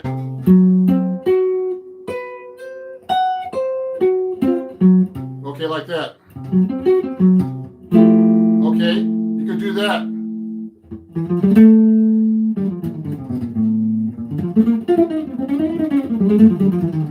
Okay, so what I just did is a 2/5, minor 2/5, tritone substitution.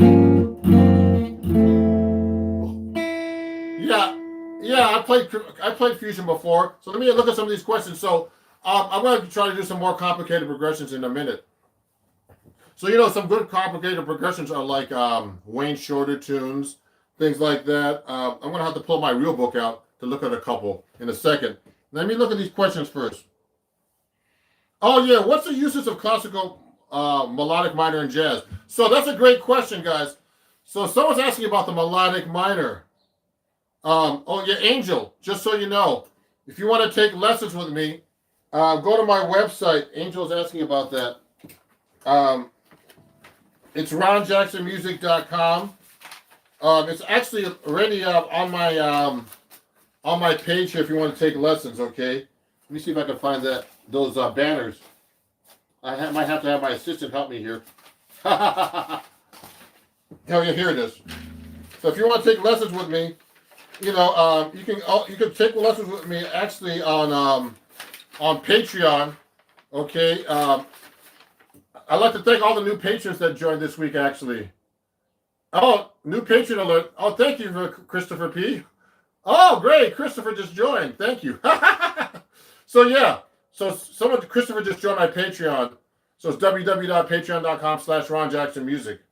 You can get lessons actually for $3. You get one lesson a month for $3 for free. And then if you get $9 a month, you get like 3 lessons and more. I usually get more. 25 you get unlimited.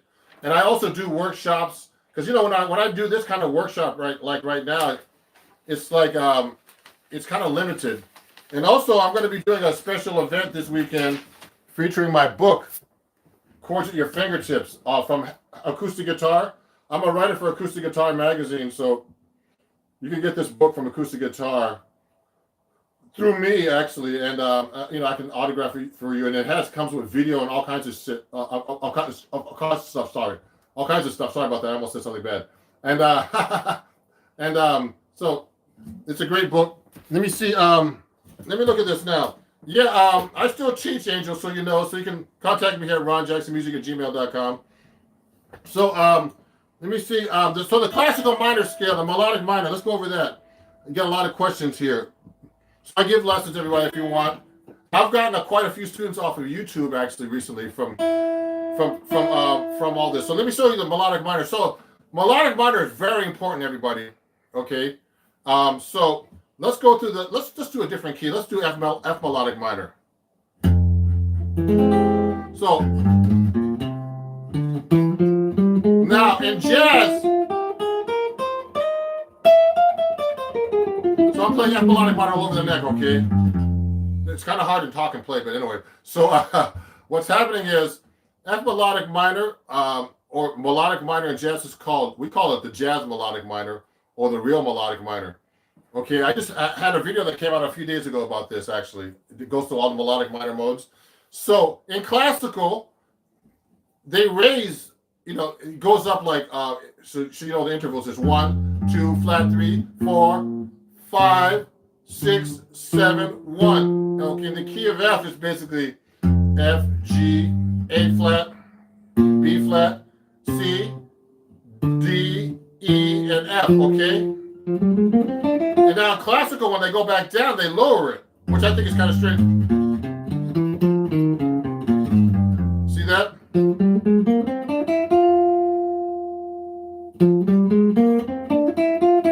Now backwards they go. Now, but in jazz, we keep it all the same.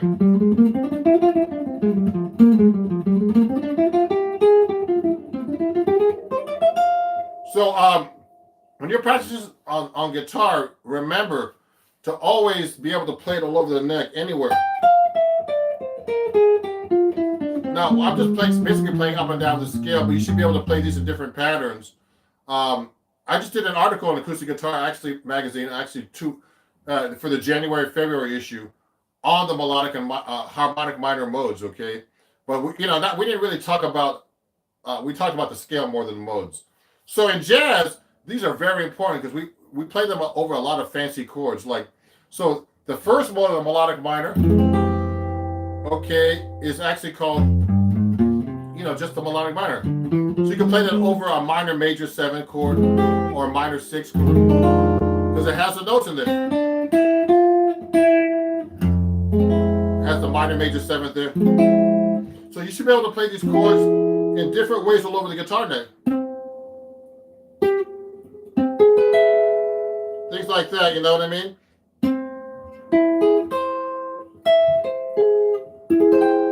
Every kind of voicing you possibly can. Not only from the root, but from from any kind of interval or anything like that, okay? So a classic major scale. Oh, that's a good question. This comment, here's the thing, everybody. In classical, you're limited to the way your scales are played. So here's a typical C major classical. I have to think about this. I haven't played the guitar in a couple days, just so you know. Doesn't really matter. I just need to get warmed up a little bit. So the classical C major is like this. I should do a video about this too, Vince. It's like this.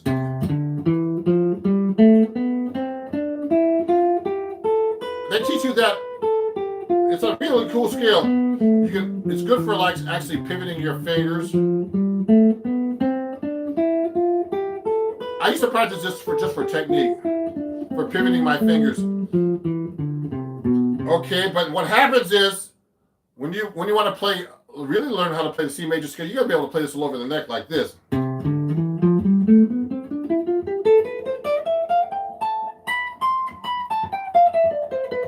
See how I'm jumping around the neck?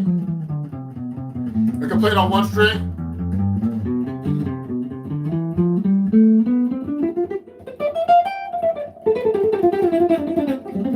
I'm just basically messing around.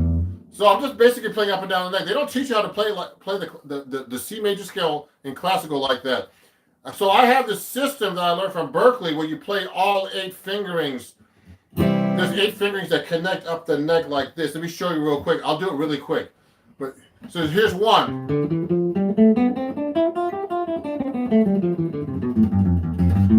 2. 3. 4. 5.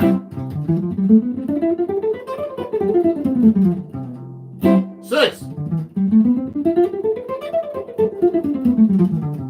7. 8.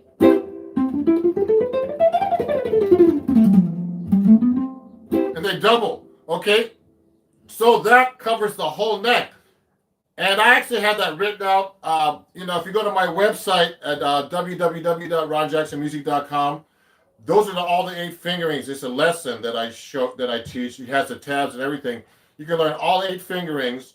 And if you go this week, you get 20% off my website until the end of the week on everything, including my books and everything. And it's use code Sunday. Okay? Use code Sunday, and you get 20% off everything on my website, including this book, Chords at Your Fingertips. Okay? That's very important. You have to be able to play your scales up and down the neck without getting lost. Okay? So let me look at some more questions here. And that's only the key of C, just so you know. So you're going to be able to play this in any key. So in the key of F. Sorry, I'm talking too much. Key of F, key of, any key. I mean, in jazz, you play a lot in different keys. So let's get back to the melodic minds. There's a bunch of questions here. Let me see what's going on here. So the melodic mind, we're going to get into that some more a little bit. I'm 50. I really want to learn jazz. Where do I start? So that's a great question. I'm going to answer all your questions a little bit in a second. So one at a time. So if you're 15, get a teacher and start listening to records. Like I always tell people, when I went to Berkeley, the first thing that taught me is the real book. So I have the real book right here. Let me show you the real book. So the real book is really cool. It's a cool book, but that doesn't teach you how to play jazz. You're just looking at tunes. And most guitar players these days don't even know how to read, unfortunately. I know how to read notation. And the reason why I use tabs is because most of my guitar students don't know how to read. So it's important to learn how to read. So I have the William Levin book. I don't have it handy right now. But it's a great book. That's how I learned all my reading skills and chords and everything. And it's a great book. It's important to know tabs just to show you somebody how to play something, put the finger on the right string. But, the most important is to get a teacher, because when I was a kid, I was self-taught. So I thought I knew how to read. I knew all these chords, but I really didn't. When I went to Berkeley, I got my butt kicked. These guys from Japan going in there, going crazy, I was like, oh my God, these guys are playing. I was like, oh my God, I got to practice. So I would practice for hours and hours and hours and hours, and I used to practice about 5 to 8 hours a day, and I had good teachers, and I still study actually. I study with a drummer right now, and I studied over the years with. I took a workshop with Joe Paz. I had some great teachers at Berkeley. I studied with Rodney Jones. I've hung out with George Benson. Studied with Melvin Sparks, Bucky Pizzarelli, Pat Martino. Who else? There's some people I could have studied with, and I didn't. I should have taken that up, like Jim Hall. There's a bunch of people I could have studied with that I should have studied with too. That I regret not studying with. They passed away. So it's good to learn from teachers. That's the best thing to do, actually. So if you're 15, start like that. Now let me see it. Do I ever play jazz fusion? Sure. You're getting your first bass. Okay, let me answer the next question. Then I'm going to get to your question too. So, I love BB King, so you know. And so someone, Greg Hollins was asking about that. Masha, how many hours a week do you recommend practicing? I recommend practicing as many hours as possible. Like, you know what? I'm so busy with my social media and business and stuff that I've been working on that right now. But I really need to practice. If you can, you know, the most important thing about practice, everybody, it's not about how many hours you practice. It's about consistency. You should practice something every day. Okay, if you need to learn something new, practice it once. You know, practice even 10 minutes a day. But do something every day. Pick up the guitar. Okay, whatever instrument you might be playing today. Some guitar players, people watching me aren't even guitar players today sometimes. So, so just pick up the guitar, okay, and play every day. Now, let me see. Here's another thing. Rocks, ranks, gaming. How do you mix every scale and sound? How to mix scales and sound better? So you know what, everybody? I want to tell you an exercise. So when you're playing, let's say you're playing let's just take a real simple tune like a blues. So I'm in the key of F.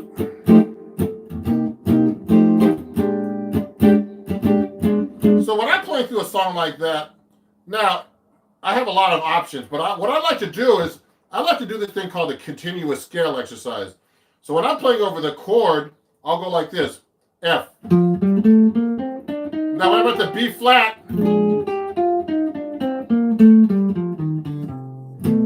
then I just keep playing the scale all the way through until the next chord.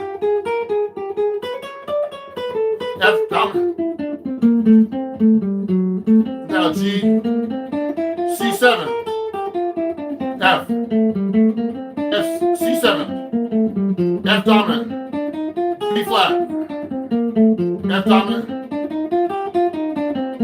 B flat dominant, B diminished, D7, C7. What I'm doing is I'm doing a continuous scale that goes to the chords. I need to get my assistant to help me set up the sound system here. Hold on one second. Can you set up the speaker, please? Yeah, it's from behind the curtain here. So, everybody, what's going to happen is I'm going to try to show you how this is actually done with the play along to my computer. So, basically, if you want to mix your scales up, you got to be able to go, through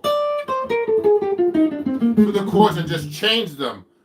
Change the chord scale during the song without getting lost, okay? So, so someone's asking, this is a good question. I'm going to get the other questions too. So when I'm actually going to the next chord, it doesn't matter which note I'm on. I just want to make sure I get to the right scale. I'm not really targeting any kind of other notes. You know what I mean? I'm just actually going. When I get to the B flat, same on F7. Now when I get to the B flat, I'll be on the 13.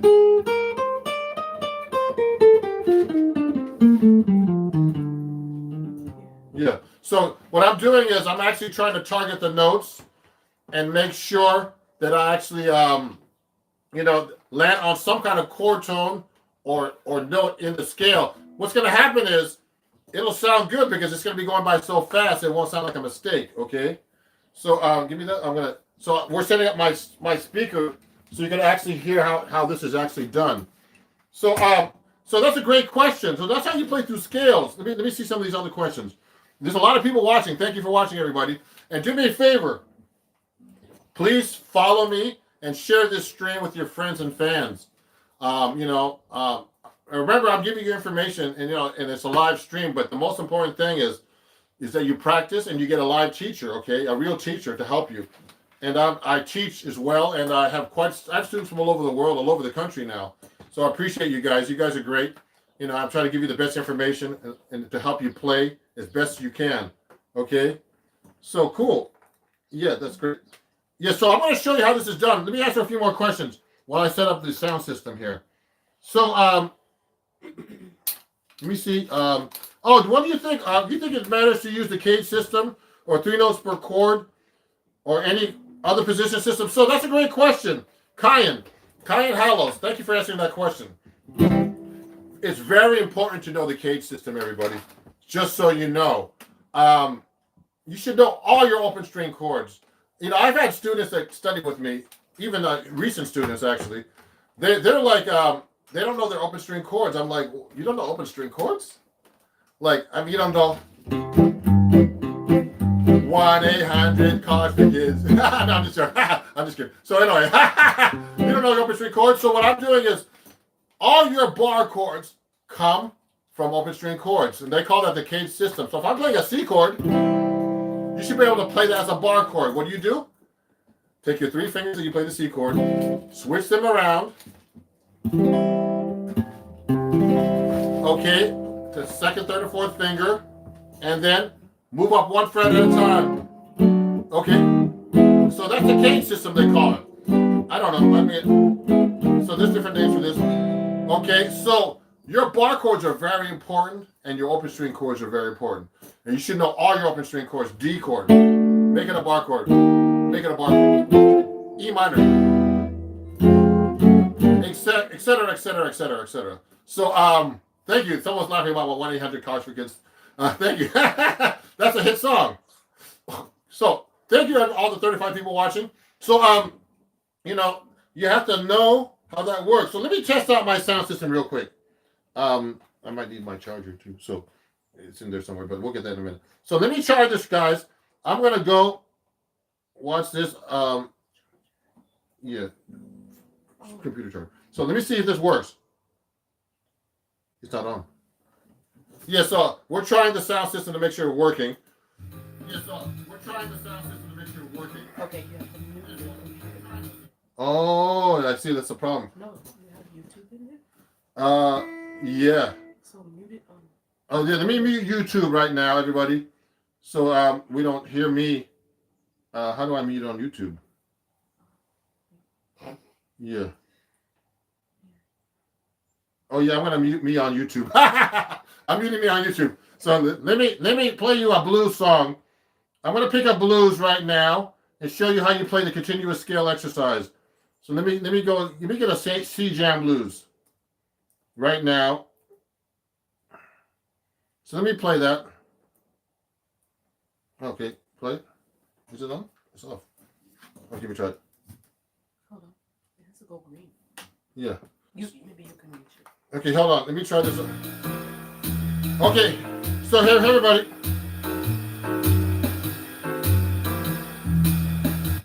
So here's a C blues. Here's a continuous scale.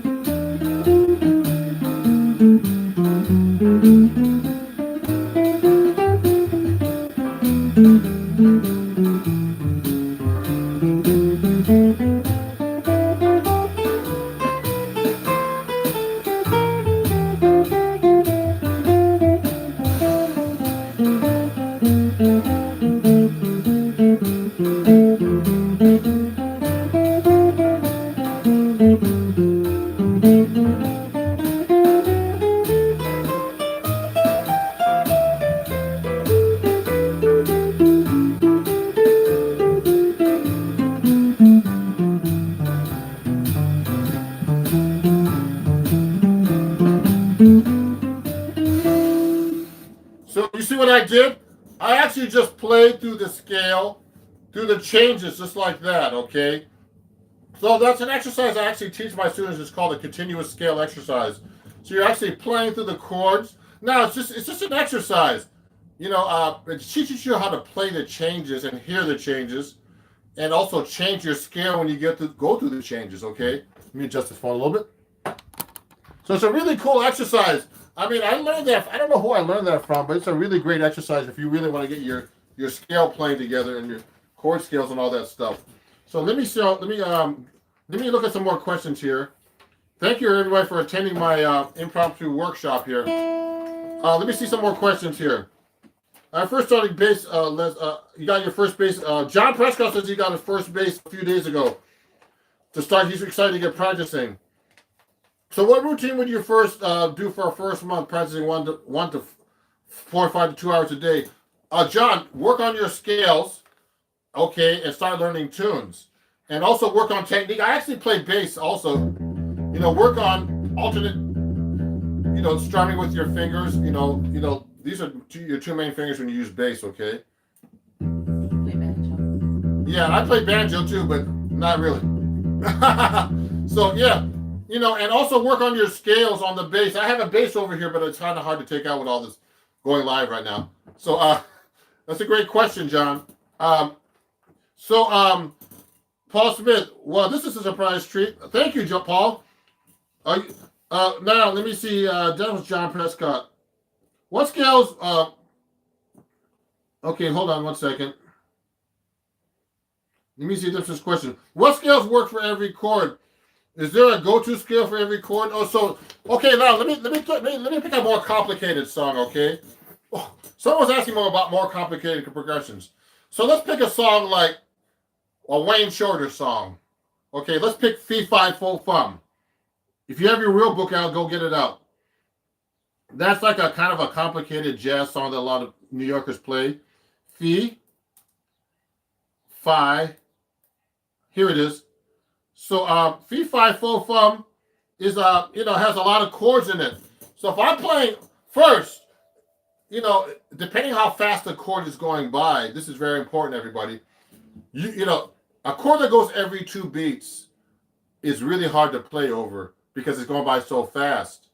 So when I usually play a chord that goes by 2 beats, I have to usually arpeggiate or something over the chord. Or just keep a note there because there's not much time to do anything unless you play double time. Okay, and then so I like to do double time because I hear noise. So so what I'm gonna do is I'm gonna play Fee Fi Fo Fum. It's a really cool song. I'm gonna get the real book out. Let me show you what it looks like. There's a lot of chords here, and it should be in the real book here. So look at this song. It has a lot of chords in it. I'm going to play it for you. And what happens when I improvise over a chord progression that's this complicated, what I actually do is I actually do a lot of arpeggios and stuff. So I'm not going to do any exercises right now. I'm going to play over this. But what happens is I'm going to play the melody first. Then I'm going to actually improvise over this to let you know how I approach this. I might just break it down to make it simple. I might do arpeggios. I'll do different kinds of phrasing so you get an idea how to do this. So let me start out Fee Fi Fo Fum. Here we go.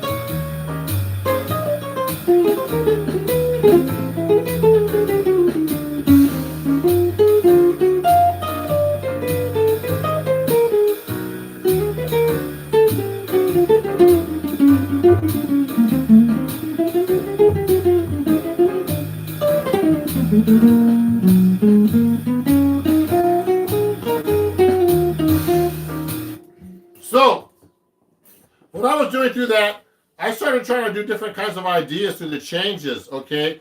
First, I started doing arpeggios, because there's a lot of chord changes, and they don't make sense, actually, sometimes. It's kind of like a giant steps kind of song. So the song I'm going over right now is Fee, Fi, Fo, Fum, okay? And there's a lot of chord changes there.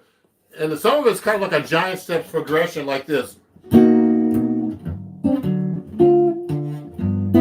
Yeah, so, it's a kind of a really cool song. Let me look at some of the questions. And what I'm doing is I'm using different techniques. Since there was so many chords, I started using double time phrases instead, so you can use like eighth notes, quarter notes, half notes. Hey. And what's happening is, what I do is I start actually doing double time phrases through that to make it more interesting. But, if you listen to Wayne Shorter, when this song came out, it wasn't an easy song to play back then in this, in the 60s, I think this came out. And so you have to kind of play more melodic through these kind of changes. But if you want, a lot of guys now just burn through the changes like this. Let me see something here. Let me see some of the questions that are coming up here. So everybody, just to remember, if you're enjoying the session, I'd like to thank my new Patreon today, Mr. Chris P. He just joined my Patreon. So, you can learn all these cool techniques, on my patreon.com, which is www.patreon.com/RonJacksonMusic. And, please join my Patreon. I'm starting to get a lot of friends and followers on there. And if you want to learn guitar and jazz guitar and help with everything like that, let me know. I teach as well. Also, if you like this guitar, this D'Angelico, so, I have this on my Amazon store. I sell D'Angelico guitars on my Amazon store. Go to my Amazon store at www.amazon.com/shop/RonJacksonMusic, and you can pick up my guitar there. Thank you. Someone's saying I have really good. My shorts are really good. I want to answer all your questions right now, everybody. So this is like an impromptu day. So let me do before we keep going. Let me do Fee, Fi, Fo one more time. Fee, Fi, Fo, Fum. And, that's based on the Pinocchio series. So I'm going to show you how to do some techniques through those chord changes. So let me turn that back on for a second. There's a lot of chord changes there. So what you do to play over difficult changes, you have to be able to make sure you change your scale. So how long have I been playing guitar? I've been playing guitar since I was 11, a long time. Look me up on Wikipedia.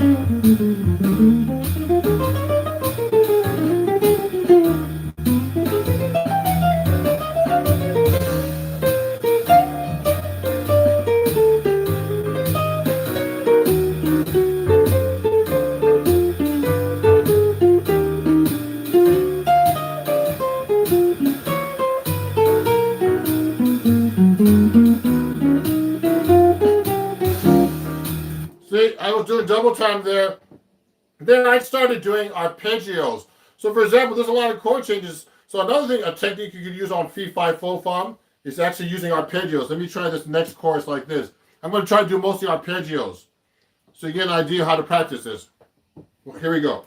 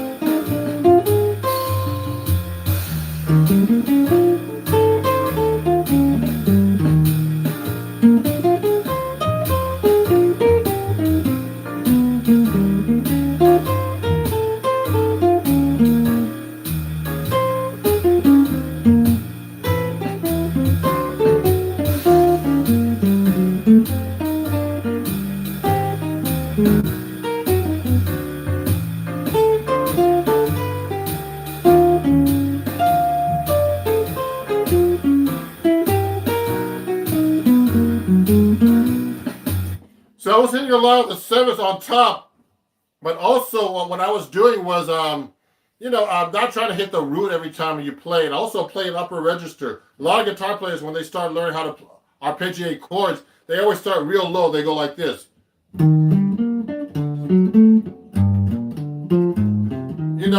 So it's good to do that if you're a beginner, but you have to be able to play the higher register on the guitar to be able to learn the guitar neck. And also, you start playing all over the neck, etc. Okay. Now let me look at some more questions. So I have a ton of questions here I need to answer. So what scale works? Okay. Can you show 8 shapes of the major scales? Hey, actually, Alvin, I actually showed that earlier. So go to my website. Actually, no, you have to go to my Patreon and join that, or you have to actually go and pick up the lesson on my www.ronjacksonmusic.com. There, I have a bunch of lessons. You can learn all 8 scales of the major scale fingerings, okay? And you can buy the lesson, I think, for a couple of bucks. And I'm having a sale on my website, just so you know. Everything on my website, including this book, Chords at Your Fingertips, that's published by Hal Leonard and Acoustic Guitar Magazine, who I write for. Everything right now is 20% off on my website. You get an autographed copy. This book comes with video, tabs, everything. Take a look at this. It has tabs, and it comes with the video as well. And you learn all about chords and everything. And, and there's some great writers here. Look at this. So, I have Adam Levy, Sean McGowan, all these great teachers, including myself, here to learn from this book. Okay, so go to my website. Everything is 20% off until, you should get it as soon as you can, because some of these books are running out, actually. Let me see what else I have over here to show you, because I have a few missing things here. Oh, also, if you're enjoying this, I'm also taking donations. Just go to my Venmo, PayPal, and Cash App. If you've learned something new today and you'd like to donate to me, it's not required, but if you'd like to, that would be great. It's www.paypal at Ron Jackson Music, Cash App, and Venmo at Ron Jackson Music. Okay. So thank you very much, and also follow me everywhere. Follow me here if you're not, or subscribe to me here, and I'm TikTok. I have a lot of people over there, and Facebook and Instagram. It's all Ron Jackson Music. Now let me answer some more questions here. So, Alvin, I already showed those 8 scales already. The thing I might want to do is you should be able to do that in every key. Oh, thank you, BWG man, BWG Media. He appreciates my videos. Let me see. I'm a little stuck here. My computer's stuck. What's going on here? So, I'm trying to look at some of these comments. So let me see. Watching from Africa. Great. How's everybody doing? My computer's stuck. So let me see what's going on here. Okay, G melodic minor over. It's just good. Melodic minor. Cool. Let me look at some of these comments because my computer just got stuck. Let me see the live chat. Oh. Okay, hold on. Let me see some of the live chat here. Okay, so let me see. Someone from Ghana? Good. From Brazil, thank you. Can other jazz guitar players tell when someone isn't playing jazz? Oh yeah. That's a good question. Ymir, my student. I have a student watching Ymir. He's a great guitar player. And, he's like, I'm actually half Filipino, for people who don't know. And he's one of my Filipino brothers' students. And Ymir, yeah, I can tell when people can't play jazz. Because jazz is actually a language, so so if someone's playing just like, let's say you're playing a song. Let me pick another song. Okay, it's not stuck anymore. I'm so happy. So watch this. Let me pick another song, guys, ladies and gentlemen. Let me pick like a standard. Let me play let me do this song right here. I'm gonna pick "The Days of Wine and Roses."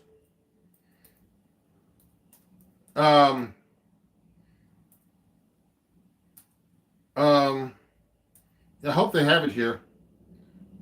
Oh, let me see that. Days of Wine and Roses. I'm going to pick a song for you guys. And I'm going to play it like kind of medium up. Let's put it like a 160.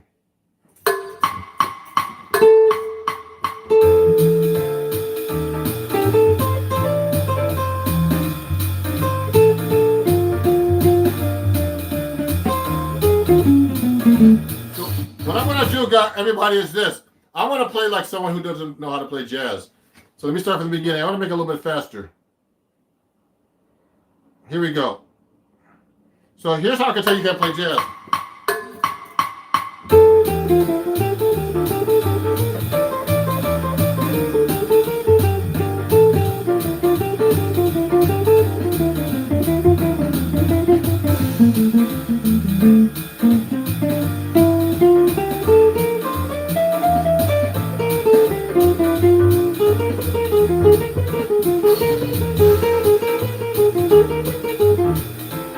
I'm kind of exaggerating, but what happens is, what am I doing here?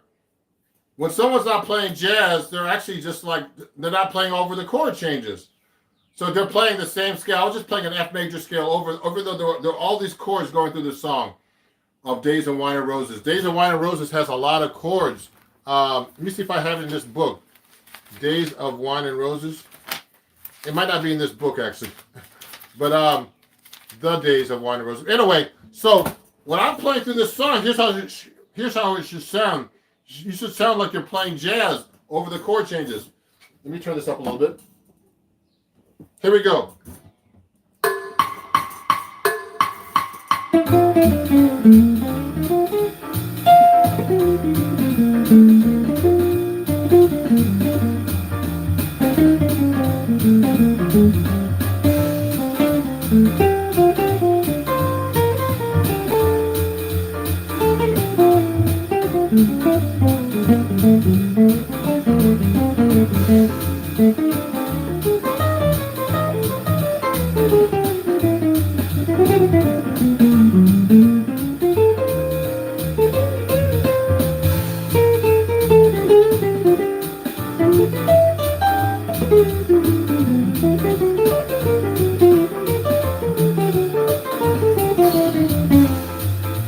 So what I'm doing there is I'm basically just playing jazz lines.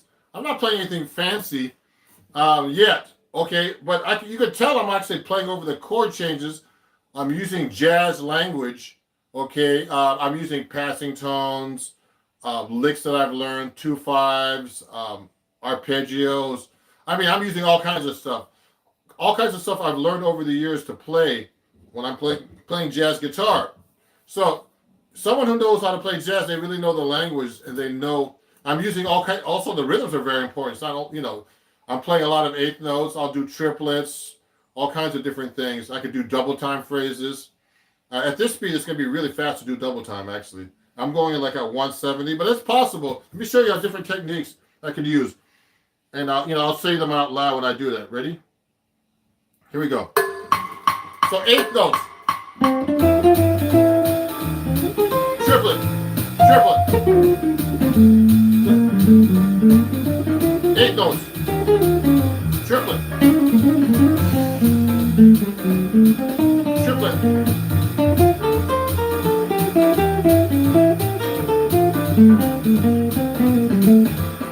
Bebop scale. Bebop. Arpeggio. Triplet. Triplet. Arpeggio. Arpeggio. Arpeggio.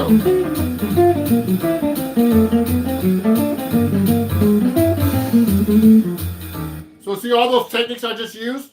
I was doing arpeggios, triplets. I was also doing extra things, of course. It's kind of hard to say everything when you're playing. But I know what I'm doing, and I know when I'm not playing stuff correctly. I know, if I play a wrong note, I know it the most. People might not even notice it. And some people might. But to me, I'm my worst critic too, and you should be too. So let me get back to the questions before I finish up here, because I got to eat lunch soon. But this has been a great live session, everybody. Now, if you enjoyed this, definitely please follow me and subscribe. Join my Patreon. We had a new patron today. I appreciate you, Chris P. And also go to my website, ronjacksonmusic.com. Use code Sunday. And this week you get 20% off everything. 20% off. Use code Sunday. Celebrating 1 year of Sunday Evening Jazz. That's on my Instagram channel. And thank you for all my 25,000 subscribers and followers on Instagram. Let me see this. I have a class in 3 minutes. Oh, sorry, John. There's a lot of questions here. Oh my God. Hello, jazz is the toughest of all of them. Do you recommend beginner play to start with jazz? Yes, if you're a beginner, start with jazz. I would start with jazz because, there's nothing wrong with starting with jazz. you know, if you start with jazz, it's really, classical is hard too. If you start with classical, that's hard too. So they saw a lot of guys back years ago in classical guitar. So you should definitely start with jazz. Okay, let me see this. That's cool. Can you play any sing-alongs like Wagon Wheel?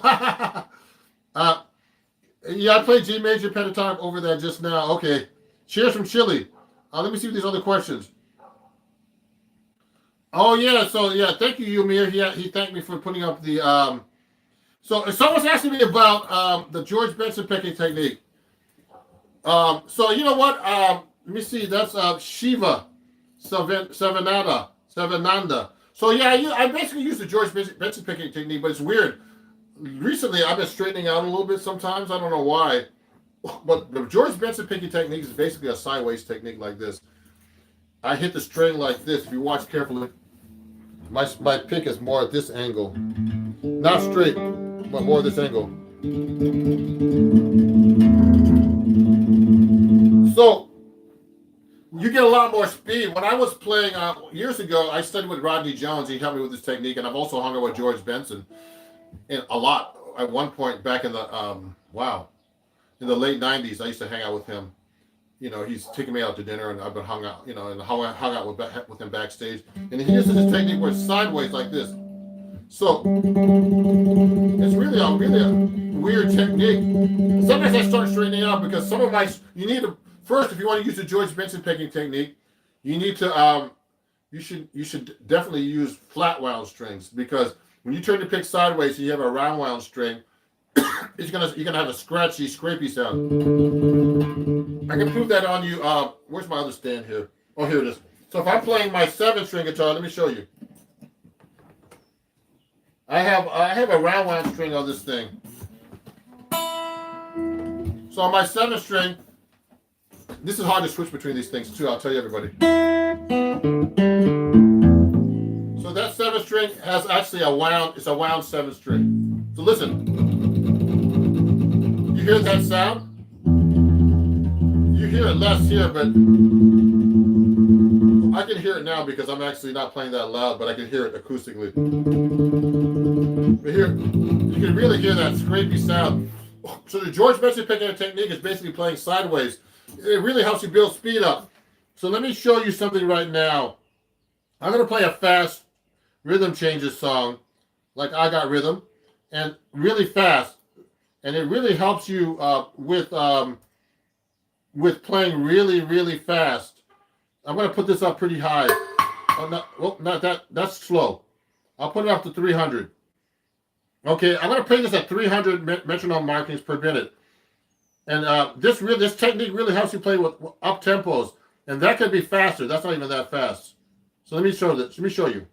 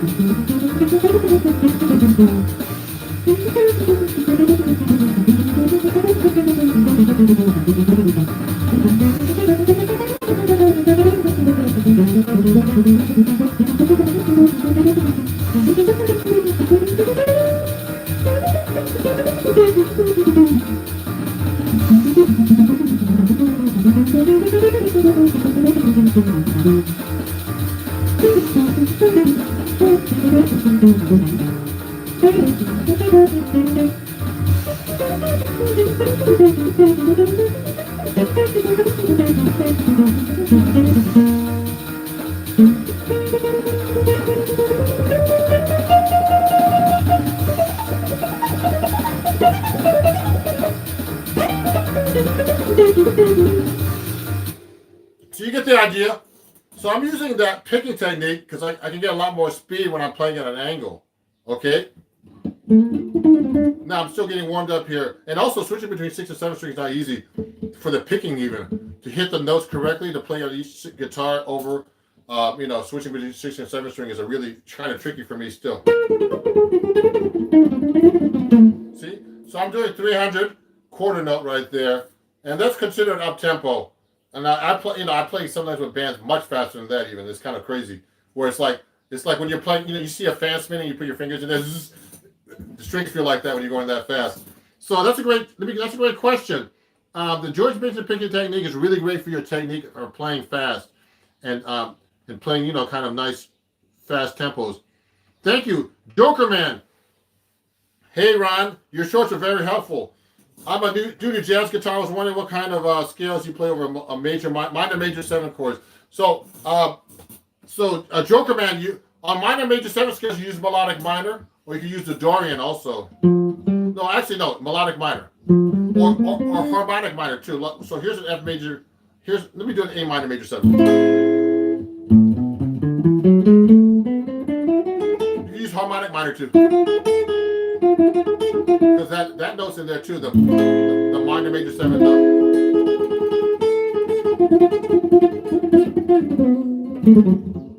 Okay. Oh. Now let me see. John Smith. Sounds great, teacher. Thank you. Hello from Brazil. Watching from Africa. Greetings, everybody.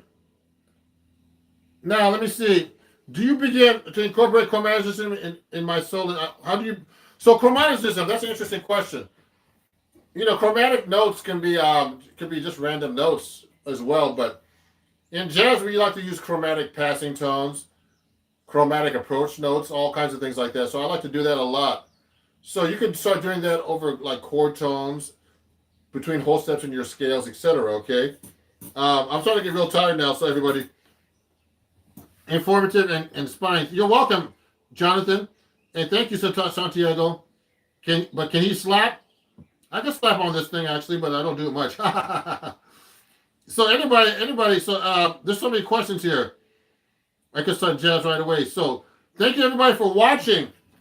Again, I'm gonna finish up now. I gotta eat lunch. I'm getting tired. But if you enjoyed this, please join my Patreon here. Let me show you this. I have so many banners. I can't keep up with this stuff. Here we go. Oh, also, if you enjoyed this, I'm taking donations of $1 or more. It's not required, but it'll be great. To help support me during this time of no gigs. And mostly teaching at home. But so if you want to donate $1 or more to Ron Jackson Music, please do so. PayPal, Venmo, and Cash App. Okay, thank you very much. I'm going to be finished up in a second. If I really help you out today, that would be nice. And also, what was I going to say? On my website, ronjacksonmusic.com, I have a sale, 20% off everything. Use code Sunday. Hurry up before the code expires, okay? So you get CDs, you get this book here, Chords at Your Fingertips for 20% off. It's signed and autographed. Also, if you want to join my Patreon, you just go to patreon.com and it's called it's Ron Jackson Music, and you join my Patreon, okay? So thank you very much for watching, everybody. It was really great having you. I'm going to be doing these live sessions at least once a week or twice or two or three times a week, just answering questions, okay? But there's nothing like a real workshop when I present a workshop where you can actually play or taking a lesson with a guitar teacher like myself, okay? And I'm looking forward to hearing back from you guys. And please follow me. Please share this channel with all your friends and family. And I'll go all over the place and follow me there too. TikTok, Instagram, Facebook, wherever. Twitter. Have a great day, everybody. And thank you for watching. Okay. Bye-bye. Here you go.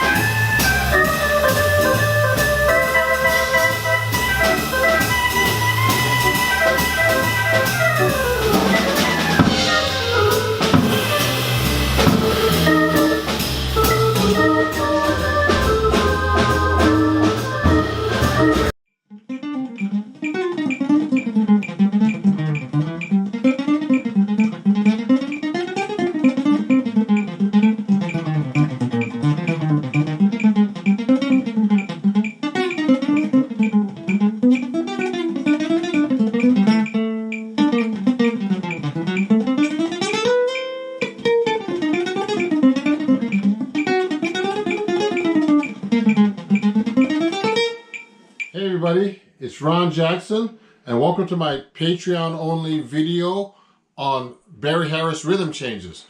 Now, Barry Harris makes everything really simple when he's actually playing over rhythm changes at a really fast tempo. So I'm going to be showing you how he actually does that.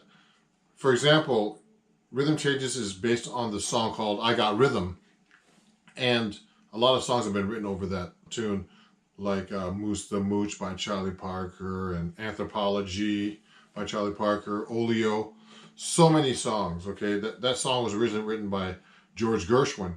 There's a lot of chords in this song, and the most important thing to know is we're in the key of B flat, is that the A sections, which are, the form is actually AABA.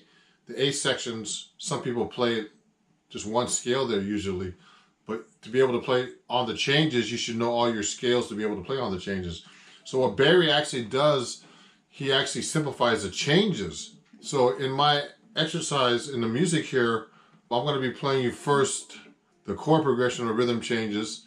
Then I'm going to play you the simplified version that Barry Harris uses, okay?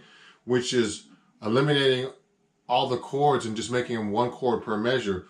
Now, usually in rhythm changes, the first two bars are B flat major 7, G minor 7, C minor 7, F7, okay?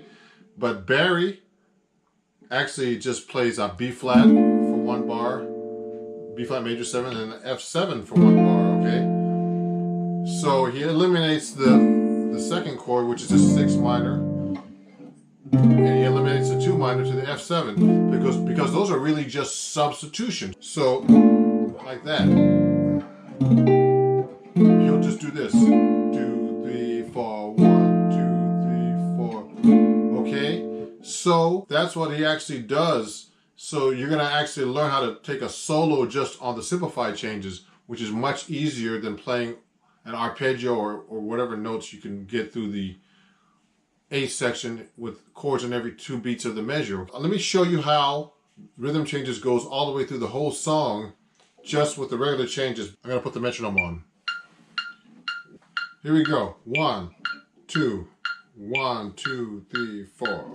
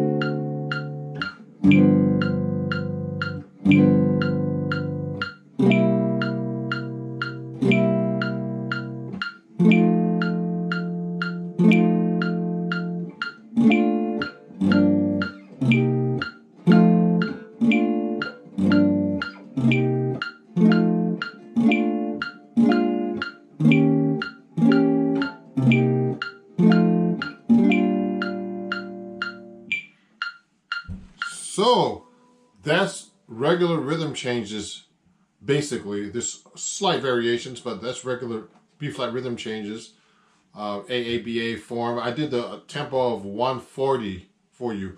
So I'm going to simplify them for you the way that's written on the music here, where Barry eliminates every chord, just makes every chord one whole bar and eliminates the substitutions. Instead of playing a G minor 7 right after the B flat chord, you could just play a B flat all the way through for one bar and eliminate the G minor, because the G minor is just a substitution for the B flat, and also the C minor is a substitution for the F7 for one bar. Okay, so we're going to eliminate the G minor and the C minor and play one bar of each chord, B flat major 7 to F7.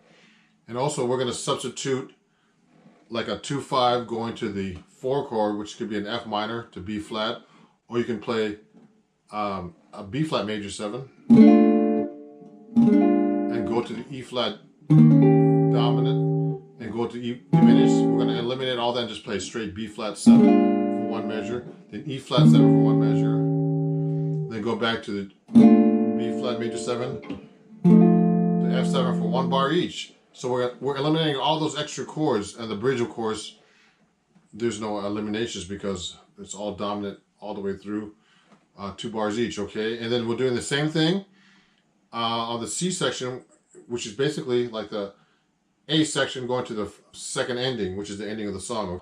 Let me play you the chord progression that's simplified that Barry wrote, okay?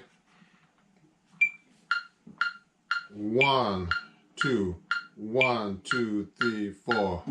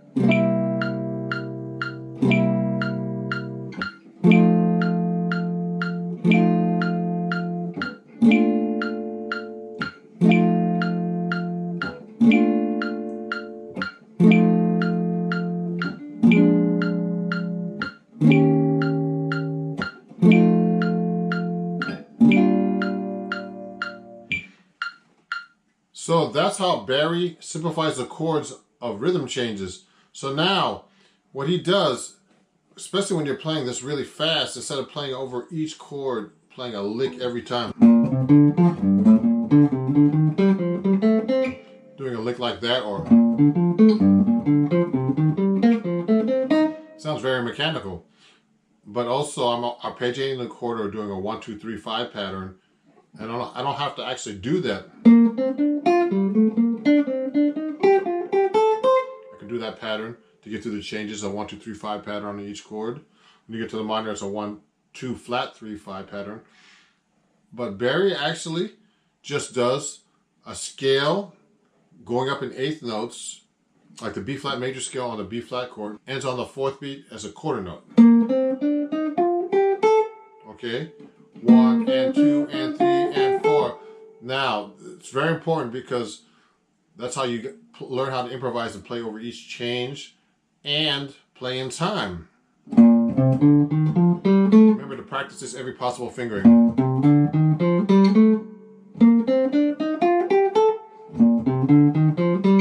Like that, okay? So I'm going to play you this exercise all the way through to the end, and this is how it goes. Ready? Here we go. 1, 2, 1, 2, 3, 4.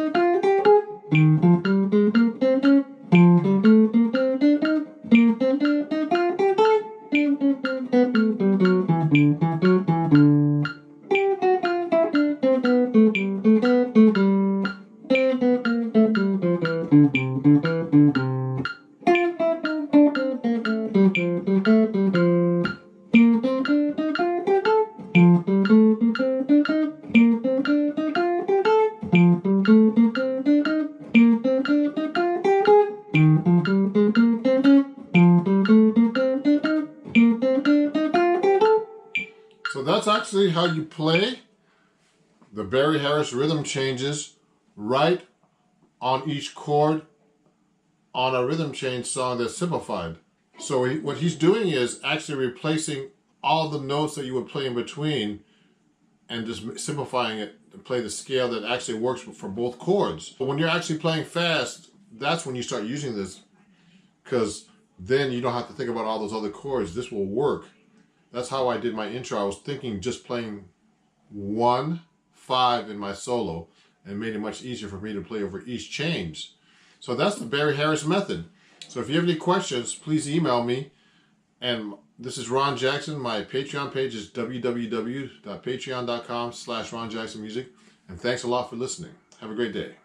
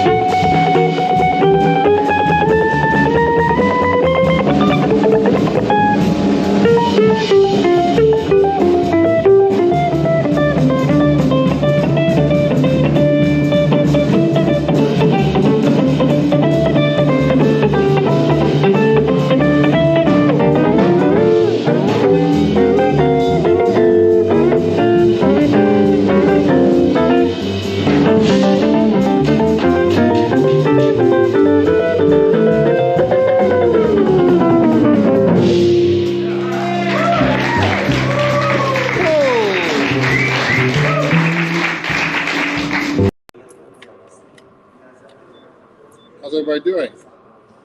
It's Ron Jackson here, and I'm live here at Inglewood Hospital.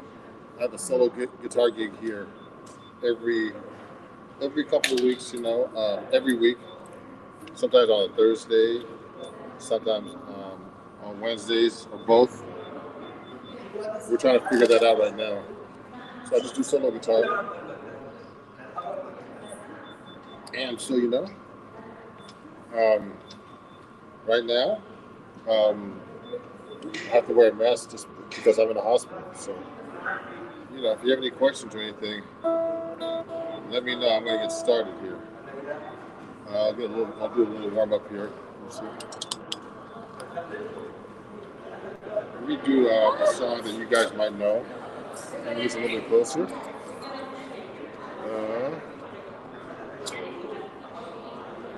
There you go. Let me move this right over. So you can see the guitar nice and good. I'm going to do Love Walked In. I haven't done it in a while. Let me take these out of my pocket.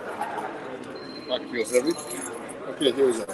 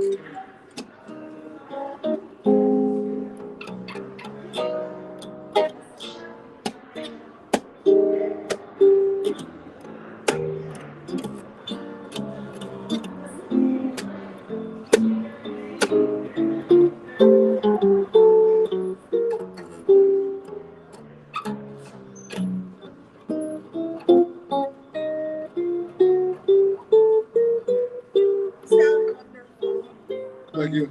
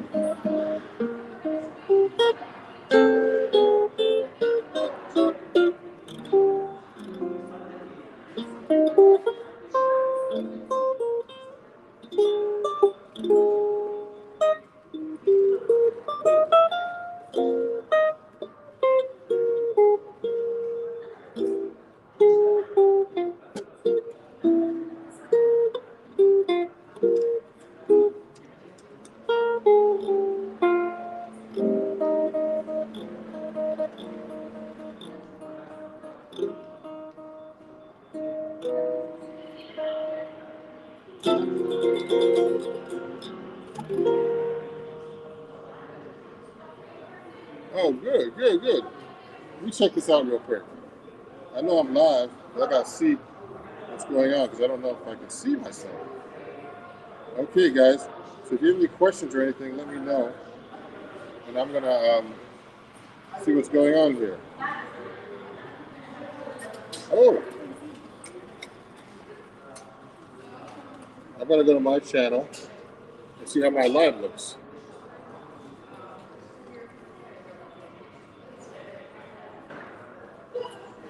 Because I don't see anything or anybody talking yet.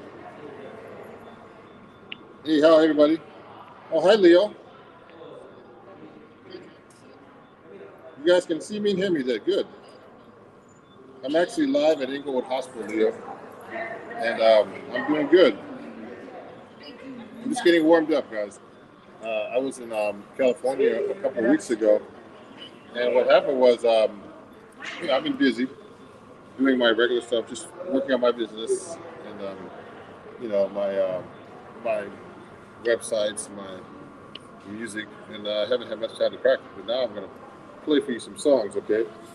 So let me look at my song list here. I have it on my phone as usual, and I'm at Inglewood Hospital. I play here in New Jersey, and I play here once a week if I'm in town. So let me do something. Let me do another song that I haven't done in a while. Let's see if I can do this. Let me turn the bass up a little bit here.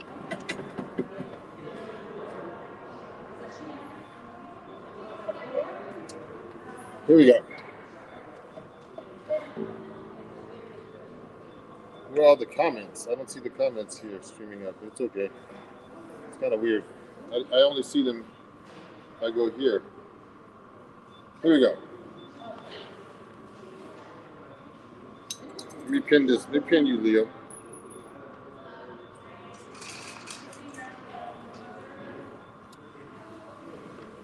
Here you go.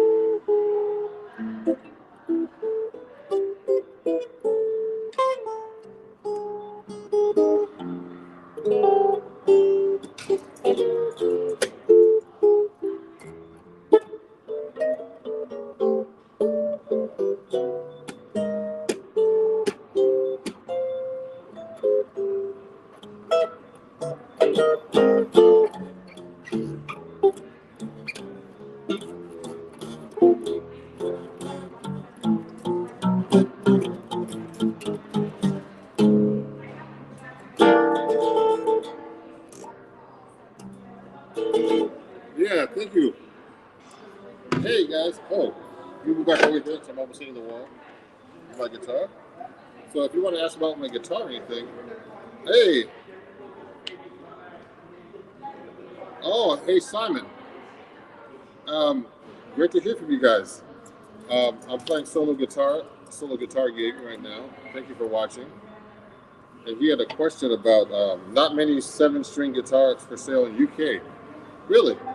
Well, contact me at ronjacksonmusic@gmail.com, and I could tell you how to get a seven-string guitar. But this is a handmade Benedetto. You can't really see it. Look at this. It has 7 strings, and it's a really great guitar actually. And it's a handmade guitar, so they're really hard to find. Let me pin your comment. And so they really exist, but you have to look for them. Eastman guitars I play Eastman. Sometimes I bring them out, but I have to use my Benedetto from now on because it's like a superior guitar. But they're expensive. But you can get an Eastman guitar pretty good, They're really great guitars, Simon. And Leo.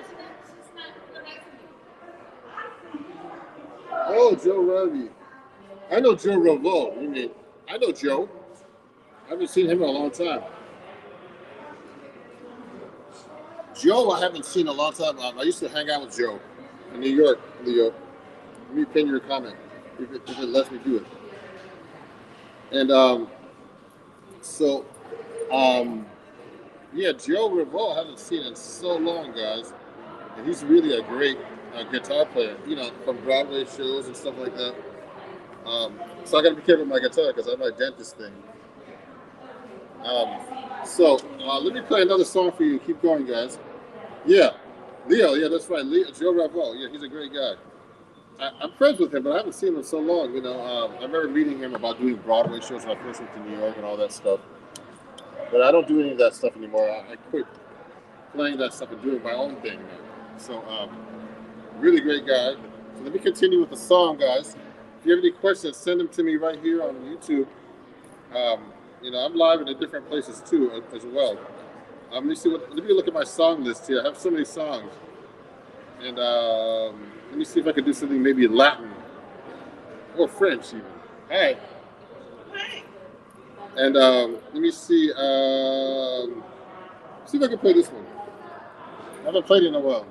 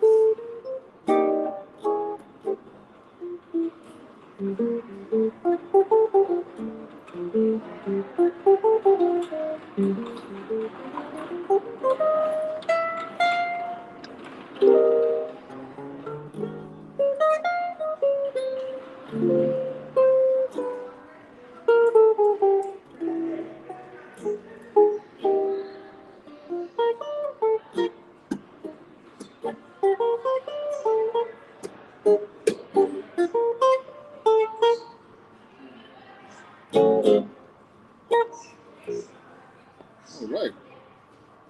So that was called C'est si bon, a French jazz tune. You see how my friends are doing over here. Thank you for watching, everybody. Oh, 4, 5, 4, 3, 2, 1, link. Hey, good. Oh, so Oscar, can you play No Moon at all? I don't know. I played that before, Oscar Ortiz, but I don't know that one really because I just don't know the song. I've played it like with singers, so I don't know the melody. I could put the chords out, but it wouldn't be good to play that song. Sorry about that. Who influenced you the most on 7th string? I think Bucky Pizzarelli, my guitar teacher, Simon. It's a great question. So, thank you guys. You know, I appreciate you all. And if you want to, you know, help, you know, check out my YouTube and everything and follow me on bands in town. If you want, I'm going to be trying to come to England soon, Simon, etc. You know, and if you want to, oh, you sent my info to, oh, great. To Ravo, yeah, I think Joe has my number, but I haven't talked to him in so long. So yeah, Bucky Pizzarelli influenced me the most because that's who I studied with. That's how I started playing 7th string. Ralph talks about George Van Epp, if spelled correctly. That's his name. Yep, that's who Bucky studied with actually.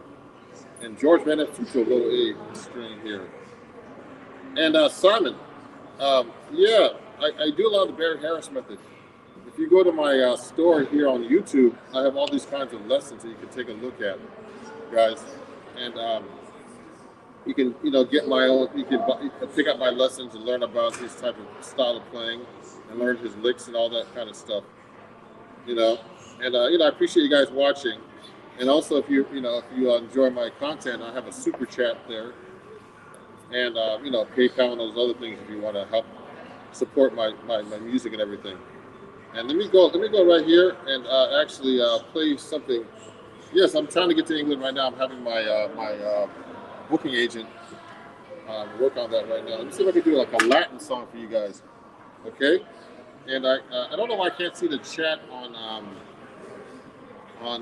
Facebook. I'm sorry, guys. I don't know why. But let me continue now with another song. I'm gonna go here for about an hour. Let me see if I can find like a nice Latin type of song for you guys. Um, let me look at this right now. Okay. Oh, I haven't played these in a while. Let me do this one. It's been a while since I played this. Let's see.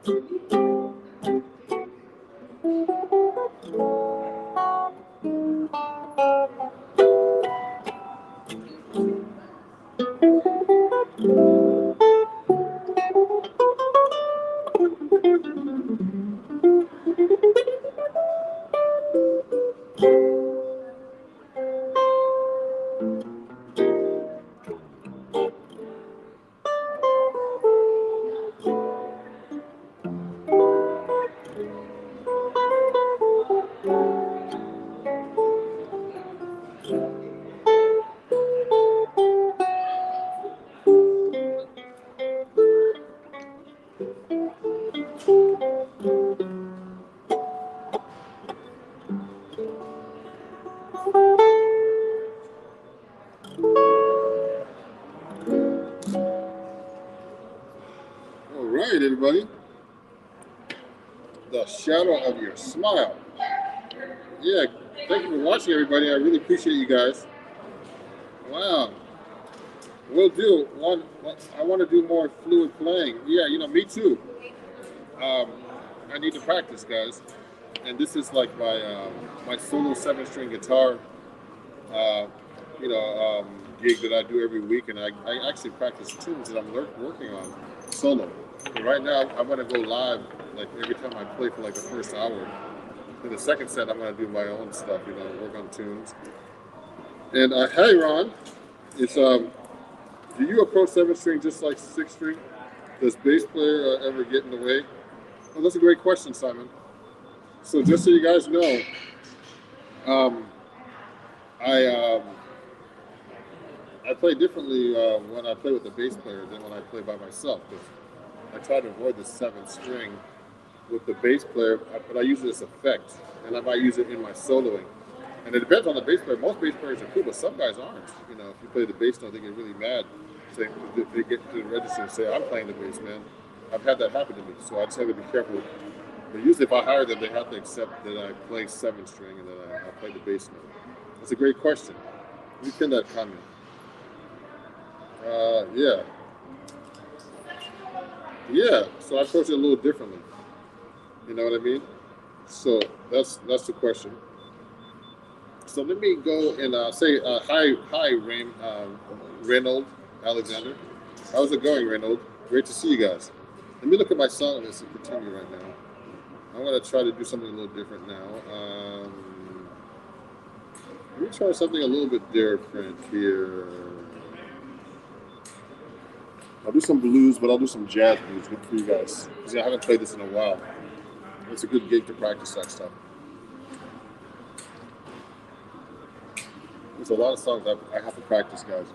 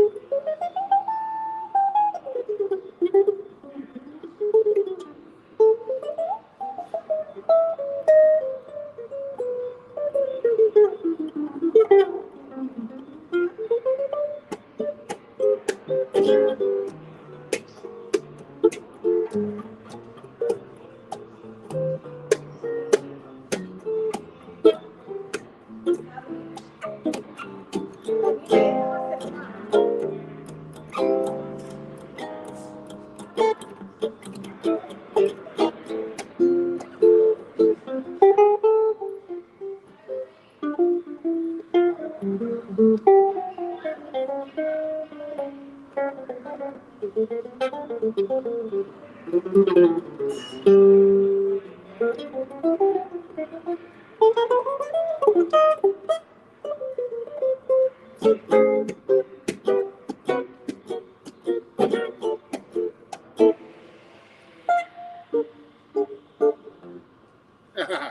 wanted to work on some bebop blues. But I forgot some of the melodies, like Blues for Alice. Um,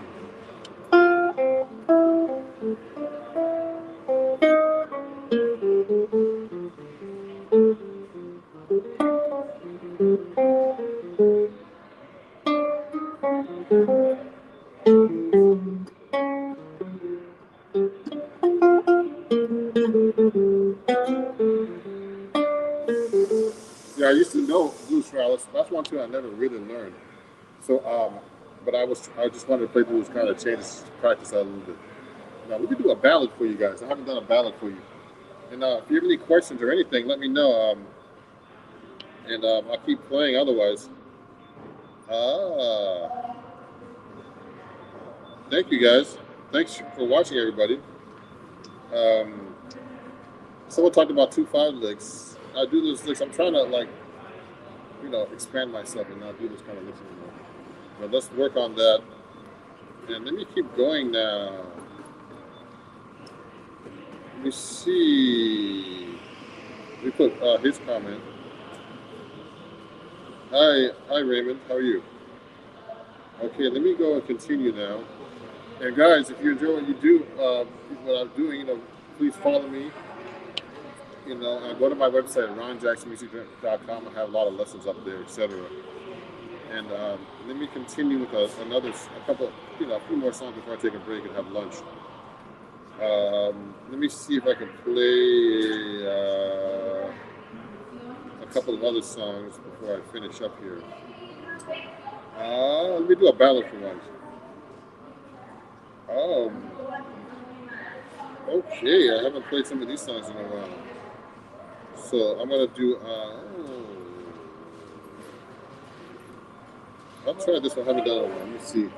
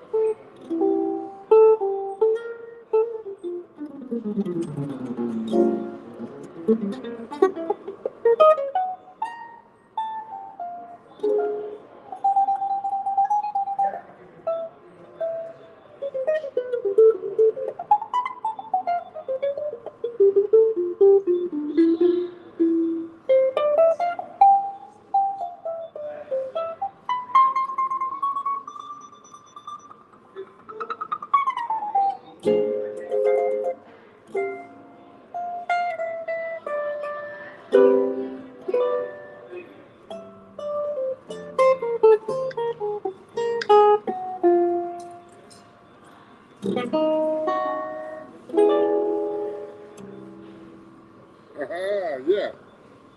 That was called "You Are Too Beautiful." I haven't played that in so long.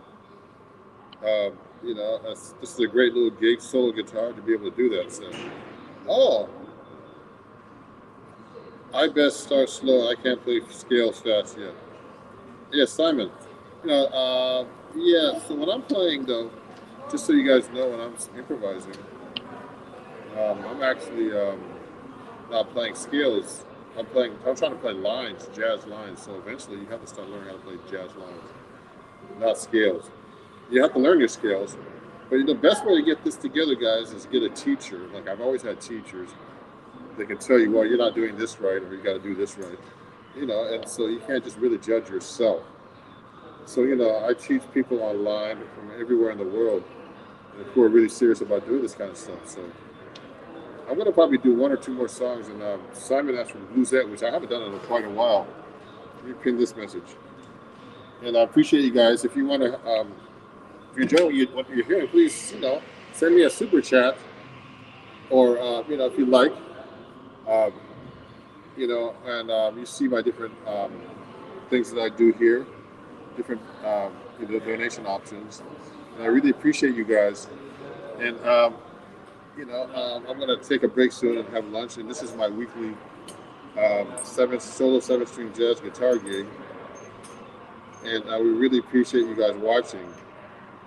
And and especially from all over the world. I see people in England, and I'll be going live again tomorrow here at the same channel, doing the same thing. Okay.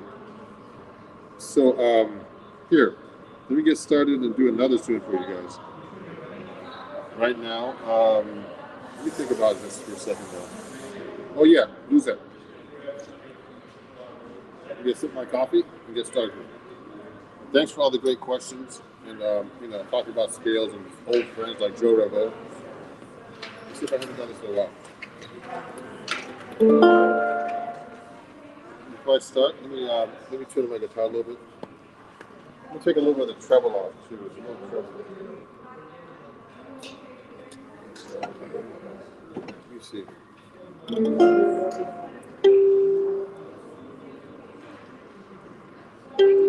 I gotta tune the guitar up a little bit.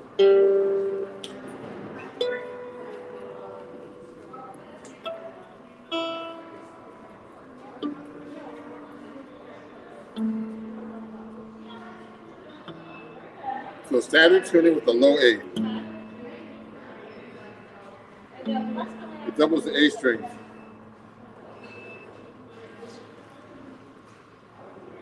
So let me do a little bluesette for you. I haven't played it.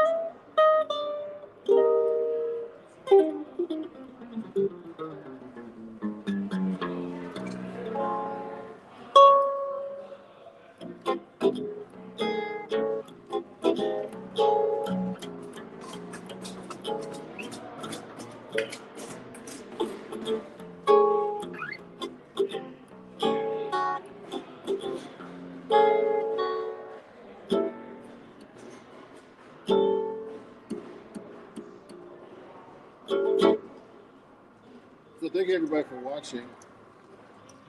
Thank you. And it's Ron Jackson here. Appreciate you guys. I'll be back tomorrow going live. I'll be going live a lot these days. And thank you Simon and Raymond and everybody that's watching, Leo, Oscar, anybody else who made a comment who might be watching. Please follow me at Ron Jackson Music everywhere. Bands in Town, Facebook, Instagram, YouTube, Twitch, Twitter. I'll be coming to your country soon. I'm going to be going to Europe to perform very soon again. And I'm trying to get to England and many other places and all over the world. So thank you. I was just in California. I really appreciate you guys. And let me see what else is going on here. We'll be talking soon. I'll be going live tomorrow at noon. Again, solo 7-string guitar from the same place here in Inglewood Hospital, New Jersey. And thanks everybody for coming out and watching. And we'll talk soon. And thanks, Simon, and everybody. Have a great day. Bye-bye.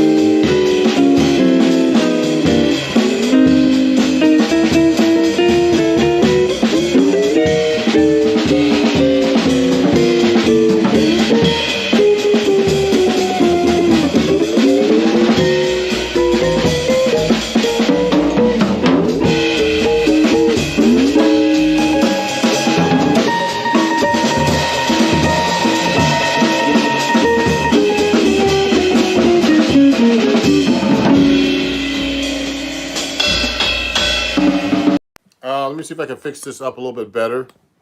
I'm doing my live stream here. I'm trying to make sure the camera looks good, and I go back a little bit. And, you know, waiting for people to join me. I know this is very last minute, no impromptu kind of, you know, fast-paced live here. I'm going to be talking about the 7-string guitar and how it's used in jazz. And, you know, people are asking me these questions all the time about, let me make sure my seat's correctly put up here, because I have all this crazy stuff here. People are always asking me about the 7-string guitar and why I use it. So just so you know, if you have any questions or anything, please send me a chat. Also, let me see what the chat relay is here. I want to see what the messages are, if there's any questions. I know this is like really last minute, and people are just like checking me out. I'm going to put this up a little bit higher. See if I can turn this a little bit so it stays up here. Good. So I'm going to just show you how I warm up on the 7-string, if you have any questions like that. So for example, I was trying to C major scale. I mean, what's happening is I'm trying to really learn the 7th string instead of using it. It's just a low note that accompanies me. I'm trying to really use it in my soloing. So if I'm playing a C major scale, so you got that low A note string here, and I'm trying to play it up the scale. So there's a big space between when I go down to the G, F, and E. E is here. So it's a big jump. So to get to the D, it's here.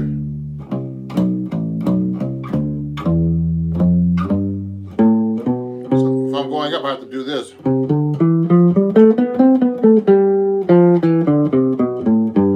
So I have a choice of going this way. I can hit that F or this F. So I have to really think about that still. So that's a real pain. So, but you know, this is just the key of C. So I'm trying to do that in different keys. It can be really, really kind of difficult, you know. So if I'm the key of F, so I'm going to go F. So the F has a B flat in it. F, G, A, B flat, C, D, E, F. So that's an E. Then I have to hit the D. Then I have to hit that B flat there. See that? So I have to do that.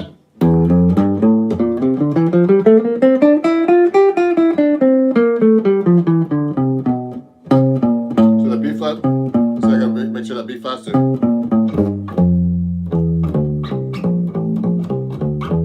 So this can be confusing if you're not a 7-string player.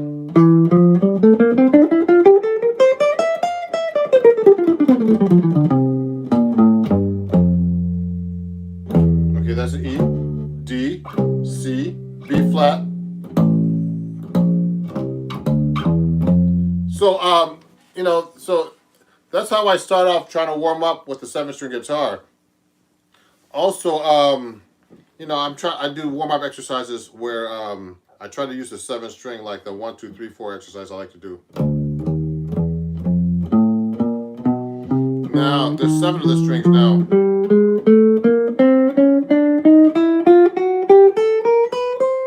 Then backwards. Now, what's confusing is when you start doing the different patterns. So when I'm doing a pattern going up across, I can actually change that up and go 1, 2, 3, 4, 2, 3, 4, 1, etc. 1, 2, 3, 4, 2, 3, 4, 1, 3, 4, 1, 2, 4, 1, 2, 3, and go across. It's much harder on the 7th string.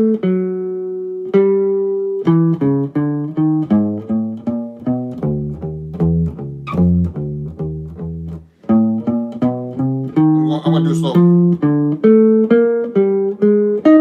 It's easier for me to play it on 6th string.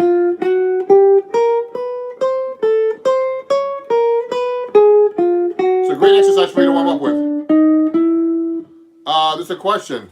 Yeah, hey, how's it going? So I'm going.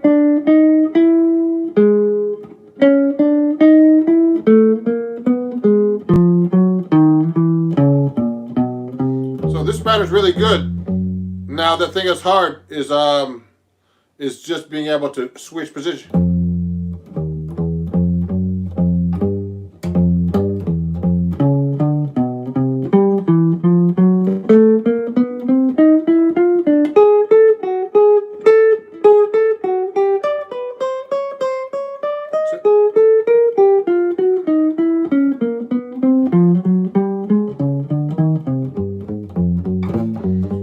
See, now I'm using the 7th string with that kind of pattern, but it's really, I have to think twice as hard because that extra string I'm not used to yet, like I'd like to be. Good afternoon. Thank you for your sharing. You're welcome. You're welcome, Teddy. If you have any questions, let me know. But this is about the 7th string guitar particularly. So I'm doing a warm up that I usually do on 4th string, but it's confusing me because I'm not used to 7 strings, and for most people, they're not used to it either. So these are great warm up exercises actually for any guitar.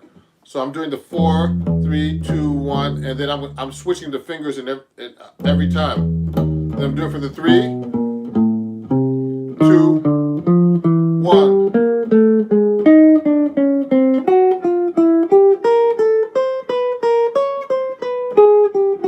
Then I'm going.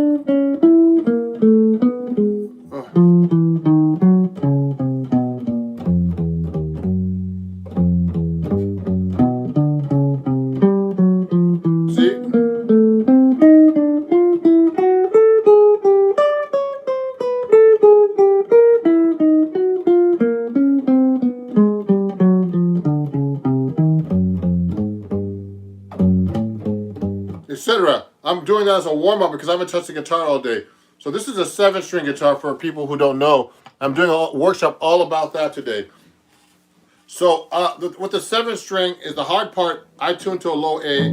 So this is E, A, D, G, B, E, and then it's a low A, which doubles this A string. Now I learned this from studying with Bucky Pizzarelli, the great jazz 7-string guitar player and 6-string. He started playing. He died at 94 last year from COVID. Okay, unfortunately, and he started playing his guitar, the 7-string guitar, in his mid-40s until he died. And he called it the new guitar. So I mean, I was studying jazz comping with him. Like Freddie Green style, like this.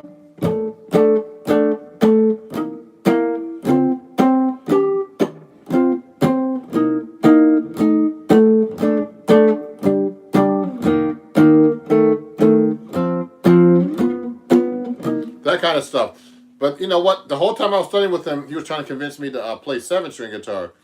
So what I did was about 9 years ago, I switched, not switched, but I started playing 7-string guitar, and it's a big learning curve still. So when I started playing it, he told me that I was tuning it to a low B. This is an A string, and Bucky told me double your A string. So that's what I'm doing. I'm doubling the A string. So what's really cool about that, is that you get low notes lower than any 7-string player. Brazilians play with a low C. Rock guys, rock musicians, progressive rock, they play with a low B, and jazz people play with a low A. And I get those really cool.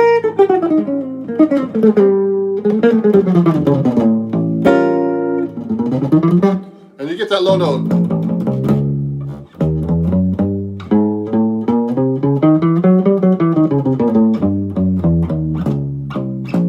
That really note. Pause. Okay?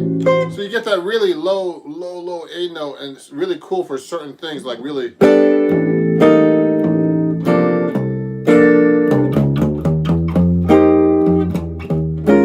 You don't get that on the a normal 7-string guitar that's tuned to a low B, a low C. You get these really deep tones. And I can double thing the octave with the A.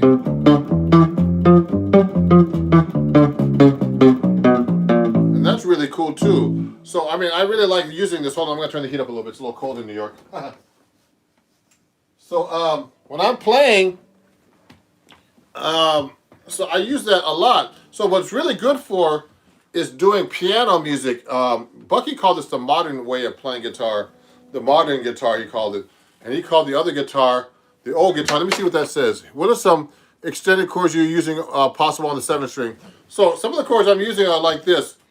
So I like using chords like, I mean, you know, any chord that uses a 7th string. So I mean, I like doing like this B flat major 7.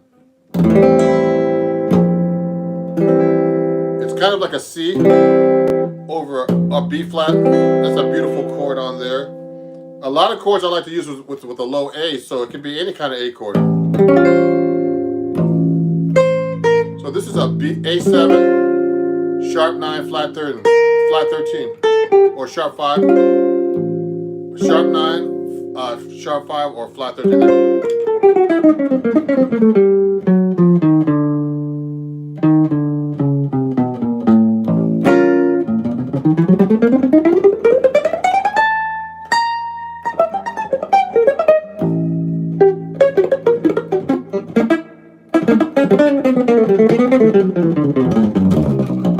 So I like using that low string, do the chromatics. Okay, I really like to use that extension of the A note. So any kind of chord with the A in the bass.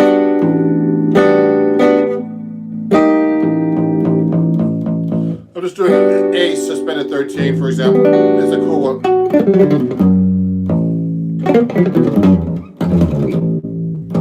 So, you know, it's what the hard part for me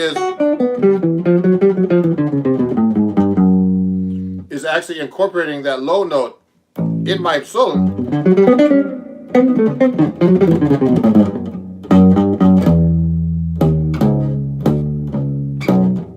Throwing that note in there.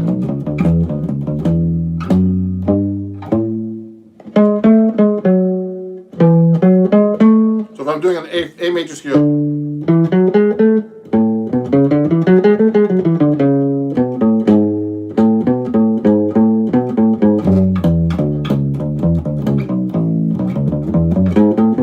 throwing it in there.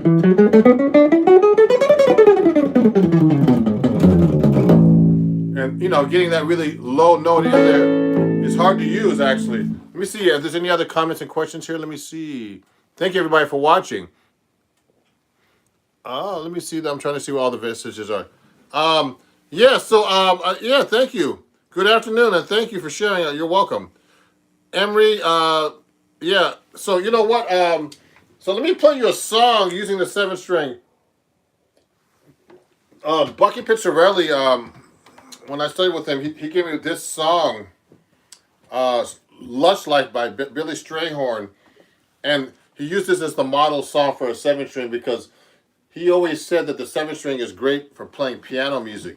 So what's happening is, Lush Life is in the key of D flat, and with this low string, that D flat's right there, okay, and it doubles the A.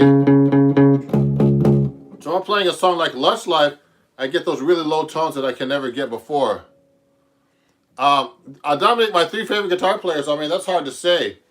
Pat Martino, George Benson, Wes Montgomery, Django Reinhardt, Charlie Christian. I mean, there's so many guys, you know, of the old style.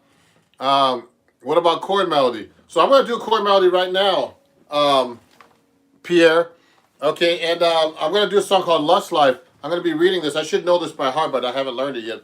Even though my guitar teacher, Bucky, years ago, my last guitar teacher, Bucky Pizzarelli, told me to learn this. So let me try this, okay?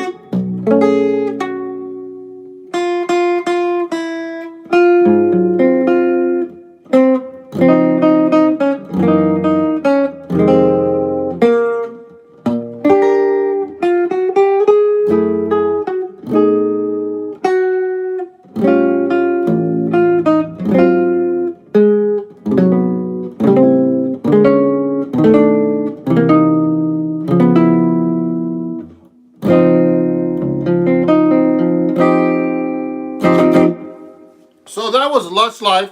I was basically sight reading that. Yeah, this is a 17-inch. So guitar right here. Okay.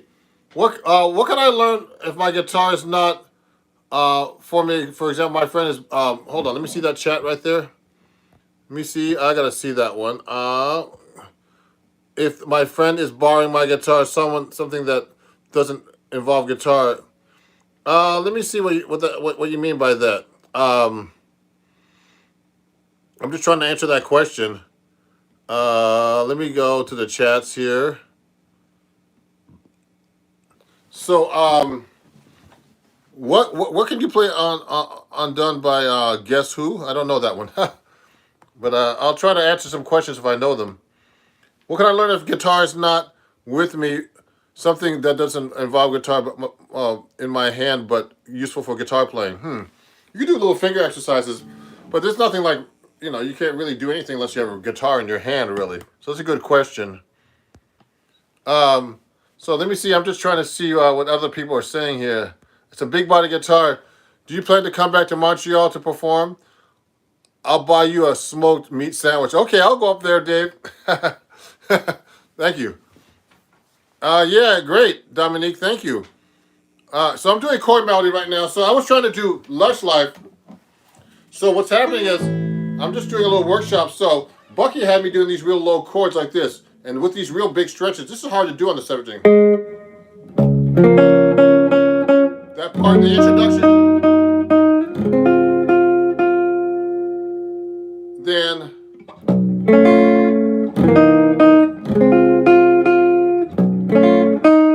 so I can do a little inner voices here going up.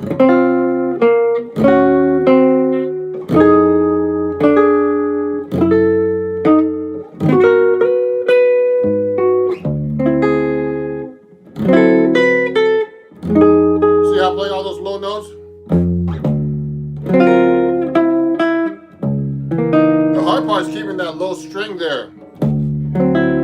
So now I'll do it again. So this is a big stretch right here. Usually you do a 6 chord like this, a D flat like this. But I'm doing it with this string, and that's really hard to get. And also I'm in a weird position. I'm trying to show you in the camera.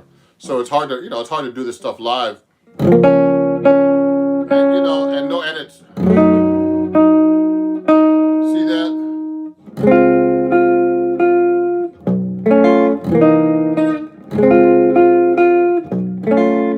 So I'm doing a little harmonization. I can go. See,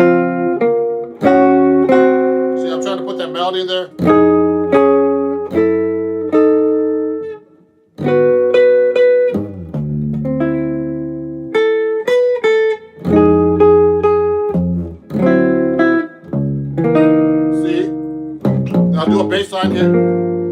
Okay, and then I'm going to the key of F minor, so I'm doing a little line cliche. So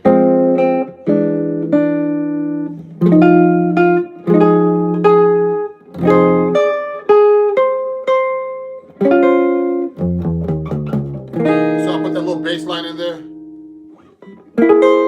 Then the little thing.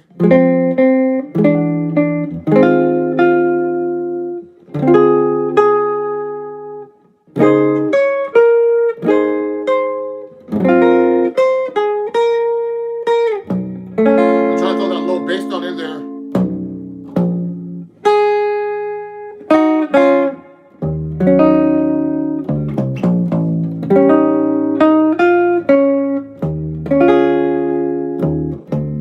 Now this part is really hard to play, all in D flat and no open strings. I'm doing all bar chords.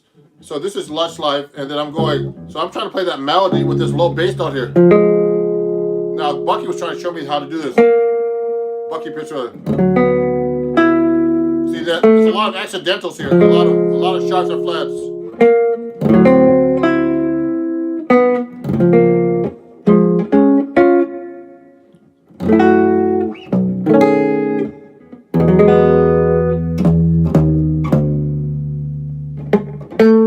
Then that.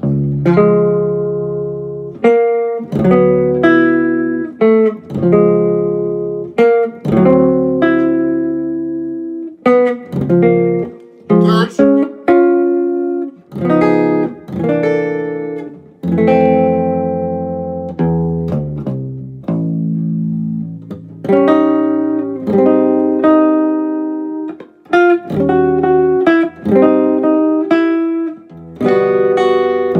I'll try to use open strings as much as I can.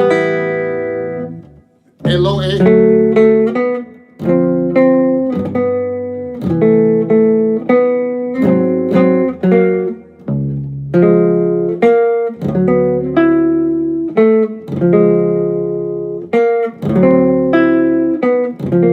Third.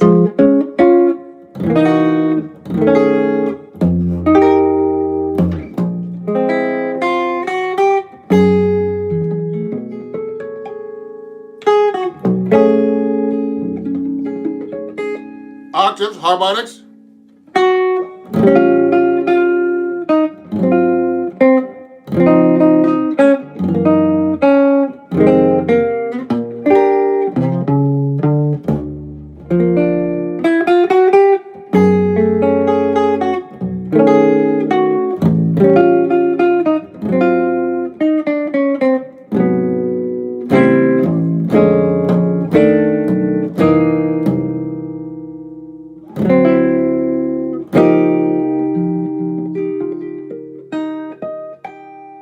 So I'm using little octave harmonics and cool tricks playing this song Lush Life, and it's a really great exercise. And I have to actually memorize this one day. So I need to practice this kind of stuff all the time. Now the 7th string, if you have any questions, that's what we're doing. A topic today is the 7th string. So let me see my live top chat here. How do you apply blues notes into your playing? Oh, so blue notes, you have to know you really have to know your minor pentatonic scales. So I'm not really talking about that today, but just so you know, to play minor pentatonic scales, I mean, there's 5 fingerings. Now, you can go to my website, ronjacksonmusic.com, okay? And there you can find some printable music for only $2 about all the 5 fingerings of the minor pentatonic. Actually, you know what? You reminded me. Thank you for asking the question. I have to put like a series, like a printable lesson that's only for a couple of bucks about adding 1 note to the minor pentatonic. Wow. Yeah, wrist fatigue. Well, my wrist is hurting me right now because I'm playing 7th string, so it's much harder. Plus, everybody, I'm playing a 14 on top, just so you know. And these are heavy strings, guys. Let me show you what these strings look like. I have the pack right here, just to show everybody. Where's that pack of strings? Here. So I'm playing these strings right here. These are jazz tapes on this guitar. And I use 14 to a 79. So I call those the man string. So a lot of people play light strings with low action, but that's not a really good method to play guitar. You should learn how to play with heavy strings. You get more sound out of the guitar. You need to rely less on the amplifier to get your sound. So, you know, I haven't been practicing for a couple of days. I've just been playing and doing some recording work. But so this, I haven't touched the 7 string in a couple of days. So this is really hard. So let me answer a couple more questions here. Let me see. There was a question. Let me go to the top. Yeah. So what about Charlie Hunter Jazz Funk Style? I love Charlie Hunter. Do you have you ever tried Elixir Strings? Actually, I endorse Elixir Strings too. So that's Elixir Strings. I use them on my solid body, actually. You know, these are like 10, these are 7 string sets from my solid body PRS 7 string. So yes, I use Elixir Strings too. And I actually won the Elixir Performer Magazine contest a couple of years ago. You know, I sent one of my songs in called One for Melvin. So you guys, if you want to check out my music, please do. Let me see if I can send a chat here for you guys. Let me see. Oh yeah, elixirs are great. Let me see. I'm just trying to see what else. Oh, okay. I was just trying to see what other options here, because you know what, I'm just trying to figure out how to use the chat on my phone, because I decided not to use my computer. It was making so much noise. So yeah, so I use Elixir Strings, and if you guys are enjoying this, you know, please send me a comment or anything. And any of these tips are help. You know, on the link, I'm actually, you know, there's a link if you want to donate to this, to my show here, and it's right here. And you can PayPal me if you have any. If you're enjoying what you're doing, you don't have to donate at all. But if you feel like in your heart you like to, you could you can donate to PayPal at Ron Jackson Music, Venmo, Cash App, and Zelle. Yeah. So at all at Ron Jackson Music, okay? Just like my YouTube channel. And please, definitely subscribe if you're learning a lot of cool things from me. Let me see what some of these other questions are. Live chat, top chat. Let me see. Have you ever tried Trainer Amp? No, I never tried that. You're dope. Keep being dope. Thank you. I've never tried that. I love Elixir Strings. They're great for certain things. Have you had problems with wrist changing technique, less strumming and more doodling? Yes, I've had fatigue and all kinds of stuff. I mean, I've even had problems. Yeah, and thank you for this, for listening to this Octave Harmonics. You know, Randy Bachman did a jazz album. Have you heard of him? A couple of jazzy songs. Looking out. Oh yeah, no, I never heard that album. I'll check it out. Tommy Emmanuel, I know Tommy Emmanuel actually. He's a great guitar player, and I know him from hanging out with Les Paul here in New York. I knew Les Paul, and he was a great guy too. And let me just keep going here and answer some questions. What can I learn of guitar? Okay, good. Well, thanks for asking the questions, everybody. So we're talking about 7 string here, and this is like kind of like a 7 string workshop. So another thing I like to do, so the chord melody is really great with 7 string. Also, I like to use the bass line. So I'm just getting warmed up here. 7, you know, Lush Life, that last song I played was really kind of hard to play. PlayStation Gypsy Jazz. Oh yeah, great. So you know what? I like to use the 7 string also for like bass lines. So I mean, I'm really into playing bass lines on the guitar. I've been doing that anyway in general for years and years. So let's take a typical jazz standard. It could be anything. Let me see. Let me pick a jazz standard. You guys pick a jazz standard for me. Send me a text. Well, do you have a gospel background? No, I don't have a gospel background. No, but I've been to churches for a long time, and I played in church, and I love gospel music, and I played in churches actually recently. Actually, I did some recordings.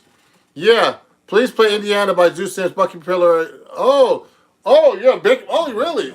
Indiana.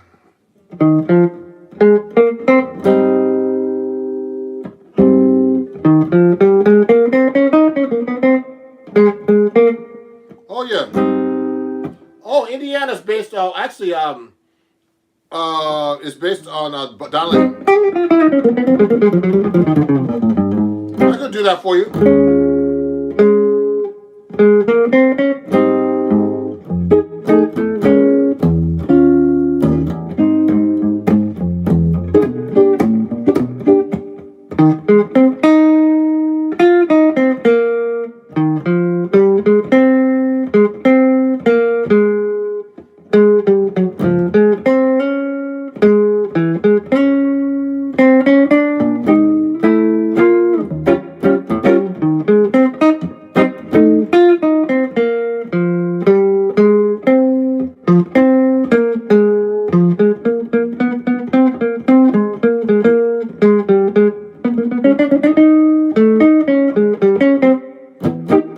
Bass line.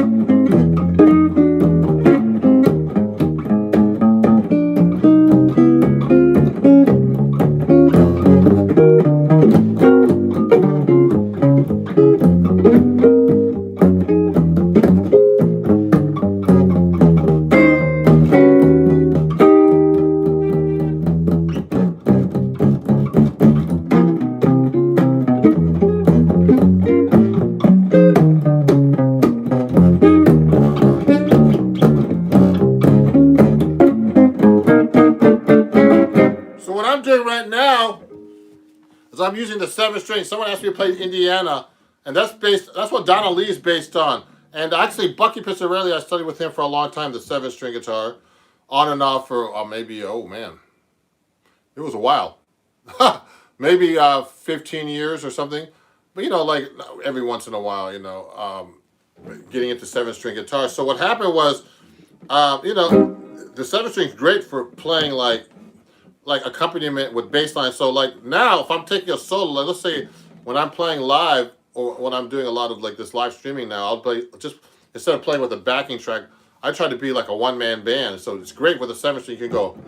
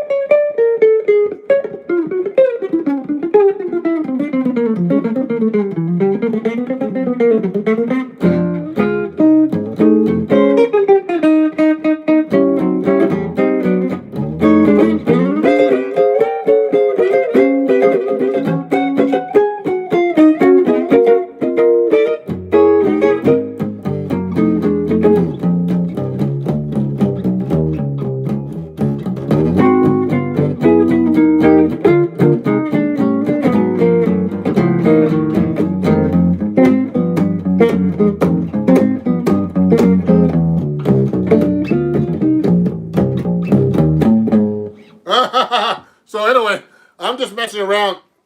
So when I'm taking a solo, I had a high-end restaurant and hire you to perform. Oh, thank you. Well, don't get too high-end now. You know, I play restaurant gigs, all kinds of stuff. Concerts, recordings. So what I'm doing is I'm just doing solo guitar. So it's just all about 7th string the guitar. So just please ask me questions about that.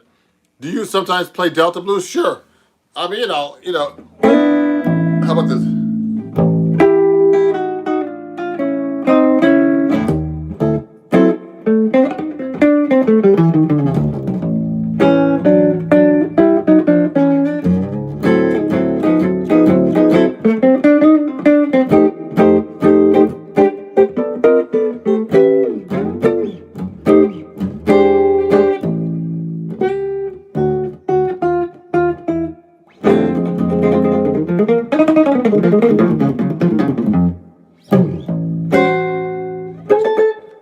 Just messing around, guys.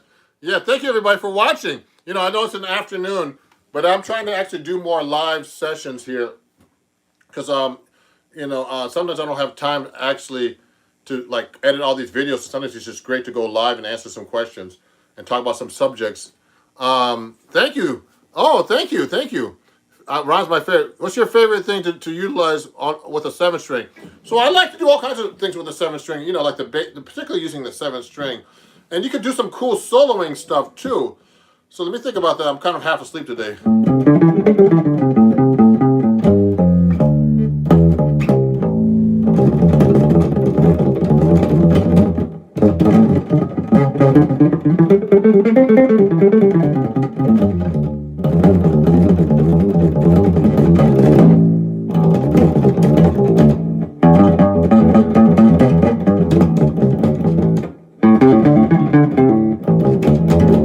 So I'm using the 7-string like a bass note, but also like a solo note, you know, to incorporate in my playing. So that's the hardest part about me playing the 7-string is to incorporate it in my solos. So that's one thing I like to do with the 7-string.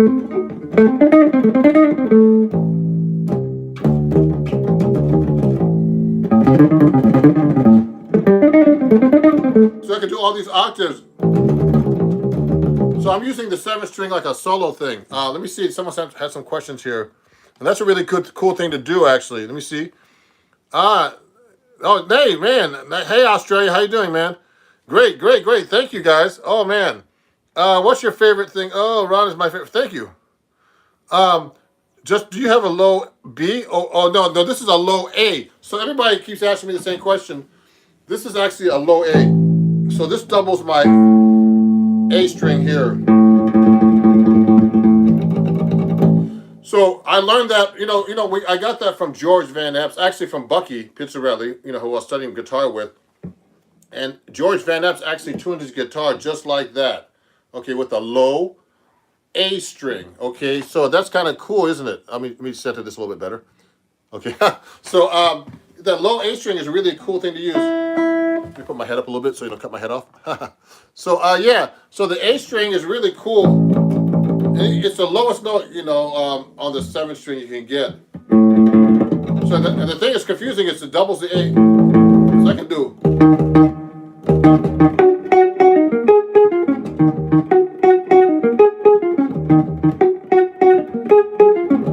You can do cool bass lines.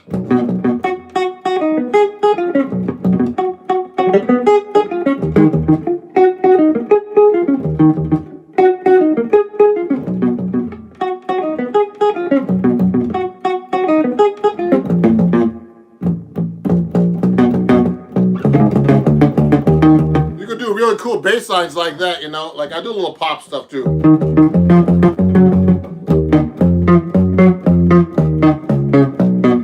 Oh, some questions here.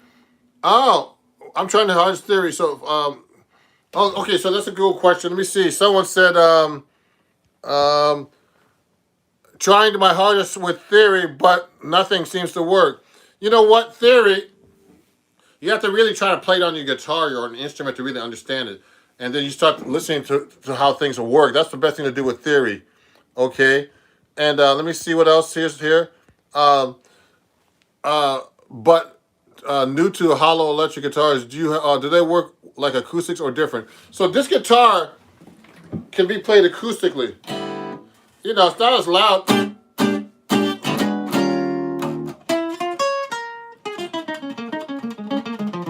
It's a pretty big guitar. Look how wide this is. It's like, oh man, probably 5 inches deep or 4 inches or 6 inches actually. It's a 17 inch wide guitar. So it has a pretty acoustic guitar. I have it all hollow. When I play live gigs with this though, I have to put foam because it feeds back. But you can play it acoustically pretty good, you know what I mean?